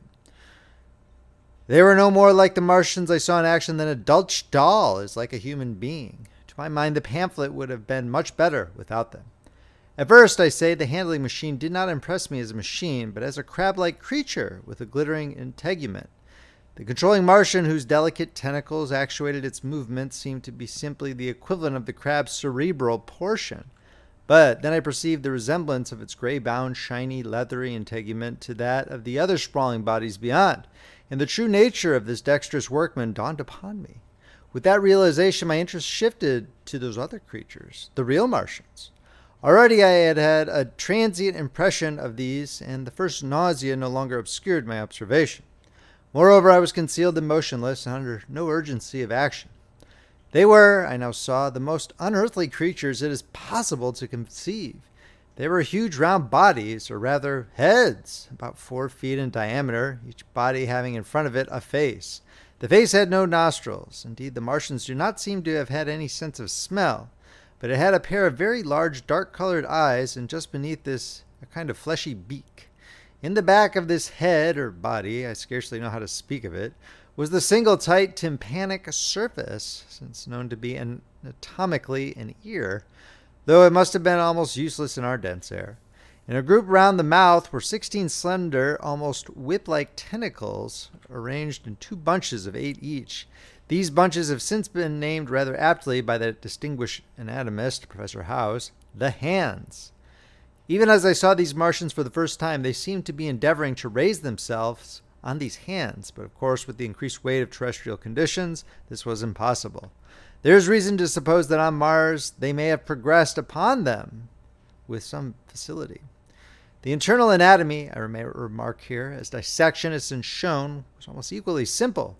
The greater part of the structure was the brain, sending enormous nerves to the eyes, ears, and tactile tentacles. Besides this were the bulky lungs into which the mouth opened, and the heart and its vessels. The pulmonary distress caused by the denser atmosphere and greater gravitational attraction was only too evident in the convulsive movements of the outer skin.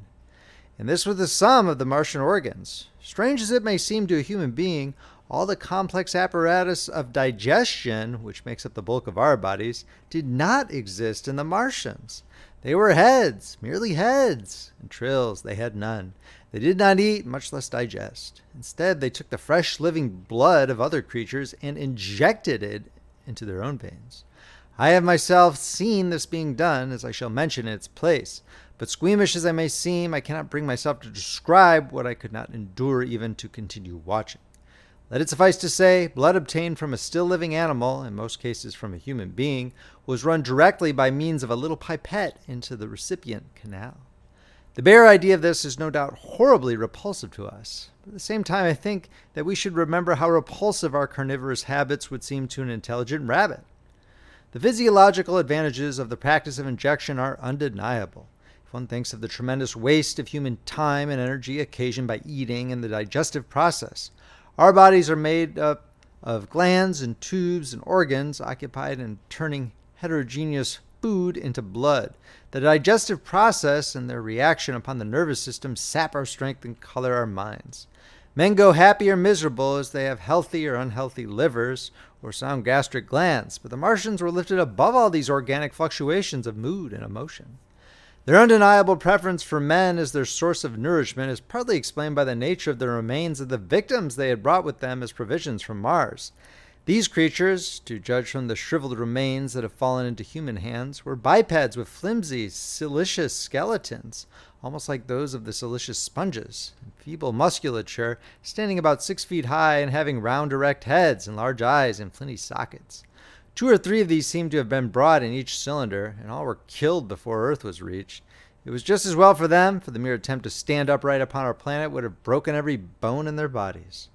And while I am engaged in this description, I may add in this place certain further details which, although they were not all evident to us at the time, will enable the reader who is unacquainted with them to form a clear picture of these offensive creatures.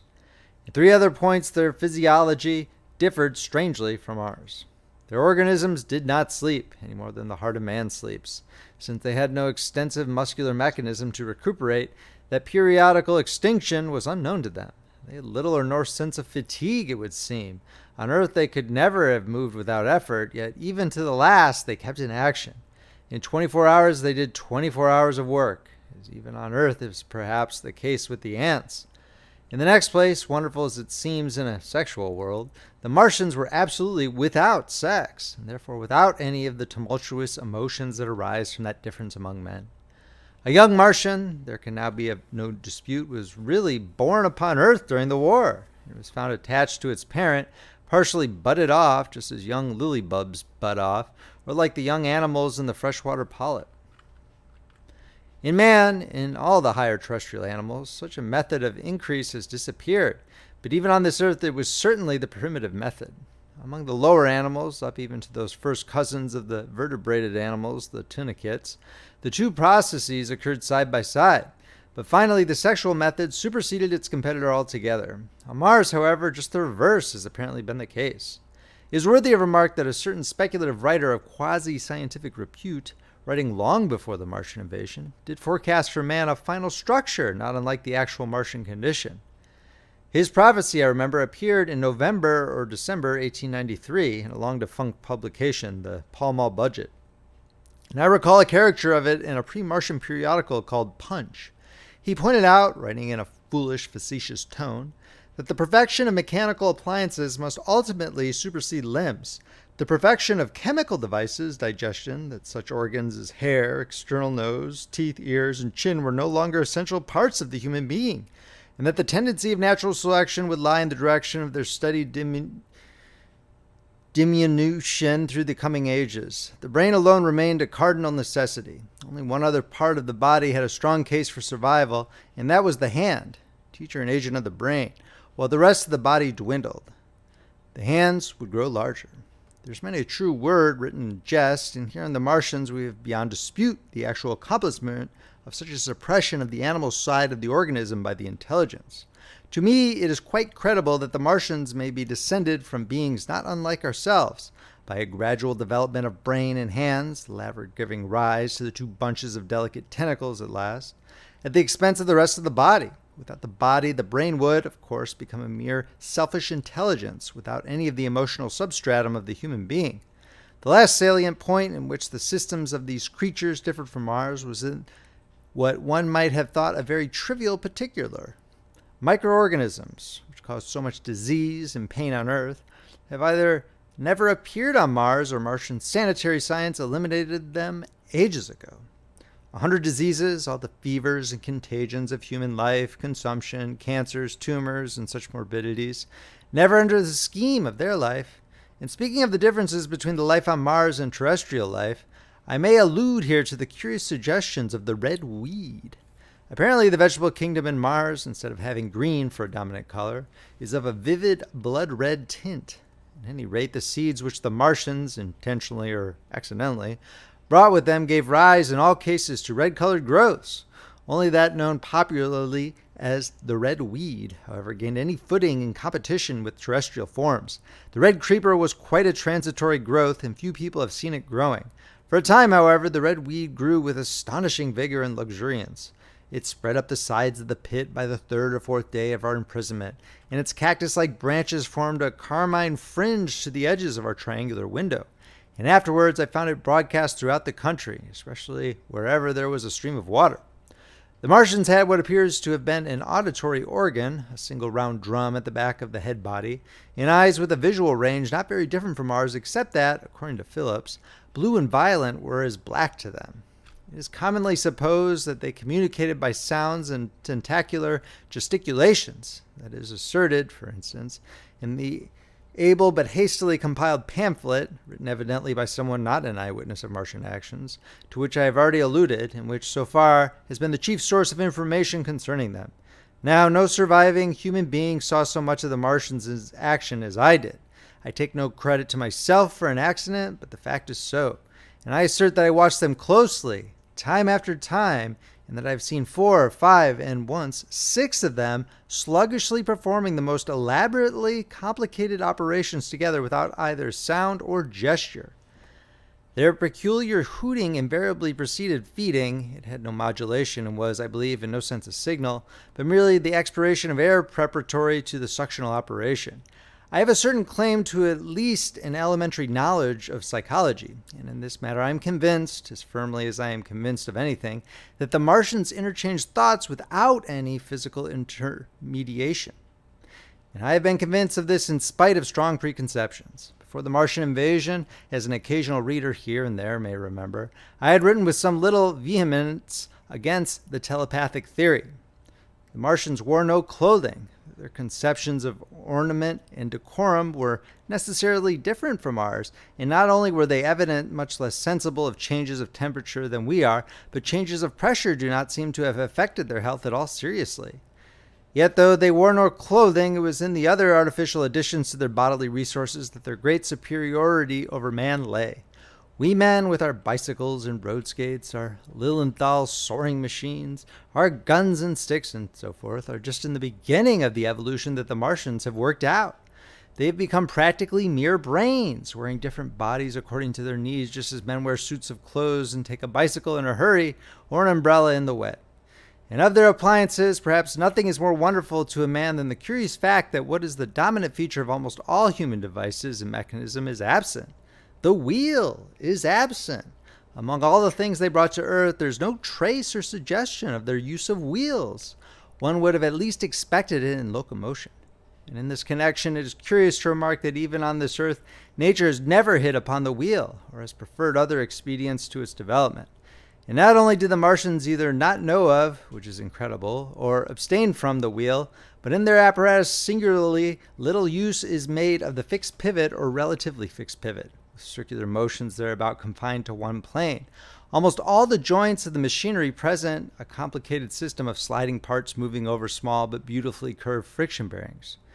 And while upon this matter of detail, it is remarkable that the long leverages of their machines are in most cases actuated by a sort of sham musculature of the discs in an elastic sheath. These discs become polarized and drawn closely and powerfully together when traversed by a current of electricity. In this way, the curious parallelism to animal motions, which was so striking and disturbing to the human beholder, was attained. Such quasi-muscles abounded in the crab-like handling machine which, on my first peeping out of the slit, I watched unpacking the cylinder. It seemed infinitely more alive than the actual Martians lying beyond it in the sunset light, panning, stirring ineffectual tentacles, and moving feebly after their vast journey across space. While I was still watching their sluggish motions in the sunlight and noting each strange detail of their form, the curate reminded me of his presence by pulling violently at my arm. I turned to a scowling face and silent, eloquent lips. He wanted the slit, which permitted only one of us to peep through, and so I had to forego watching them for a time while he enjoyed that privilege. When I looked again, the busy handling machine had already put together several of the pieces of apparatus it had taken out of the cylinder into a shape having an unmistakable likeness to its own. And down on the left, a busy little digging mechanism had come into view, emitting jets of green vapor and working its way around the pit, excavating and embanking in a methodical and discriminating manner. This it was which had caused the regular beating noise and the rhythmic shocks that had kept our ruinous refuge quivering. It piped and whistled as it worked. As far as I could see, the thing was without a directing Martian at all. End of chapter. The War of the Worlds by H.G. Wells. Narrated by Paul Beauheart. Chapter 3. The Days of Imprisonment. The arrival of a second fighting machine drove us from our peephole into the scullery, for we feared that from his elevation the Martian might see down upon us behind our barrier. At a later date we began to feel less in danger of their eyes, for to an eye in the dazzle of the sunlight outside our refuge must have been blank blackness. But at first the slightest suggestion of approach drove us into the scullery in heart-robbing retreat. Yet terrible as was the danger we incurred, the attraction of peeping was for both of us irresistible, and I recall now with a sort of wonder that, in spite of the infinite danger in which we were between starvation and a still more terrible death, we could yet struggle bitterly for that horrible privilege of sight. We would race across the kitchen in a grotesque way between eagerness and the dread of making a noise, and strike each other, and thrust and kick within a few inches of exposure. The fact is that we had absolutely incompatible dispositions and habits of thought and action, and our danger and isolation only accentuated the incompatibility. At Halliford I had already come to hate the curate's trick of helpless exclamation. His stupid rigidity of mind, his endless muttering monologue vitiated every effort I made to think out a line of action, and drove me at times, thus pent up and intensified, almost to the verge of craziness. He was as lacking in restraint as a silly woman. He would weep for hours together, and I verily believe that to the very end this spoiled child of life thought his weak tears in some way efficacious. And I would sit in the darkness unable to keep my mind off him by reason of his importunities. He ate more than I did, and it was in vain I pointed out that our only chance of life was to stop in the house until the Martians had done with their pit. That in that long patience a time might presently come when we should need food. He ate and drank impulsively in heavy meals at long intervals. He slept little. As the days wore on, his utter carelessness of any consideration so intensified our distress and danger that I had, much as I loathed doing it, to resort to threats, and at last to blows. That brought him to reason for a time, but he was one of those weak creatures, void of pride, timorous, anemic, hateful souls, full of shifty cunning, who face neither God nor man, who face not even themselves. It is disagreeable for me to recall and write these things, but I set them down that my story may lack nothing. Those who have escaped the dark and terrible aspects of life will find my brutality, my flash of rage, and our final tragedy easy enough to blame, for they know what is wrong as well as any, but not what is possible to tortured men. But those who have been under the shadow, who have gone down at last to elemental things, will have a wider charity. And while within we fought out our dark, dim contest of whispers, snatched food and drink, in gripping hands and blows, without in the pitiless sunlight of that terrible June was the strange wonder, the unfamiliar routine of the Martians in the pit. Let me return to those first new experiences of mine. After a long time I ventured back to the peephole to find that the newcomers had been reinforced by the occupants of no fewer than 3 of the fighting machines. These last had brought with them certain fresh appliances that stood in an orderly manner about the cylinder. The second handling machine was now completed and was busied in serving one of the novel contrivances the big machine had brought. This was a body resembling a milk can in its general form, above which oscillated a pear-shaped receptacle, and from which a stream of white powder flowed into a circular basin below. The oscillatory motion was imparted to this by one tentacle of the handling machine. With 2 spatulate hands, the handling machine was digging out and flinging masses of clay into the pear-shaped receptacle above, while with another arm it periodically opened a door and removed rusty and blackened clinkers from the middle part of the machine. Another steely tentacle directed the powder from the basin along a ribbed channel towards some receiver that was hidden from me by the mound of bluish dust. From this unseen receiver a little thread of green smoke rose vertically into the quiet air. As I looked, the handling machine, with a faint and musical clinking, extended telescopic fashion, a tentacle that had been a moment before a mere blunt projection, until its end was hidden behind the mound of clay. In another second it had lifted a bar of white aluminum into sight, untarnished as yet and shining dazzlingly, and deposited it in a growing stack of bars that stood at the side of the pit. Between sunset and starlight, the dexterous machine must have made more than 100 such bars out of the crude clay, and the mound of bluish dust rose steadily until it topped the side of the pit. The contrast between the swift and complex movements of these contrivances and the inert, panting clumsiness of their masters was acute, and for days I had to tell myself repeatedly that these latter were indeed the living of the two things. The curate had possession of the slit when the first men were brought to the pit.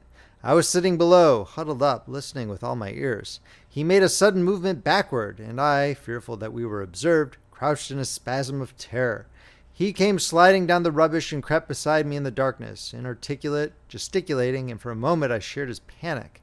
His gesture suggested a resignation of the slit, and after a little while my curiosity gave me courage, and I rose up, stepped across him, and clambered up to it. At first I could see no reason for his frantic behavior. The twilight had now come, the stars were little and faint, but the pit was illuminated by the flickering green fire that came from the aluminum making. The whole picture was a flickering scheme of green gleams and shifting rusty black shadows, strangely trying to the ears. Over and through it all went the bats, heeding it not at all. The sprawling Martians were no longer to be seen. The mound of blue-green powder had risen to cover them from sight, and a fighting machine, with its legs contracted, crumpled, and abbreviated, stood across the corner of the pit. And then amid the clangor of the machinery came a drifting suspicion of human voices that I entertained at first only to dismiss. I crouched, watching this fighting machine closely, satisfying myself now for the first time that the hood did indeed contain a Martian.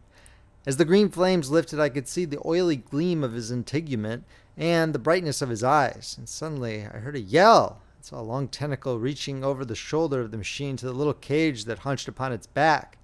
Then something struggling violently, was lifted high against the sky, a black vague enigma against the starlight, and as this black object came down again, I saw by the green brightness that it was a man. For an instant he was clearly visible. He was a stout, ruddy, middle-aged man, well-dressed. 3 days before he must have been walking the world, a man of considerable consequence. I could see his staring eyes and gleams of light on his studs and watch chain. He vanished behind the mound, and for a moment there was silence. And then began a shrieking and a sustained and cheerful hooting from the Martians. I slid down the rubbish, struggled to my feet, clapped my hands over my ears, and bolted into the scullery. The curate, who had been crouching silently with his arms over his head, looked up as I passed, cried out quite loudly at my desertion of him, and came running after me. That night, as we lurked in the scullery, balanced between our horror and the terrible fascination this peeping had, although I felt an urgent need of action, I tried in vain to conceive some plan of escape. But afterwards, during the second day, I was able to consider our position with great clearness. The curate, I found, was quite incapable of discussion. This new and culminating atrocity had robbed him of all vestiges of reason and forethought. Practically, he had already sunk to the level of an animal. But, as the saying goes, I gripped myself with both hands. It grew upon my mind, once I could face the facts, that terrible as our position was, there was as yet no justification for absolute despair. Our chief chance lay in the possibility of the Martians making the pit nothing more than a temporary encampment. Or even if they kept it permanently, they might not consider it necessary to guard it, and a chance of escape might be afforded us. I also weighed very carefully the possibility of our digging a way out in a direction away from the pit, but the chances of our emerging within sight of some sentinel fighting machine seemed at first too great. And I should have had to do all the digging myself. The curate would certainly have failed me. It was on the third day, if my memory served me right, that I saw the lad killed. It was the only occasion on which I actually saw the Martians feed. After that experience, I avoided the hole in the wall for the better part of a day. I went into the scullery, removed the door, and spent some hours digging with my hatchet as silently as possible. But when I had made a hole about a couple of feet deep, the loose earth collapsed noisily, and I did not dare continue. I lost heart and lay down on the scullery floor for a long time, having no spirit even to move, and after that I abandoned altogether the idea of escaping by excavation. It says much for the impression the Martians had made upon me that at first I entertained little or no hope of our escape being brought about by their overthrow through any human effort. But on the fourth or fifth night I heard a sound like heavy guns. It was very late in the night and the moon was shining brightly. The Martians had taken away the excavating machine and, save for a fighting machine that stood in the remoter bank of the pit and a handling machine that was buried out of my sight in a corner of the pit immediately beneath my peephole, the place was deserted by them. Except for the pale glow from the handling machine and the bars and patches of white moonlight, the pit was in darkness and, except for the clinking of the handling machine, quite still. That night was a beautiful serenity. Save for one planet, the moon seemed to have the sky to herself. I heard a dog howling, that familiar sound it was that made me listen. Then I heard quite distinctly a booming, exactly like the sound of great guns. 6 distinct reports I counted, and after a long interval, 6 again. And that was all. End of chapter. If you are enjoying this reading from Friendly Frog Press, please make sure to subscribe and hit that like button. If you'd like to purchase a copy of this book, it is available on Amazon in eBook and paperback, and it is available on Audible as an audiobook. The links are in the description below, or you can check out friendlyfrogpress.com for purchasing options. The War of the Worlds by H.G. Wells, narrated by Paul Beauheart. Chapter 4, The Death of the Curate. It was on the 6th day of our imprisonment that I peeped for the last time, and presently found myself alone. Instead of keeping close to me and trying to oust me from the slit, the curate had gone back into the scullery. I was struck by the sudden thought. I went back quickly and quietly into the scullery. In the darkness I heard the curate drinking. I snatched in the darkness, and my fingers caught a bottle of Burgundy. For a few minutes there was a tussle. The bottle struck the floor and broke, and I desisted and rose. We stood panting and threatening each other. In the end, I planted myself between him and the food and told him of my determination to begin a discipline. I divided the food in the pantry into rations to last us 10 days. I would not let him eat any more that day. In the afternoon, he made a feeble effort to get at the food. I had been dozing, but an instant I was awake. All day and all night we sat face to face, I wary but resolute, and he weeping and complaining of his immediate hunger. It was, I know, a night and a day, but to me it seems now, an interminable length of time. And so our widening compatibility ended at last in open conflict. For 2 vast days we struggled in undertones and wrestling contests. There were times when I beat and kicked him madly, times when I cajoled and persuaded him, and once I tried to bribe him with the last bottle of Burgundy, for there was a rainwater pump from which I could get water. But neither force nor kindness availed. He was indeed beyond reason. He would neither desist from his attacks on the food nor from his noisy babbling to himself. The rudimentary precautions to keep our imprisonment endurable he would not observe. Slowly I began to realize the complete overthrow of his intelligence, to perceive that my sole companion in this close and sickly darkness was a man insane. From certain vague memories I am inclined to think my own mind wandered at times. I had strange and hideous dreams whenever I slept. It sounds paradoxical, but I am inclined to think that the weakness and insanity of the curate warned me, braced me, and kept me a sane man. On the 8th day he began to talk aloud instead of whispering. Nothing I could do would moderate his speech. "It is just, O God," he would say over and over again, "it is just.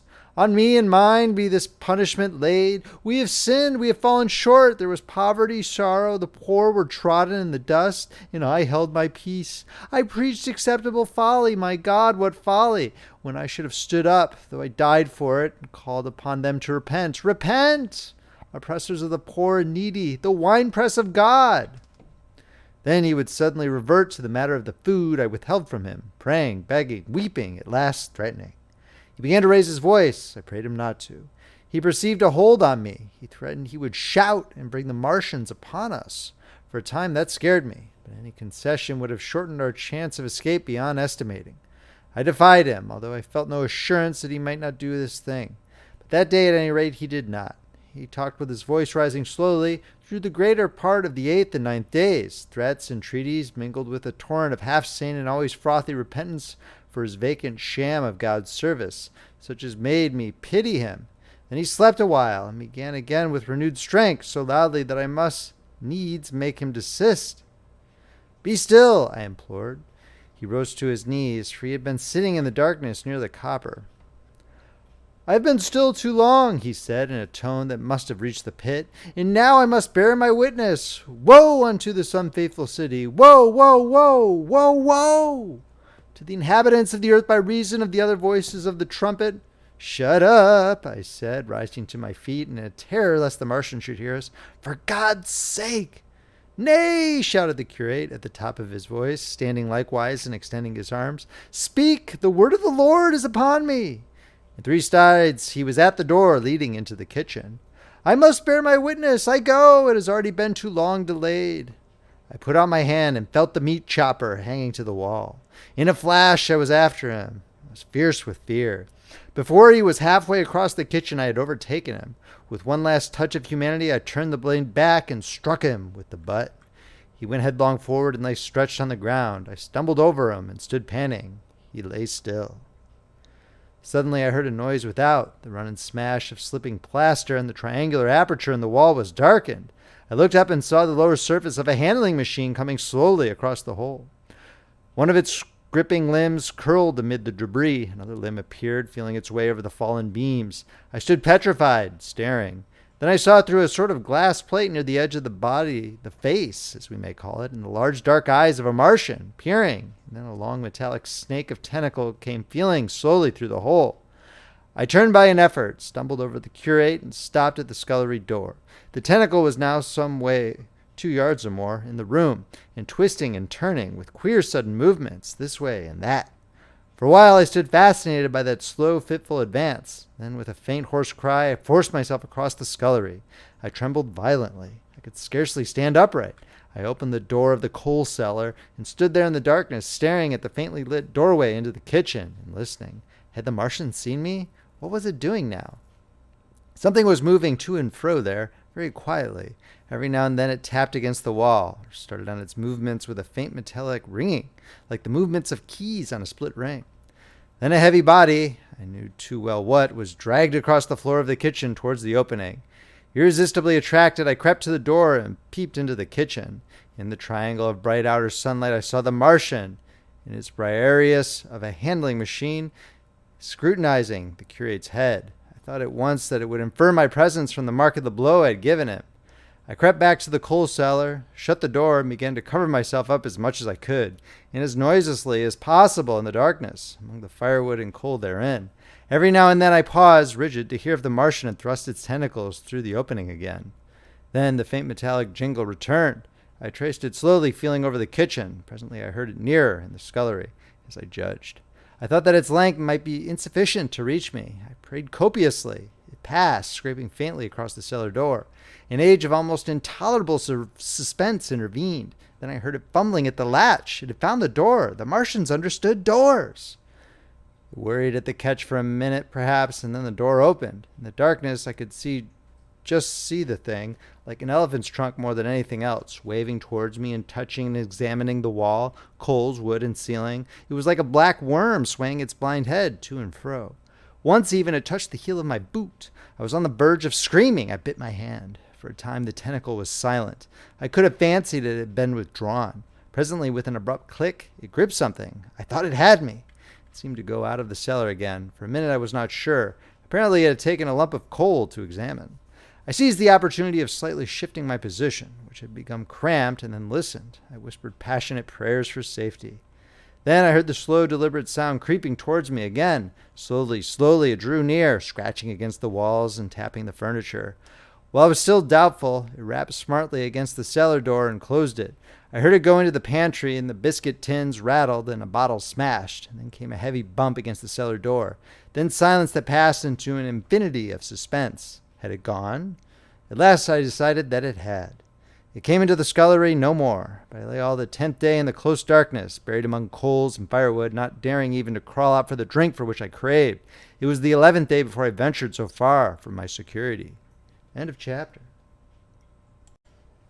The War of the Worlds by H.G. Wells, narrated by Paul Beauheart, Chapter 5, The Stillness. My first act before I went into the pantry was to fasten the door between the kitchen and the scullery. But the pantry was empty. Every scrap of food had gone. Apparently the Martian had taken it all on the previous day. At that discovery I despaired for the first time. I took no food or no drink either, on the 11th or the 12th day. At first my mouth and throat were parched, and my strength ebbed sensibly. I sat about in the darkness of the scullery in a state of despondent wretchedness. My mind ran on eating. I thought I had become deaf, for the noises of movement I had been accustomed to hear from the pit had ceased absolutely. I did not feel strong enough to crawl noiselessly to the peephole, or I would have gone there. On the 12th day my throat was so painful that, taking the chance of alarming the Martians, I attacked the creaking rainwater pump that stood by the sink and got a couple of glassfuls of blackened and tainted rainwater. I was greatly refreshed by this, and emboldened by the fact that no inquiring tentacle followed the noise of my pumping. During these days, in a rambling, inconclusive way, I thought much of the curate and of the manner of his death. On the 13th day I drank some more water, and dozed and thought disjointedly of eating and of vague impossible plans of escape. Whenever I dozed I dreamt of horrible phantasms, of the death of the curate, or of sumptuous dinners. But asleep or awake I felt a keen pain that urged me to drink again and again. The light that came into the scullery was no longer gray, but red. To my disordered imagination, it seemed the color of blood. On the fourth day, I went into the kitchen, and I was surprised to find that the fronds of the red weed had grown right across the hole in the wall, turning the half-light of the place into a crimson-colored obscurity. It was early on the 15th day that I heard a curious familiar sequence of sounds in the kitchen, and listening, identified it as the snuffing and scratching of a dog. Going into the kitchen, I saw a dog's nose peering in through a break among the ruddy fronds. This greatly surprised me. At the scent of me, he barked shortly. I thought if I could induce him to come into the place quietly, I should be able, perhaps, to kill and eat him. In any case, it would be advisable to kill him, lest his action attracted the attention of the Martians. I crept forward, saying, "Good dog," very softly, but he suddenly withdrew his head and disappeared. I listened. I was not deaf, but certainly the pit was still. I heard a sound like the flutter of a bird's wings and a horse croaking, but that was all. For a long while I lay close to the peephole, but not daring to move aside the red plants that obscured it. Once or twice I heard a faint pitter-patter like the feet of the dog going hither and thither on the sand far below me, and there were more bird-like sounds, but that was all. At length, encouraged by the silence, I looked out. Except in the corner where a multitude of crows hopped and fought over the skeletons of the dead the Martians had consumed, there was not a living thing in the pit. I stared about me, scarcely believing my eyes. All the machinery had gone, save for the big mound of grayish-blue powder in one corner, certain bars of aluminum in another, the blackbirds, and the skeletons of the killed. The place was merely an empty circular pit in the sand. Slowly I thrust myself out through the red weed and stood upon the mound of rubble. I could see in any direction save behind me, to the north, and neither Martians nor sign of Martians were to be seen. The pit dropped sheerly from my feet, but a little way along the rubbish afforded a practicable slope to the summit of the ruins. My chance of escape had come. I began to tremble. I hesitated for some time, and then in a gust of desperate resolution, and with a heart that throbbed violently, I scrambled to the top of the mound in which I had been buried so long. I looked about again. To the northward, too, no Martian was visible. When I had last seen this part of Sheen in the daylight, it had been a straggling street of comfortable white and red houses, interspersed with abundant shady trees. Now I stood on a mound of smashed brickwork, clay, and gravel, over which spread a multitude of red cactus-shaped plants knee-high, without a solitary terrestrial growth to dispute their footing. The trees near me were dead and brown, but further a network of red threads scaled the still living stems. The neighboring houses had all been wrecked, but none had been burned. Their walls stood, sometimes to the second story, with smashed windows and shattered doors. The red weed grew tumultuously in their roofless rooms. Below me was the great pit, with the crows struggling for its refuse. A number of other birds hopped about among the ruins. Far away I saw a gaunt cat slink crouchingly along a wall, but traces of men there were none. The day seemed, by contrast with my recent confinement, dazzlingly bright, the sky a glowing blue. A gentle breeze kept the red weed that covered every scrap of unoccupied ground gently swaying. And oh, the sweetness of the air. End of chapter. War of the Worlds by H.G. Wells, narrated by Paul Beauheart. Chapter 6, The Work of 15 Days. For some time I stood tottering on the mound regardless of my safety. Within that noisome den from which I had emerged, I had thought with a narrow intensity only of our immediate security. I had not realized what had been happening to the world, had not anticipated this startling vision of unfamiliar things. I had expected to see Sheen in ruins. I found about me the landscape, weird and lurid, of another planet. For that moment I touched on emotion beyond the common range of men, yet one that the poor brutes we dominate know only too well. I felt as a rabbit might feel returning to his burrow and suddenly confronted by the work of a dozen busy navvies digging the foundations of a house. I felt the first inkling of a thing that presently grew quite clear in my mind, that oppressed me for many days, a sense of dethronement, a persuasion that I was no longer a master, but an animal among the animals, under the Martian heel. With us it would be as with them, to lurk and watch, to run and hide. The fear and empire of man had passed away. But so soon as this strangeness had been realized, it passed, and my dominant motive became the hunger of my long and dismal fast. In the direction away from the pit I saw, beyond a red-covered wall, a patch of garden ground unburied. This gave me a hint, and I went knee-deep, and sometimes neck-deep, in the red weed. The density of the weed gave me a reassuring sense of hiding. The wall was some 6 feet high, and when I attempted to clamber it, I found I could not lift my feet to the crest. So I went along by the side of it and came to a corner in a rockwork that enabled me to get to the top and tumble into the garden I coveted. Here I found some young onions, a couple of gladiolus bulbs, and a quantity of immature carrots, all of which I secured, and scrambling over a ruined wall, went on my way through scarlet and crimson trees towards Kew. It was like walking through an avenue of gigantic blood drops, possessed with two ideas: to get more food and to limp, as soon and as far as my strength permitted, out of the accursed unearthly region of the pit. Some way farther, in a grassy place, was a group of mushrooms, which I also devoured. And then I came upon a brown sheet of flowing shallow water where meadows used to be. These fragments of nourishment served only to whet my hunger. At first, I was surprised at this food in a hot, dry summer, but afterwards I discovered that it was caused by the tropical exuberance of the red weed.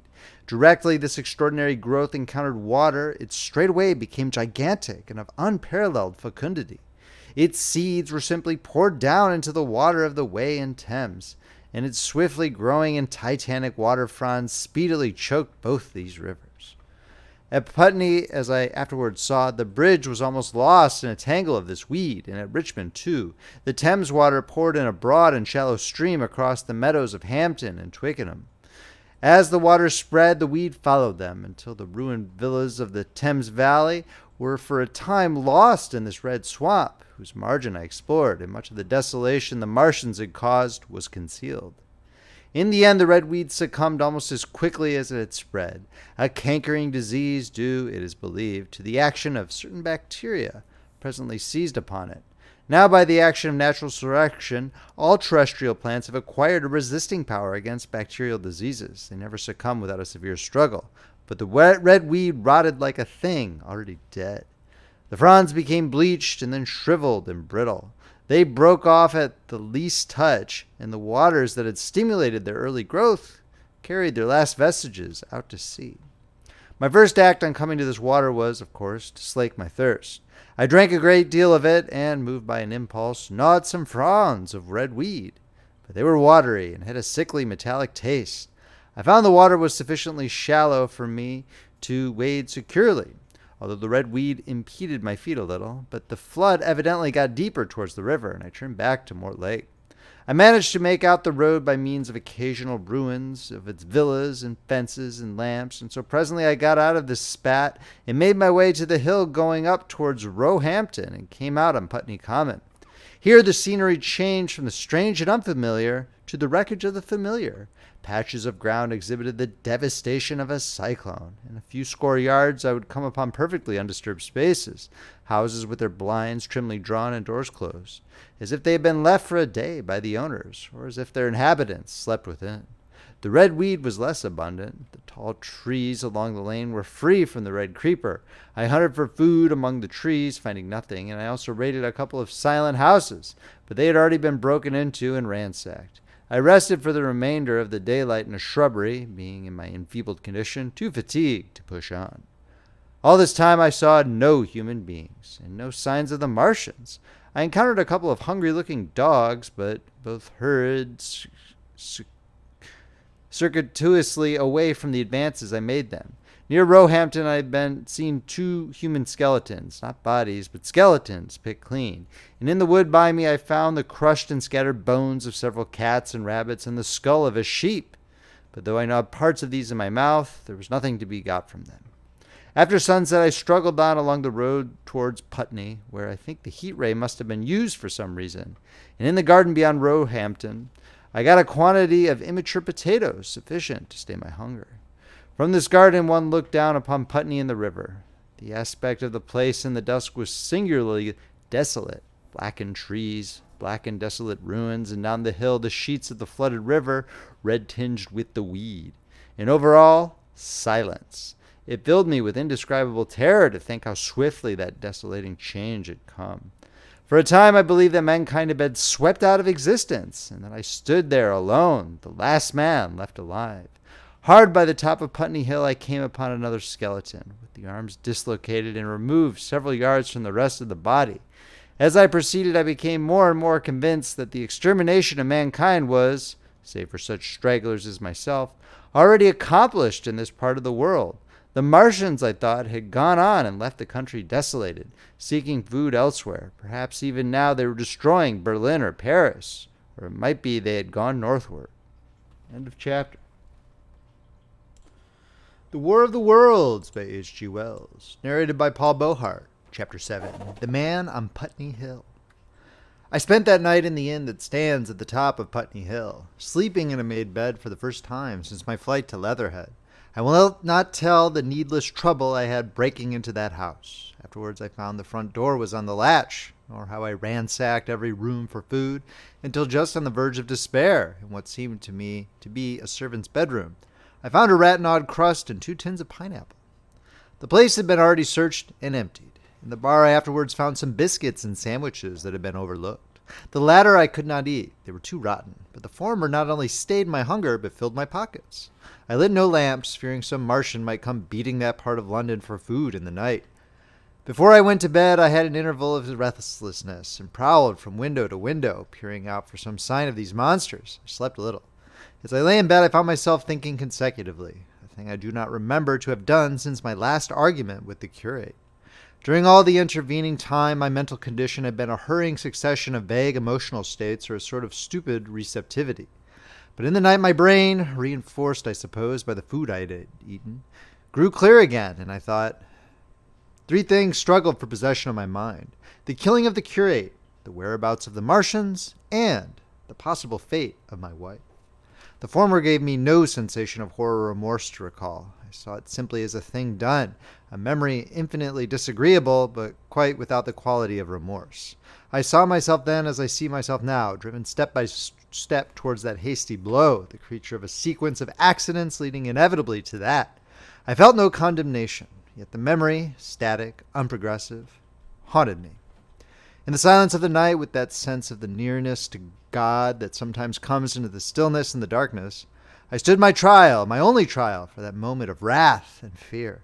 I retraced every step of our conversation from the moment when I had found him crouching beside me, heedless of my thirst, and pointing to the fire and smoke that streamed up from the ruins of Weybridge. We had been incapable of cooperation. Grim chance had taken no heed of that. Had I foreseen, I should have left him at Halliford, but I did not foresee. Crime is to foresee and do. And I set this down as I have set all this story down as it was. There were no witnesses. All these things I might have concealed, but I set it down, and the reader must form his judgment as he will. And when by an effort I had set aside that picture of a prostrate body, I faced the problem of the Martians and the fate of my wife. For the former I had no data. I could imagine 100 things, and so unhappily I could for the latter. And suddenly that night became terrible. I found myself sitting up in bed, staring at the dark. I found myself praying that the heat ray might have suddenly and painlessly struck her out of being. Since the night of my return from Leatherhead, I had not prayed. I had uttered prayers, fetish prayers. I prayed as heathens mutter charms when I was in extremity. But now I prayed indeed, pleading steadfastly and sanely, face to face with the darkness of God. Strange night. Strangest in this, that so soon as dawn had come, I, who had talked with God, crept out of the house like a rat leaving its hiding place, a creature scarcely larger, an inferior animal, a thing that for any passing whim of our masters might be hunted and killed. Perhaps they also prayed confidently to God. Surely, if we have learned nothing else, the war has taught us pity, pity for those witless souls that suffer our dominion. The morning was bright and fine, and the eastern sky glowed pink and was fretted with little golden clouds. In the road that runs from the top of Putney Hill to Wimbledon was a number of poor vestiges of the panic torrent that must have poured Londonward on the Sunday night after the fighting began. There was a little 2-wheeled cart inscribed with the name of Thomas Law, greengrocer, New Malden, with a smashed wheel and an abandoned tin truck. There was a straw hat trampled into the now hardened mud, and at the top of West Hill a lot of blood-stained glass about the overturned water trough. My movements were languid, my plans of the vaguest. I had an idea of going to Leatherhead, though I knew that there I had the poorest chance of finding my wife. Certainly, unless death had overtaken them suddenly, my cousins and she would have fled thence. But it seemed to me I might find or learn there whither the Surrey people had fled. I knew I wanted to find my wife, that my heart ached for her in the world of men, but I had no clear idea how the finding might be done. I was also sharply aware now of my intense loneliness. From the corner I went, under cover of a thicket of trees and bushes, to the edge of Wimbledon Common, stretching wide and far. That dark expanse was lit in patches by yellow gorse and broom. There was no red weed to be seen, and as I prowled, hesitating on the verge of the open, the sun rose, flooding it all with light and vitality. I came upon a busy swarm of little frogs in a swampy place among the trees. I stopped to look at them, drawing a lesson from their stout resolve to live. And presently, turning suddenly with an odd feeling of being watched, I beheld something crouching amid a clump of bushes. I stood regarding this. I made a step towards it, and it rose up and became a man armed with a cutlass. I approached him slowly. He stood silent and motionless, regarding me. As I drew near, I perceived he was dressed in clothes as dusty and filthy as my own. He looked, indeed, as though he had been dragged through a culvert. Nearer, I distinguished the green slime of ditches mixing with the pale drab of dried clay and shiny coaly patches. His black hair fell over his eyes, and his face was dark and dirty and sunken, so that at first I did not recognize him. There was a red cut across the lower part of his face. "Stop!" he cried, when I was within 10 yards of him, and I stopped. His voice was hoarse. "Where do you come from?" he said. I thought, surveying him. "I come from Mortlake," I said. "I was buried near the pit the Martians made about their cylinder. I've worked my way out and escaped." "There's no food about here," he said. "This is my country. All this hill down to the river and back to Clapham, and up to the edge of the common. There's only food for one. Which way are you going?" I answered slowly. "I don't know," I said. "I've been buried in the ruins of a house 13 or 14 days. I don't know what has happened." He looked at me doubtfully, then started and looked with a changed expression. "No wish to stop about here," said I. "I think I shall go to Leatherhead, for my wife was there." He shot out a pointing finger. "It is you," said he, "the man from Woking, and you weren't killed at Weybridge?" I recognized him at the same moment. "You were the artillerymen who came into my garden."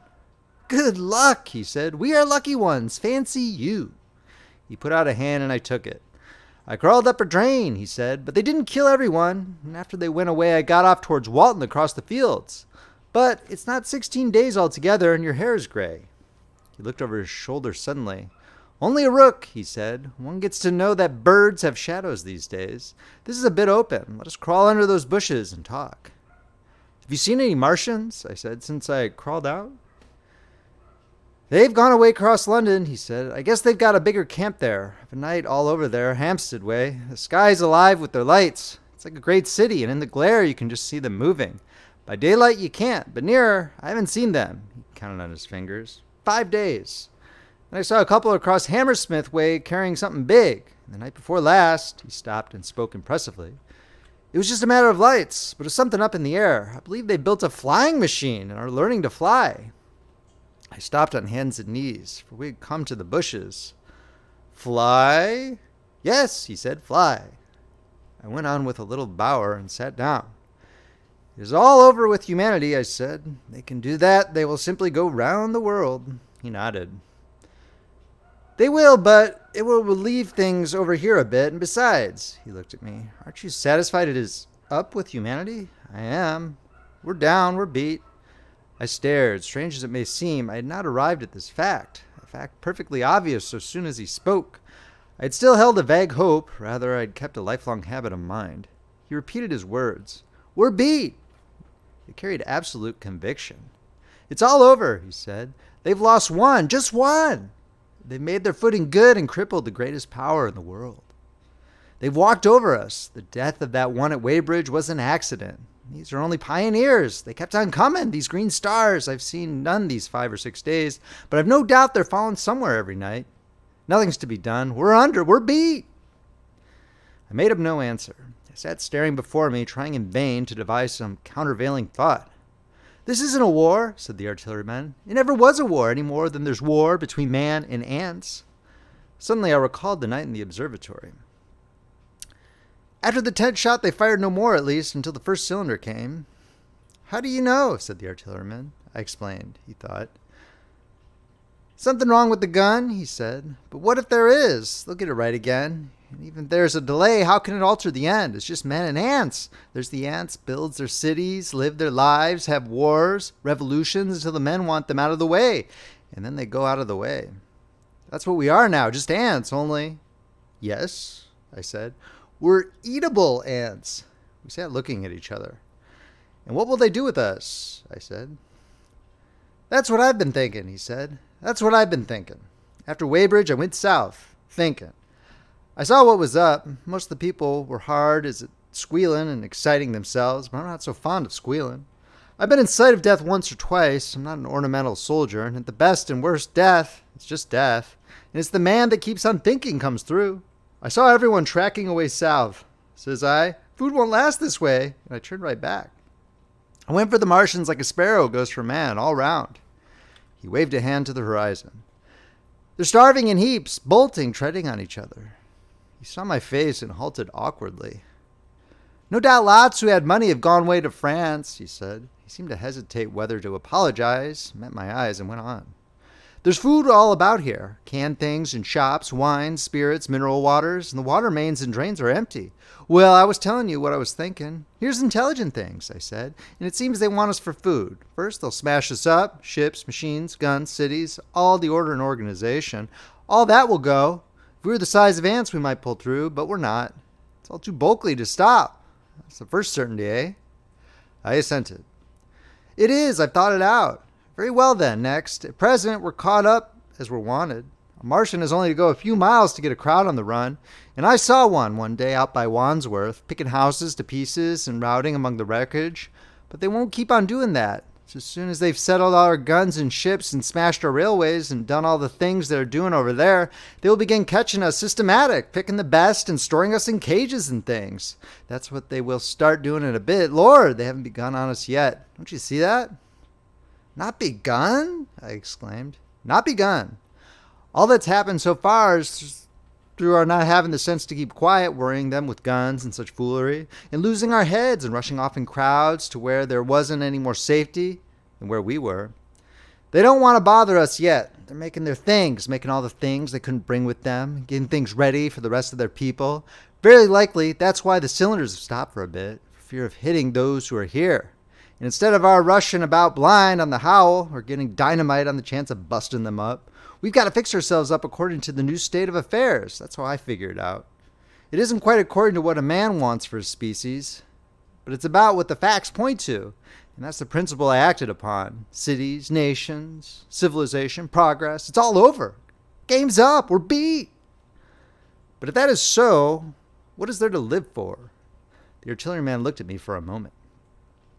There won't be any more blessed concerts for 1,000,000 years or so. There won't be any Royal Academy of Arts and no nice little feeds at restaurants. If it's amusement you're after, I reckon this game is up. If you got any drawing room manners or dislike to eating peas with a knife or dropping itches, you better chuck 'em away. They ain't no further use. You mean? I mean that men like me are gonna go on living for the sake of the breed. I tell you, I'm grim set on living. And if I'm not mistaken, you'll show what insides you've got, too, before long. We aren't going to be exterminated, and I don't mean to be caught either, and tamed and fattened and bred like a thundering ox. Ugh, fancy those brown creepers. You don't mean to say, I do, I'm going on, under their feet. I've got it planned, I've thought it out. We men are beat. We don't know enough. We've got to learn before we've got a chance. And we've got to live and keep independent while we learn, see? That's what has to be done.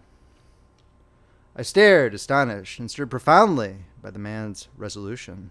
Great God, cried I, but you are a man indeed. And suddenly I gripped his hand. Eh? He said, with his eyes shining. I've thought it out, eh? Go on, I said. Well, those who mean to escape their catching must get ready. I'm getting ready, mind you. It isn't all of us that are made for wild beasts, and that's what it's got to be.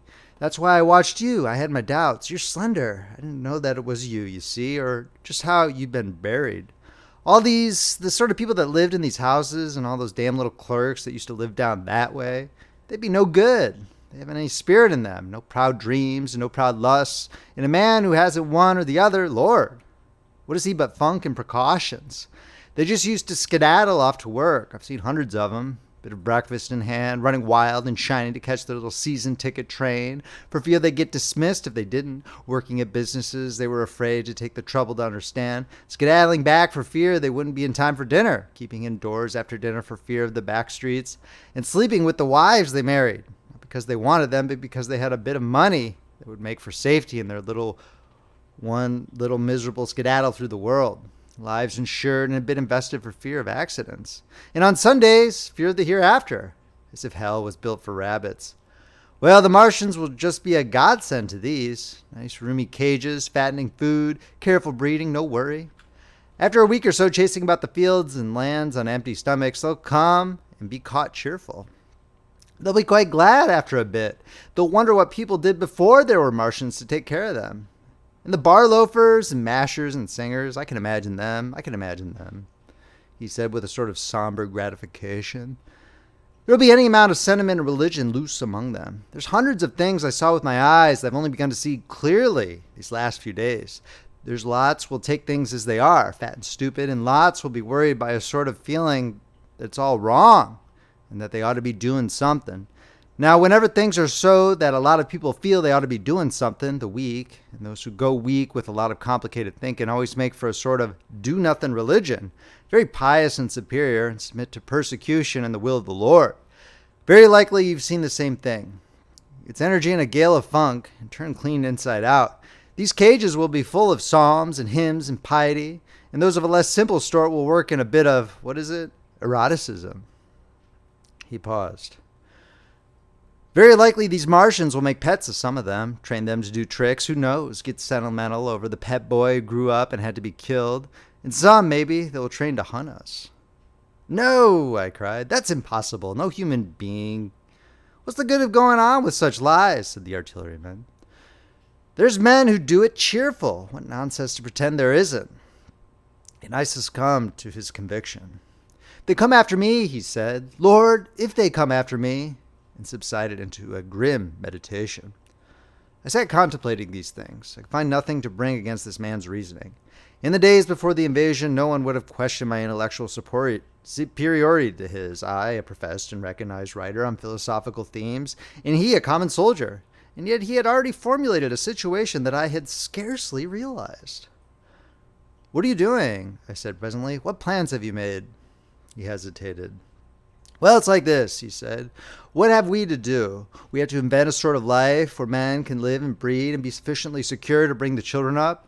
Yes, wait a bit and I'll make it clear what I think ought to be done. The tame ones will go like all tame beasts. In a few generations they'll be big, beautiful, rich-blooded, stupid, rubbish. The risk is that we who keep wild will go savage, degenerate into a sort of big savage rat. You see, how I mean to live is underground. I've been thinking about the drains. Of course, those who don't know drains think horrible things. But under this London are miles and miles, hundreds of miles, and a few days' rain, and London empty will leave them sweet and cleaned. The main drains are big enough and airy enough for anyone. Then there's cellars, vaults, stores from which bolting passages may be made to the drains, and the railway tunnels and subways, You begin to see, and we form a band, able-bodied, clean-minded men. We're not going to pick up any rubbish that drifts in. Weaklings go out again. As you meant me to go? Well, I parleyed, didn't I? We won't quarrel about that. Go on. Those who stop obey orders. Able-bodied, clean-minded women we want also, mothers and teachers. No lackadaisical ladies. No blasted rolling eyes. We can't have any weak or silly. Life is real again, and the useless and cumbersome and mischievous have to die. They ought to die. They ought to be willing to die. It's a sort of disloyalty, after all, to live and taint the race. And they can't be happy. Moreover, dying's done so dreadful. It's the funking makes it bad, and in all those places we shall gather, our district will be London. And we may even be able to keep a watch and run about in the open when the Martians keep away. Play cricket, perhaps? That's how we shall save the race, eh? It's a possible thing. But saving the race is nothing in itself. As I say, that's only being rats. It's saving our knowledge and adding to it is the thing. The men like you come in. There's books, there's models. We must make great safe places down deep and get all the books we can. Not novels and poetry swipes, but ideas, science books. That's where men like you come in. We must go to the British Museum and pick all those books through. Especially, we must keep up our science, learn more. We must watch these Martians. Some of us must go as spies. When it's all working, perhaps I will. Get caught, I mean. And the great thing is, we must leave the Martians alone. We mustn't even steal. If we get in their way, we clear out. We must show them we mean no harm. Yes, I know. But they're intelligent things. They won't hunt us down. They have all they want and think we're just harmless vermin. The artilleryman paused and laid a brown hand upon my arm. After all, it may not be so much. We may have to learn before. Just imagine this. 4 or 5 of their fighting machines suddenly starting off, heat rays right and left, and not a Martian in them. Not a Martian in them, but men. Men who have learned the way how. It may be in my time even those men. Fancy having one of them lovely things with its heat ray wide and free. Fancy having it in control. What would it matter if you smashed to smithereens at the end of the run after a bust like that? I reckon the Martians will open their beautiful eyes. Can't you see them, man? Can't you see them hurrying, puffing and blowing and hooting to their other mechanical affairs? Something out of gear in every case, and swish, bang, rattle, swish.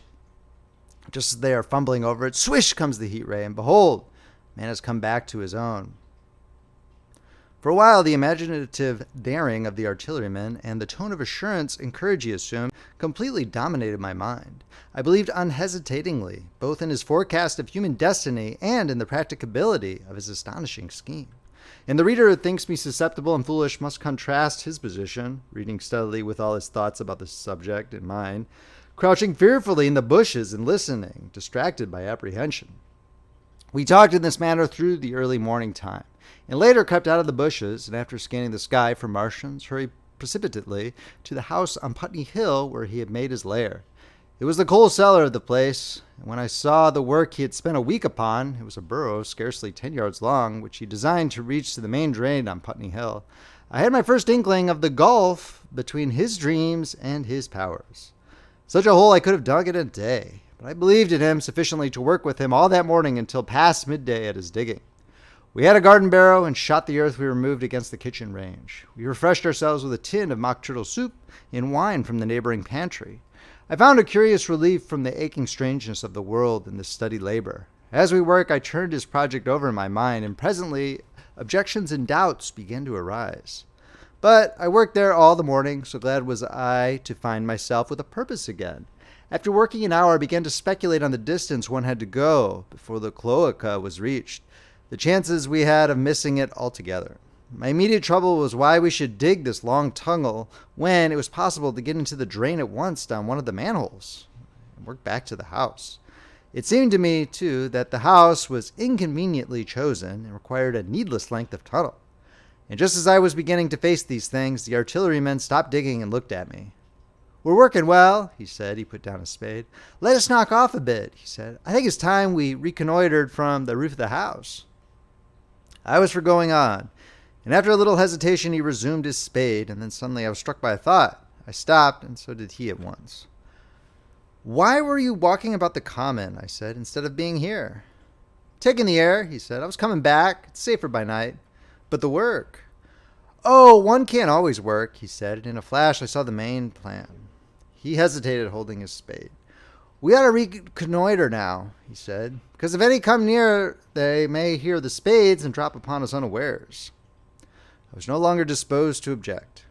We went together to the roof and stood on a ladder peeping out of the roof door. No Martians were to be seen, and we ventured out on the tiles and slipped down under shelter of the parapet. From this position, a shrubbery hid the greater portion of Putney, but we could see the river below, a bubbly mass of red weed, and the low parts of Lambeth flooded in red. The red creepers swarmed up the trees about the old palace, and their branches stretched gaunt and dead, set with shriveled leaves from amid its clusters. It was strange how entirely dependent both these things were upon flowing water for their propagation. About us neither had gained a footing. Laburnums, pink maize, snowballs, and trees of arbor vitae rose out of laurels and hydrangeas, green and brilliant into the sunlight. Beyond Kensington, dense smoke was rising, and that in a blue haze hid the northward hills. The artillerymen began to tell me of the sort of people who still remained in London. "One night last week," he said, "some fools got the electric light in order, and there was all Regent Street and the Circus ablaze, crowded with painted and ragged drunkards, men and women dancing and shouting till dawn. A man who was there told me. And as the day came, they became aware of a fighting machine standing nearby the Langham and looking down at them. Heaven knows how long he had been there. It must have given some of them a nasty turn. He came down the road towards them and picked up nearly 100 too drunk or frightened to run away." Grotesque gleam of a time no history will ever fully describe. From that, in answer to my questions, he came round to his grandiose plans again. He grew enthusiastic. He talked so eloquently of the possibility of capturing a fighting machine that I more than half believed in him again.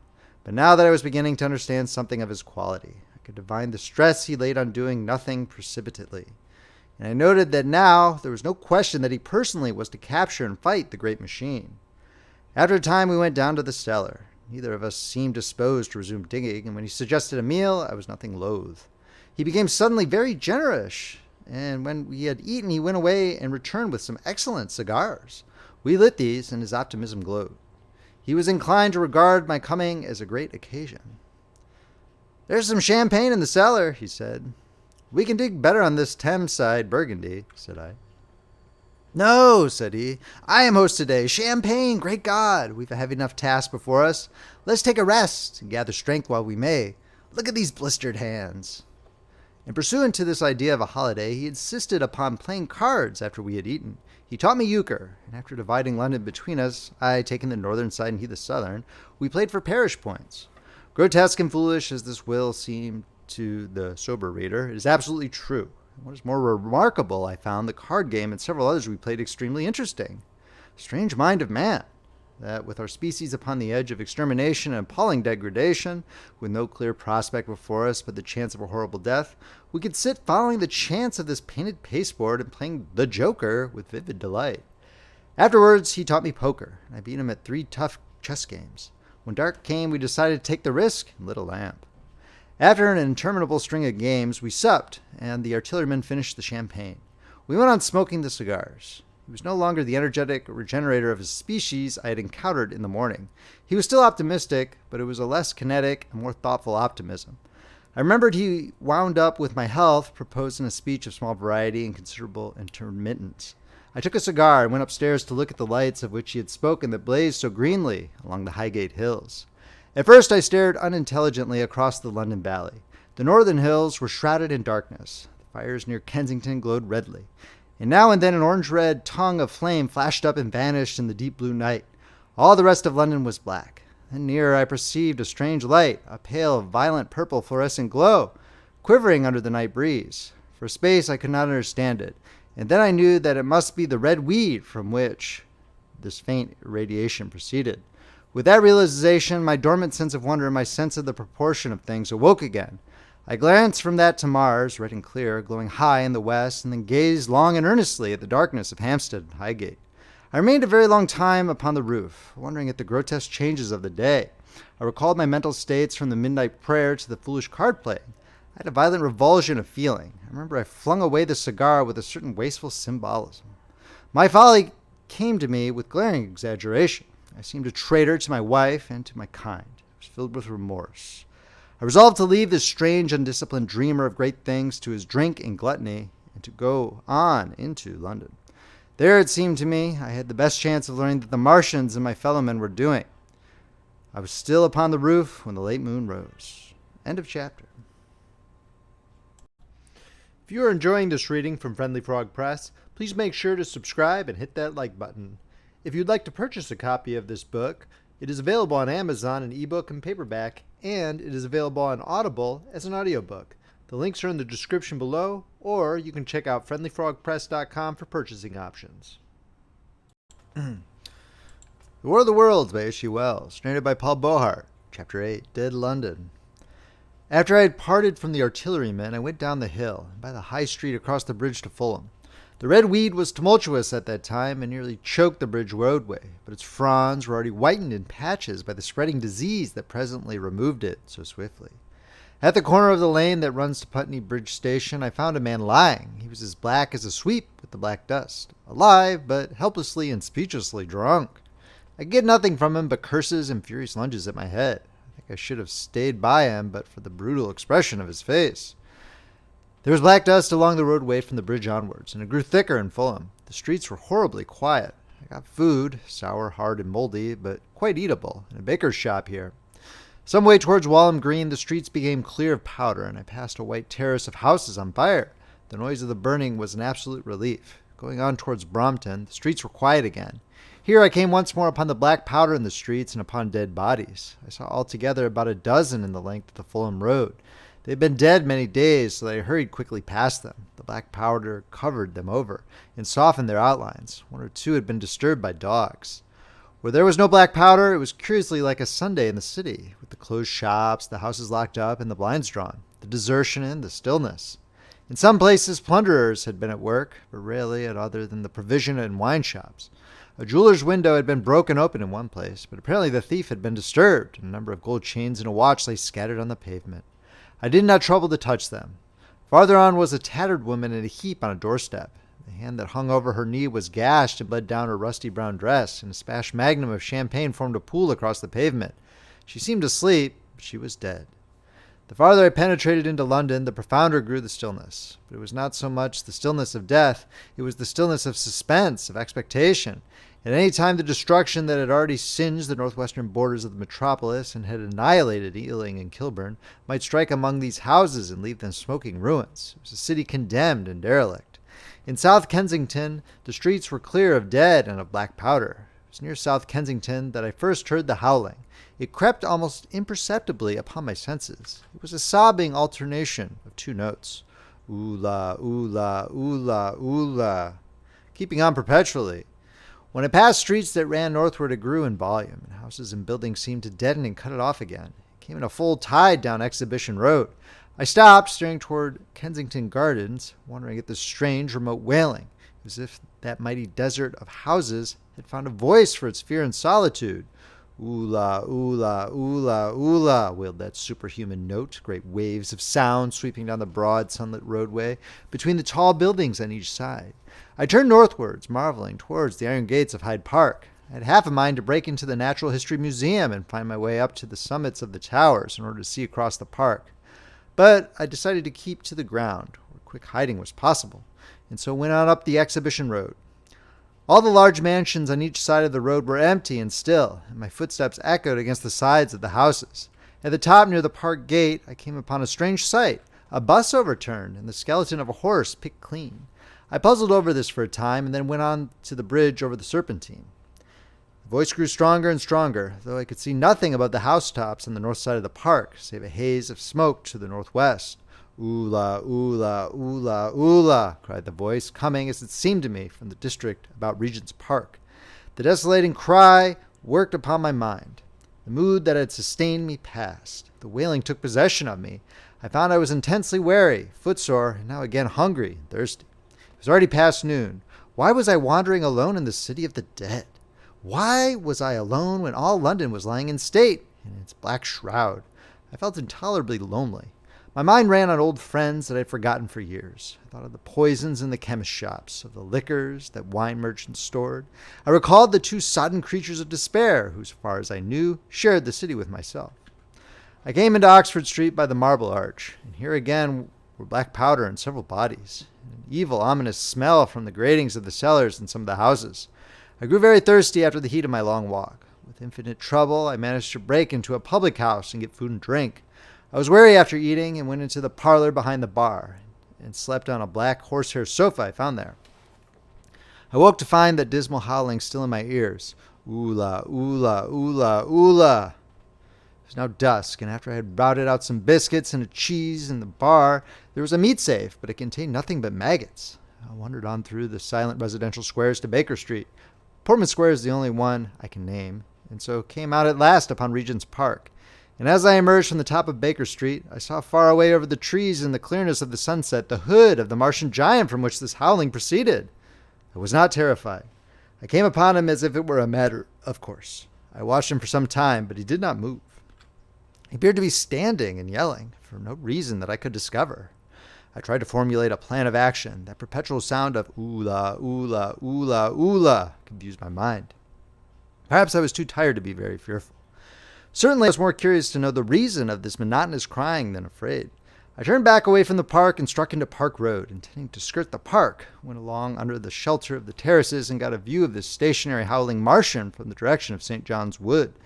A couple of 100 yards out of Baker Street, I heard a yelping chorus and saw first a dog with a piece of putrescent red meat in his jaws coming headlong towards me, and a pack of starving mongrels in pursuit of him.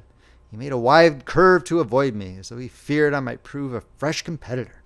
As the yelping died away down the silent road, the wailing sound of ooh-la, ooh-la, ooh-la, ooh-la reasserted itself. I came upon the wrecked handling machine halfway to St. John Wood Station. At first I thought a house had fallen across the road. It was only as I clambered among the ruins I saw, with a start, this mechanical Samson lying. with its tentacles bent and smashed and twisted, as if it had been driven blindly straight at the house and had been overwhelmed in its overthrow.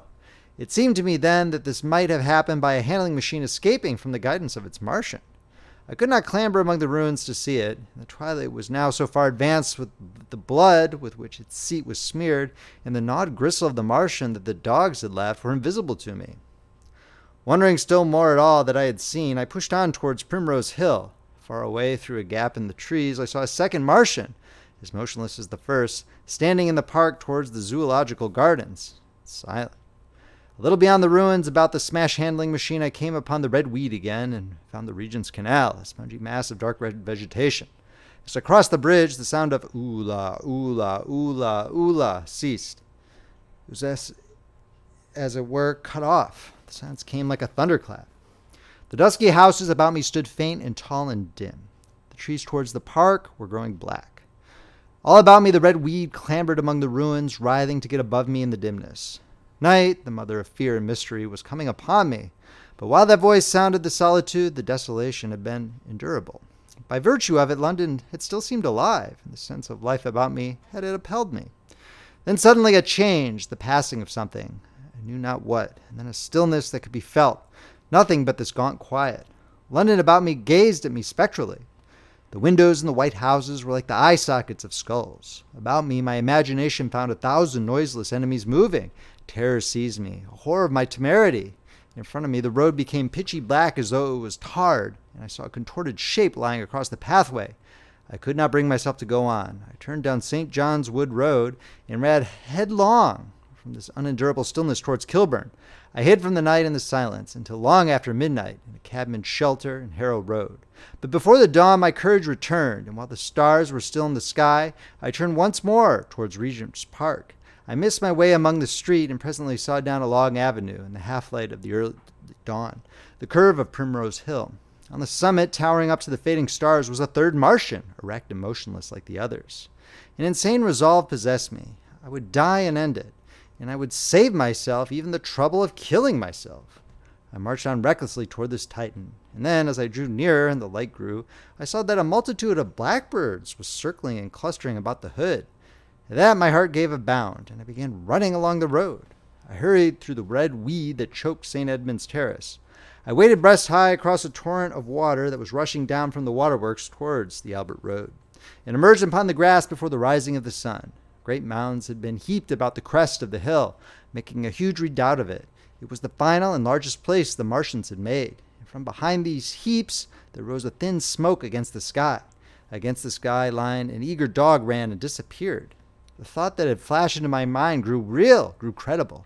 I felt no fear, only a wild trembling, exultation. I ran up the hill towards the motionless monster.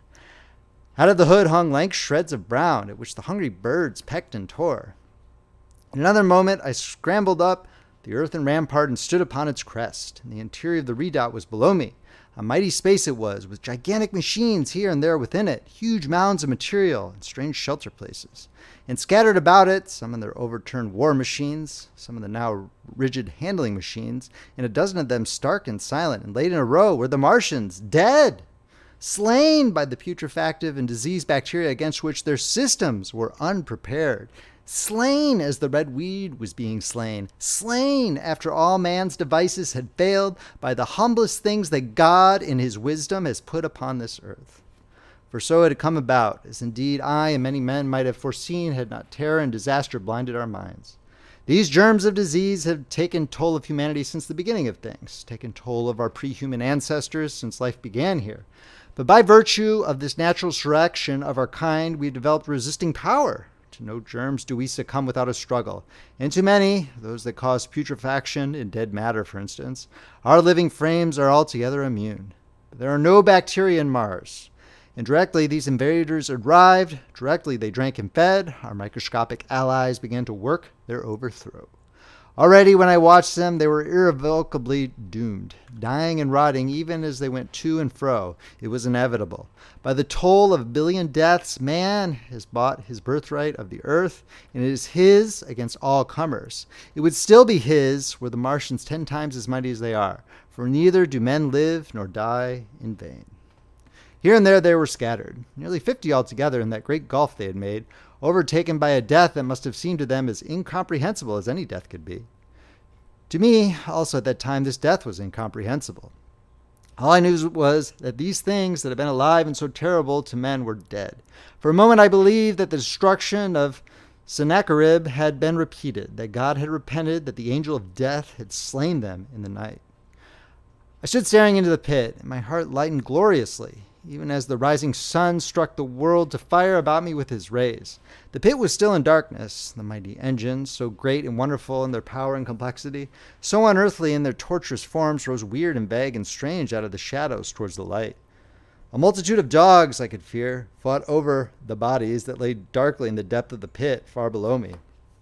Across the pit, on its farther lip, flat and vast and strange, lay the great flying machine with which they had been experimenting upon our denser atmosphere when decay and death arrested them.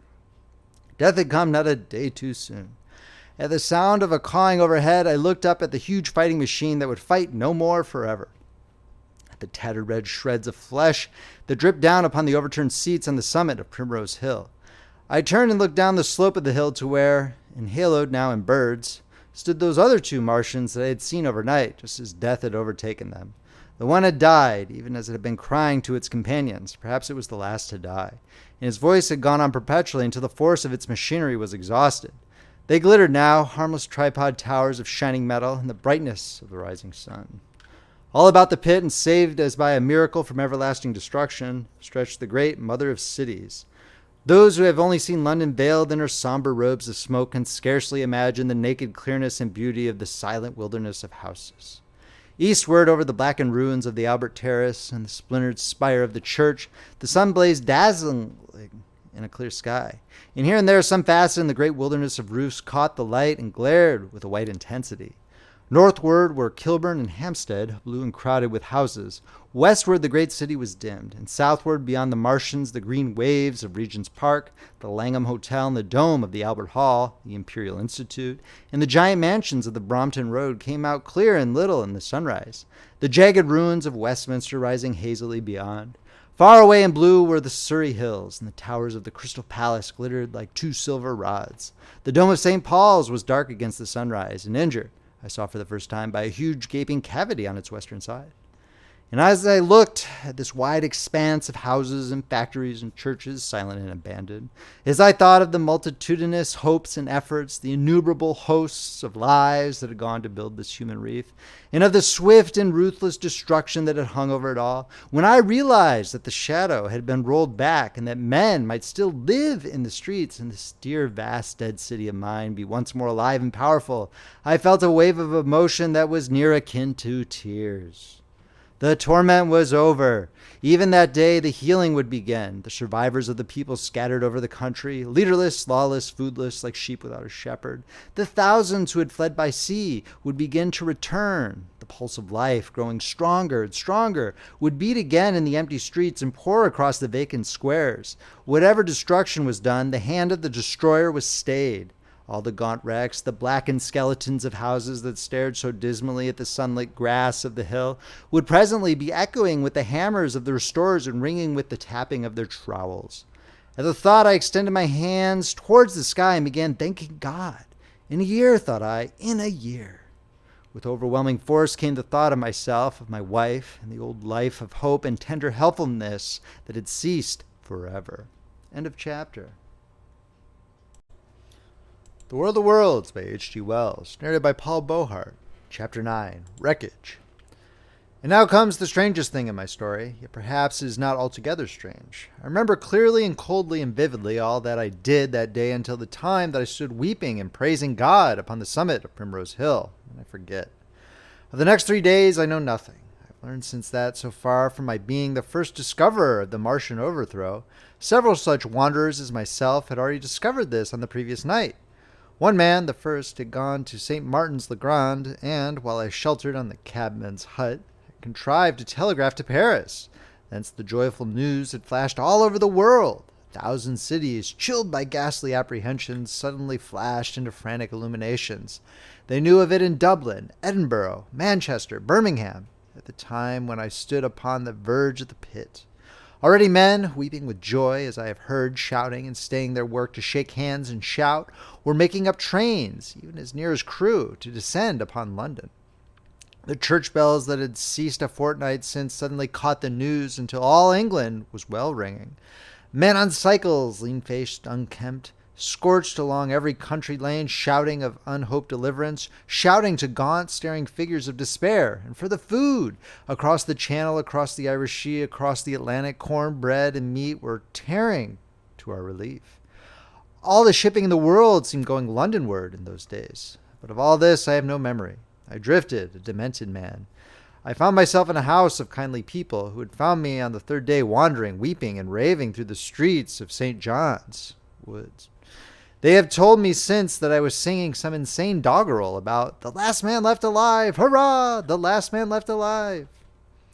Troubled as they were with their own affairs, these people, whose name, much as I would like to express my gratitude to them, I may not even give here, nevertheless cumbered themselves with me, sheltered me, and protected me from myself. Apparently they had learned something of my story from me during the days of my lapse.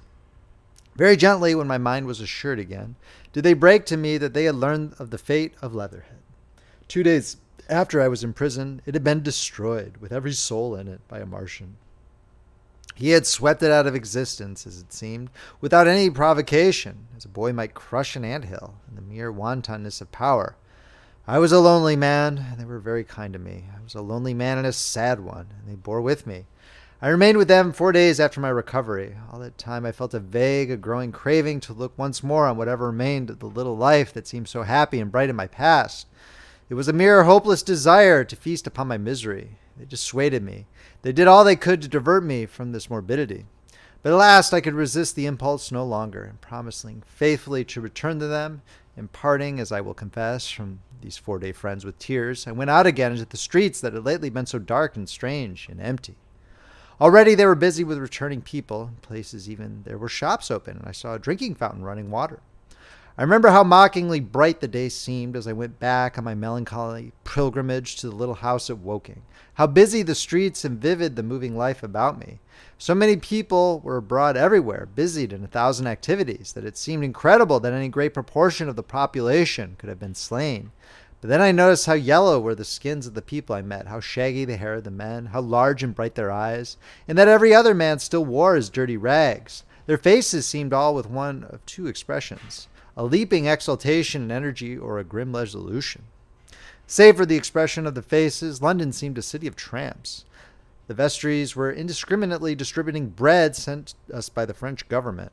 The ribs of the few horses showed dismally. Haggard special constables with white badges stood at the corners of every street.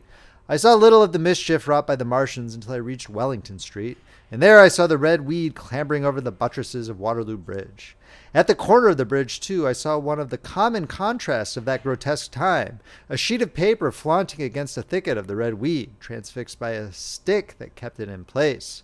It was the placard of the first newspaper to resume publication, the Daily Mail. I bought a copy for a blackened shilling I found in my pocket. Most of it was in blank, but the solitary compositor who did the thing had amused himself by making a grotesque scheme of advertisement stereo on the back page.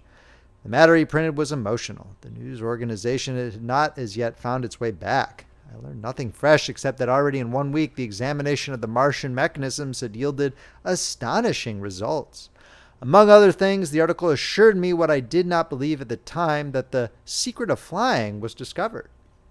At Waterloo, I found the free trains that were taking people to their homes. The first rush was already over. There were few people in the train, and I was in no mood for casual conversation. I got a compartment to myself and sat with folded arms, looking grayly at the sunlit devastation that flowed past the windows. And just outside the terminus, the train jolted over temporary rails, and on either side of the railway the houses were black in ruins. To Clapham Junction, the face of London was grimy with powder of the black smoke, in spite of 2 days of thunderstorms and rain. And at Clapham Junction, the line had been wrecked again. There were hundreds of out-of-work clerks and shopmen working side by side with the customary navvies, and we were jolted over a hasty relaying. All down the line, from there, the aspect of the country was gaunt and unfamiliar. Wimbledon particularly had suffered.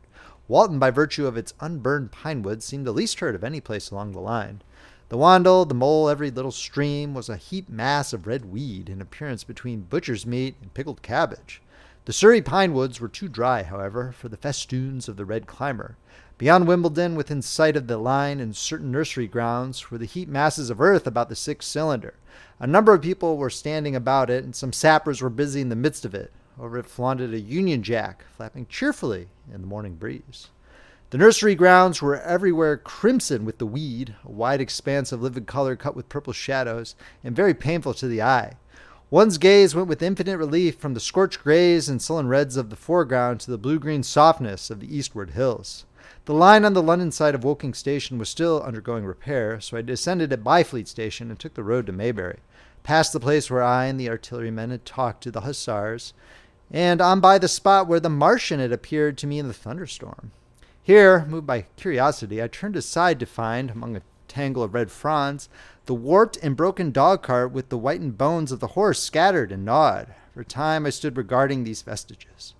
Then I returned through the pine wood, neck-high with red weed here and there, to find the landlord of the spotted dog had already found burial, and so came home past the College Arms. A man standing at an open cottage door greeted me by name as I passed. I looked at my house with a quick flash of hope that faded immediately. The door had been forced, it was unfastened, and was opening slowly as I approached. It slammed again. The curtains of my study fluttered out of the open window from which I and the artillerymen had watched the dawn. No one had closed it since. The smashed bushes were just as I had left them nearly 4 weeks ago. I stumbled into the hall, and the house felt empty. The stair carpet was ruffled and discolored where I had crouched, soaked to the skin from the thunderstorm the night of the catastrophe. Our muddy footsteps, I saw, still went up the stairs.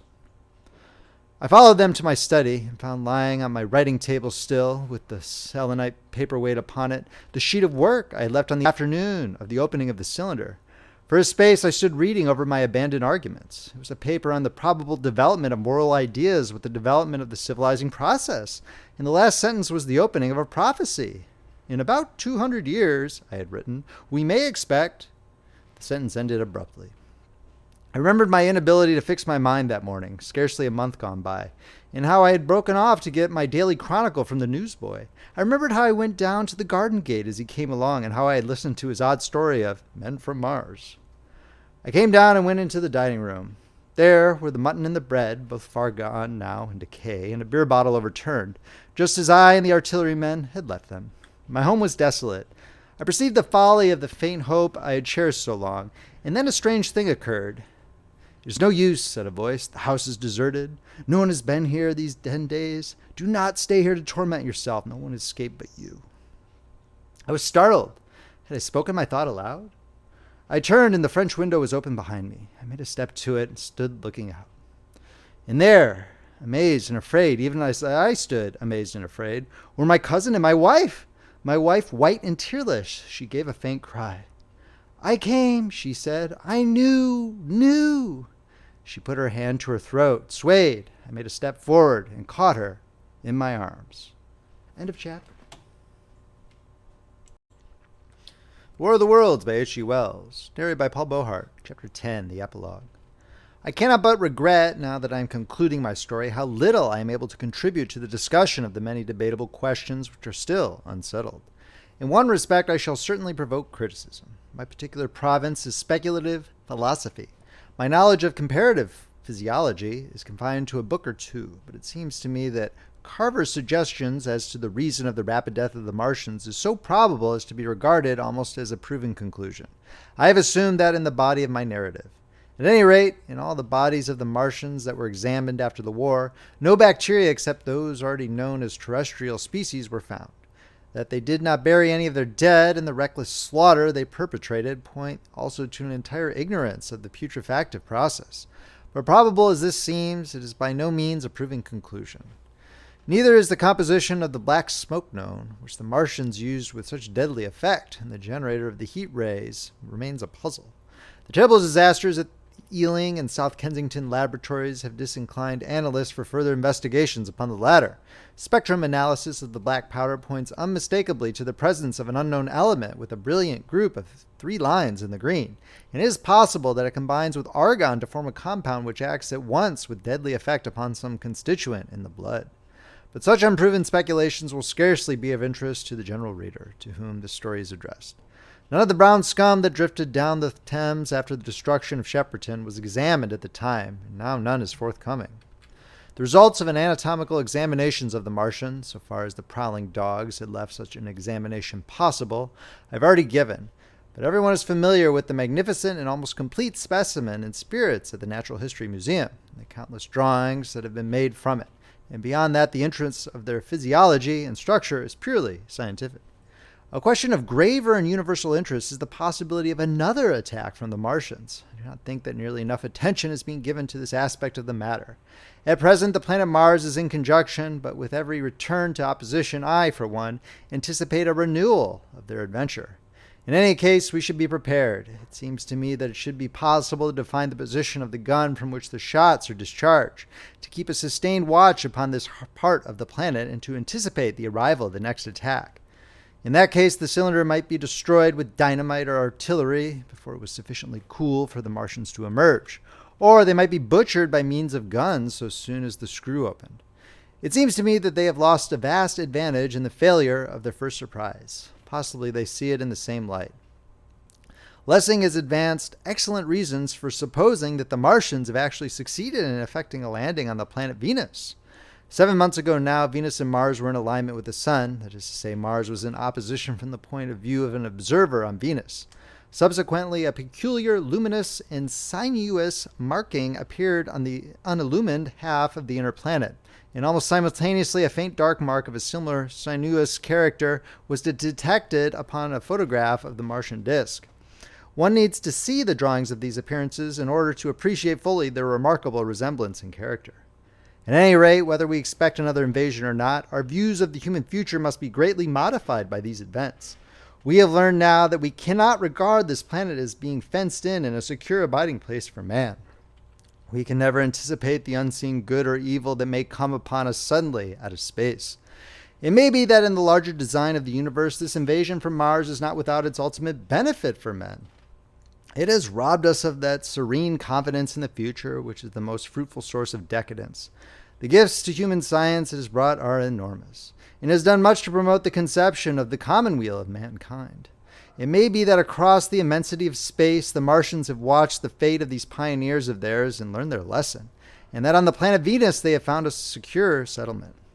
Be that as it may, for many years yet there still certainly be no relaxation of the eager scrutiny of the Martian disk, and those fiery darts of the sky the shooting stars will bring with them as they fall an unavoidable apprehension to all the sons of men. The broadening of men's views that has resulted can scarcely be exaggerated. Before the cylinder fell, there was a general persuasion that through all the deep of space no life existed beyond the petty surface of our minute sphere. Now we see further.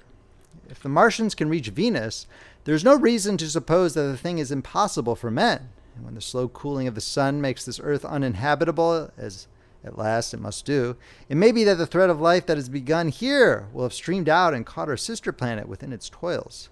Dim and wonderful is the vision I've conjured up in my mind of life spreading slowly from the little seedbed of the solar system throughout the inanimate vastness of sidereal space. But that is a remote dream. It may be, on the other hand, that the destruction of the Martians is only a reprieve. To them, and not to us, perhaps, is the future ordained. I must confess, the stress and danger of the time have left an abiding sense of doubt and insecurity in my mind. I sit in my study writing by lamplight, and suddenly I see again the healing valley below set with writhing flames, and feel the house behind and about me empty and desolate. I go out into the Byfleet Road, and vehicles pass me, a butcher boy in a cart, a cab full of visitors, a workman on a bicycle, children going to school. And suddenly they become vague and unreal, and I hurry again with the artillerymen through the hot, brooding silence. Of a night I see the black powder darkening the silent streets, and the contorted bodies shrouded in that layer. They rise upon me tattered and dog-bitten. They gibber and grow fiercer, paler, uglier, mad distortions of humanity at last. And I wake, cold and wretched, in the darkness of the night.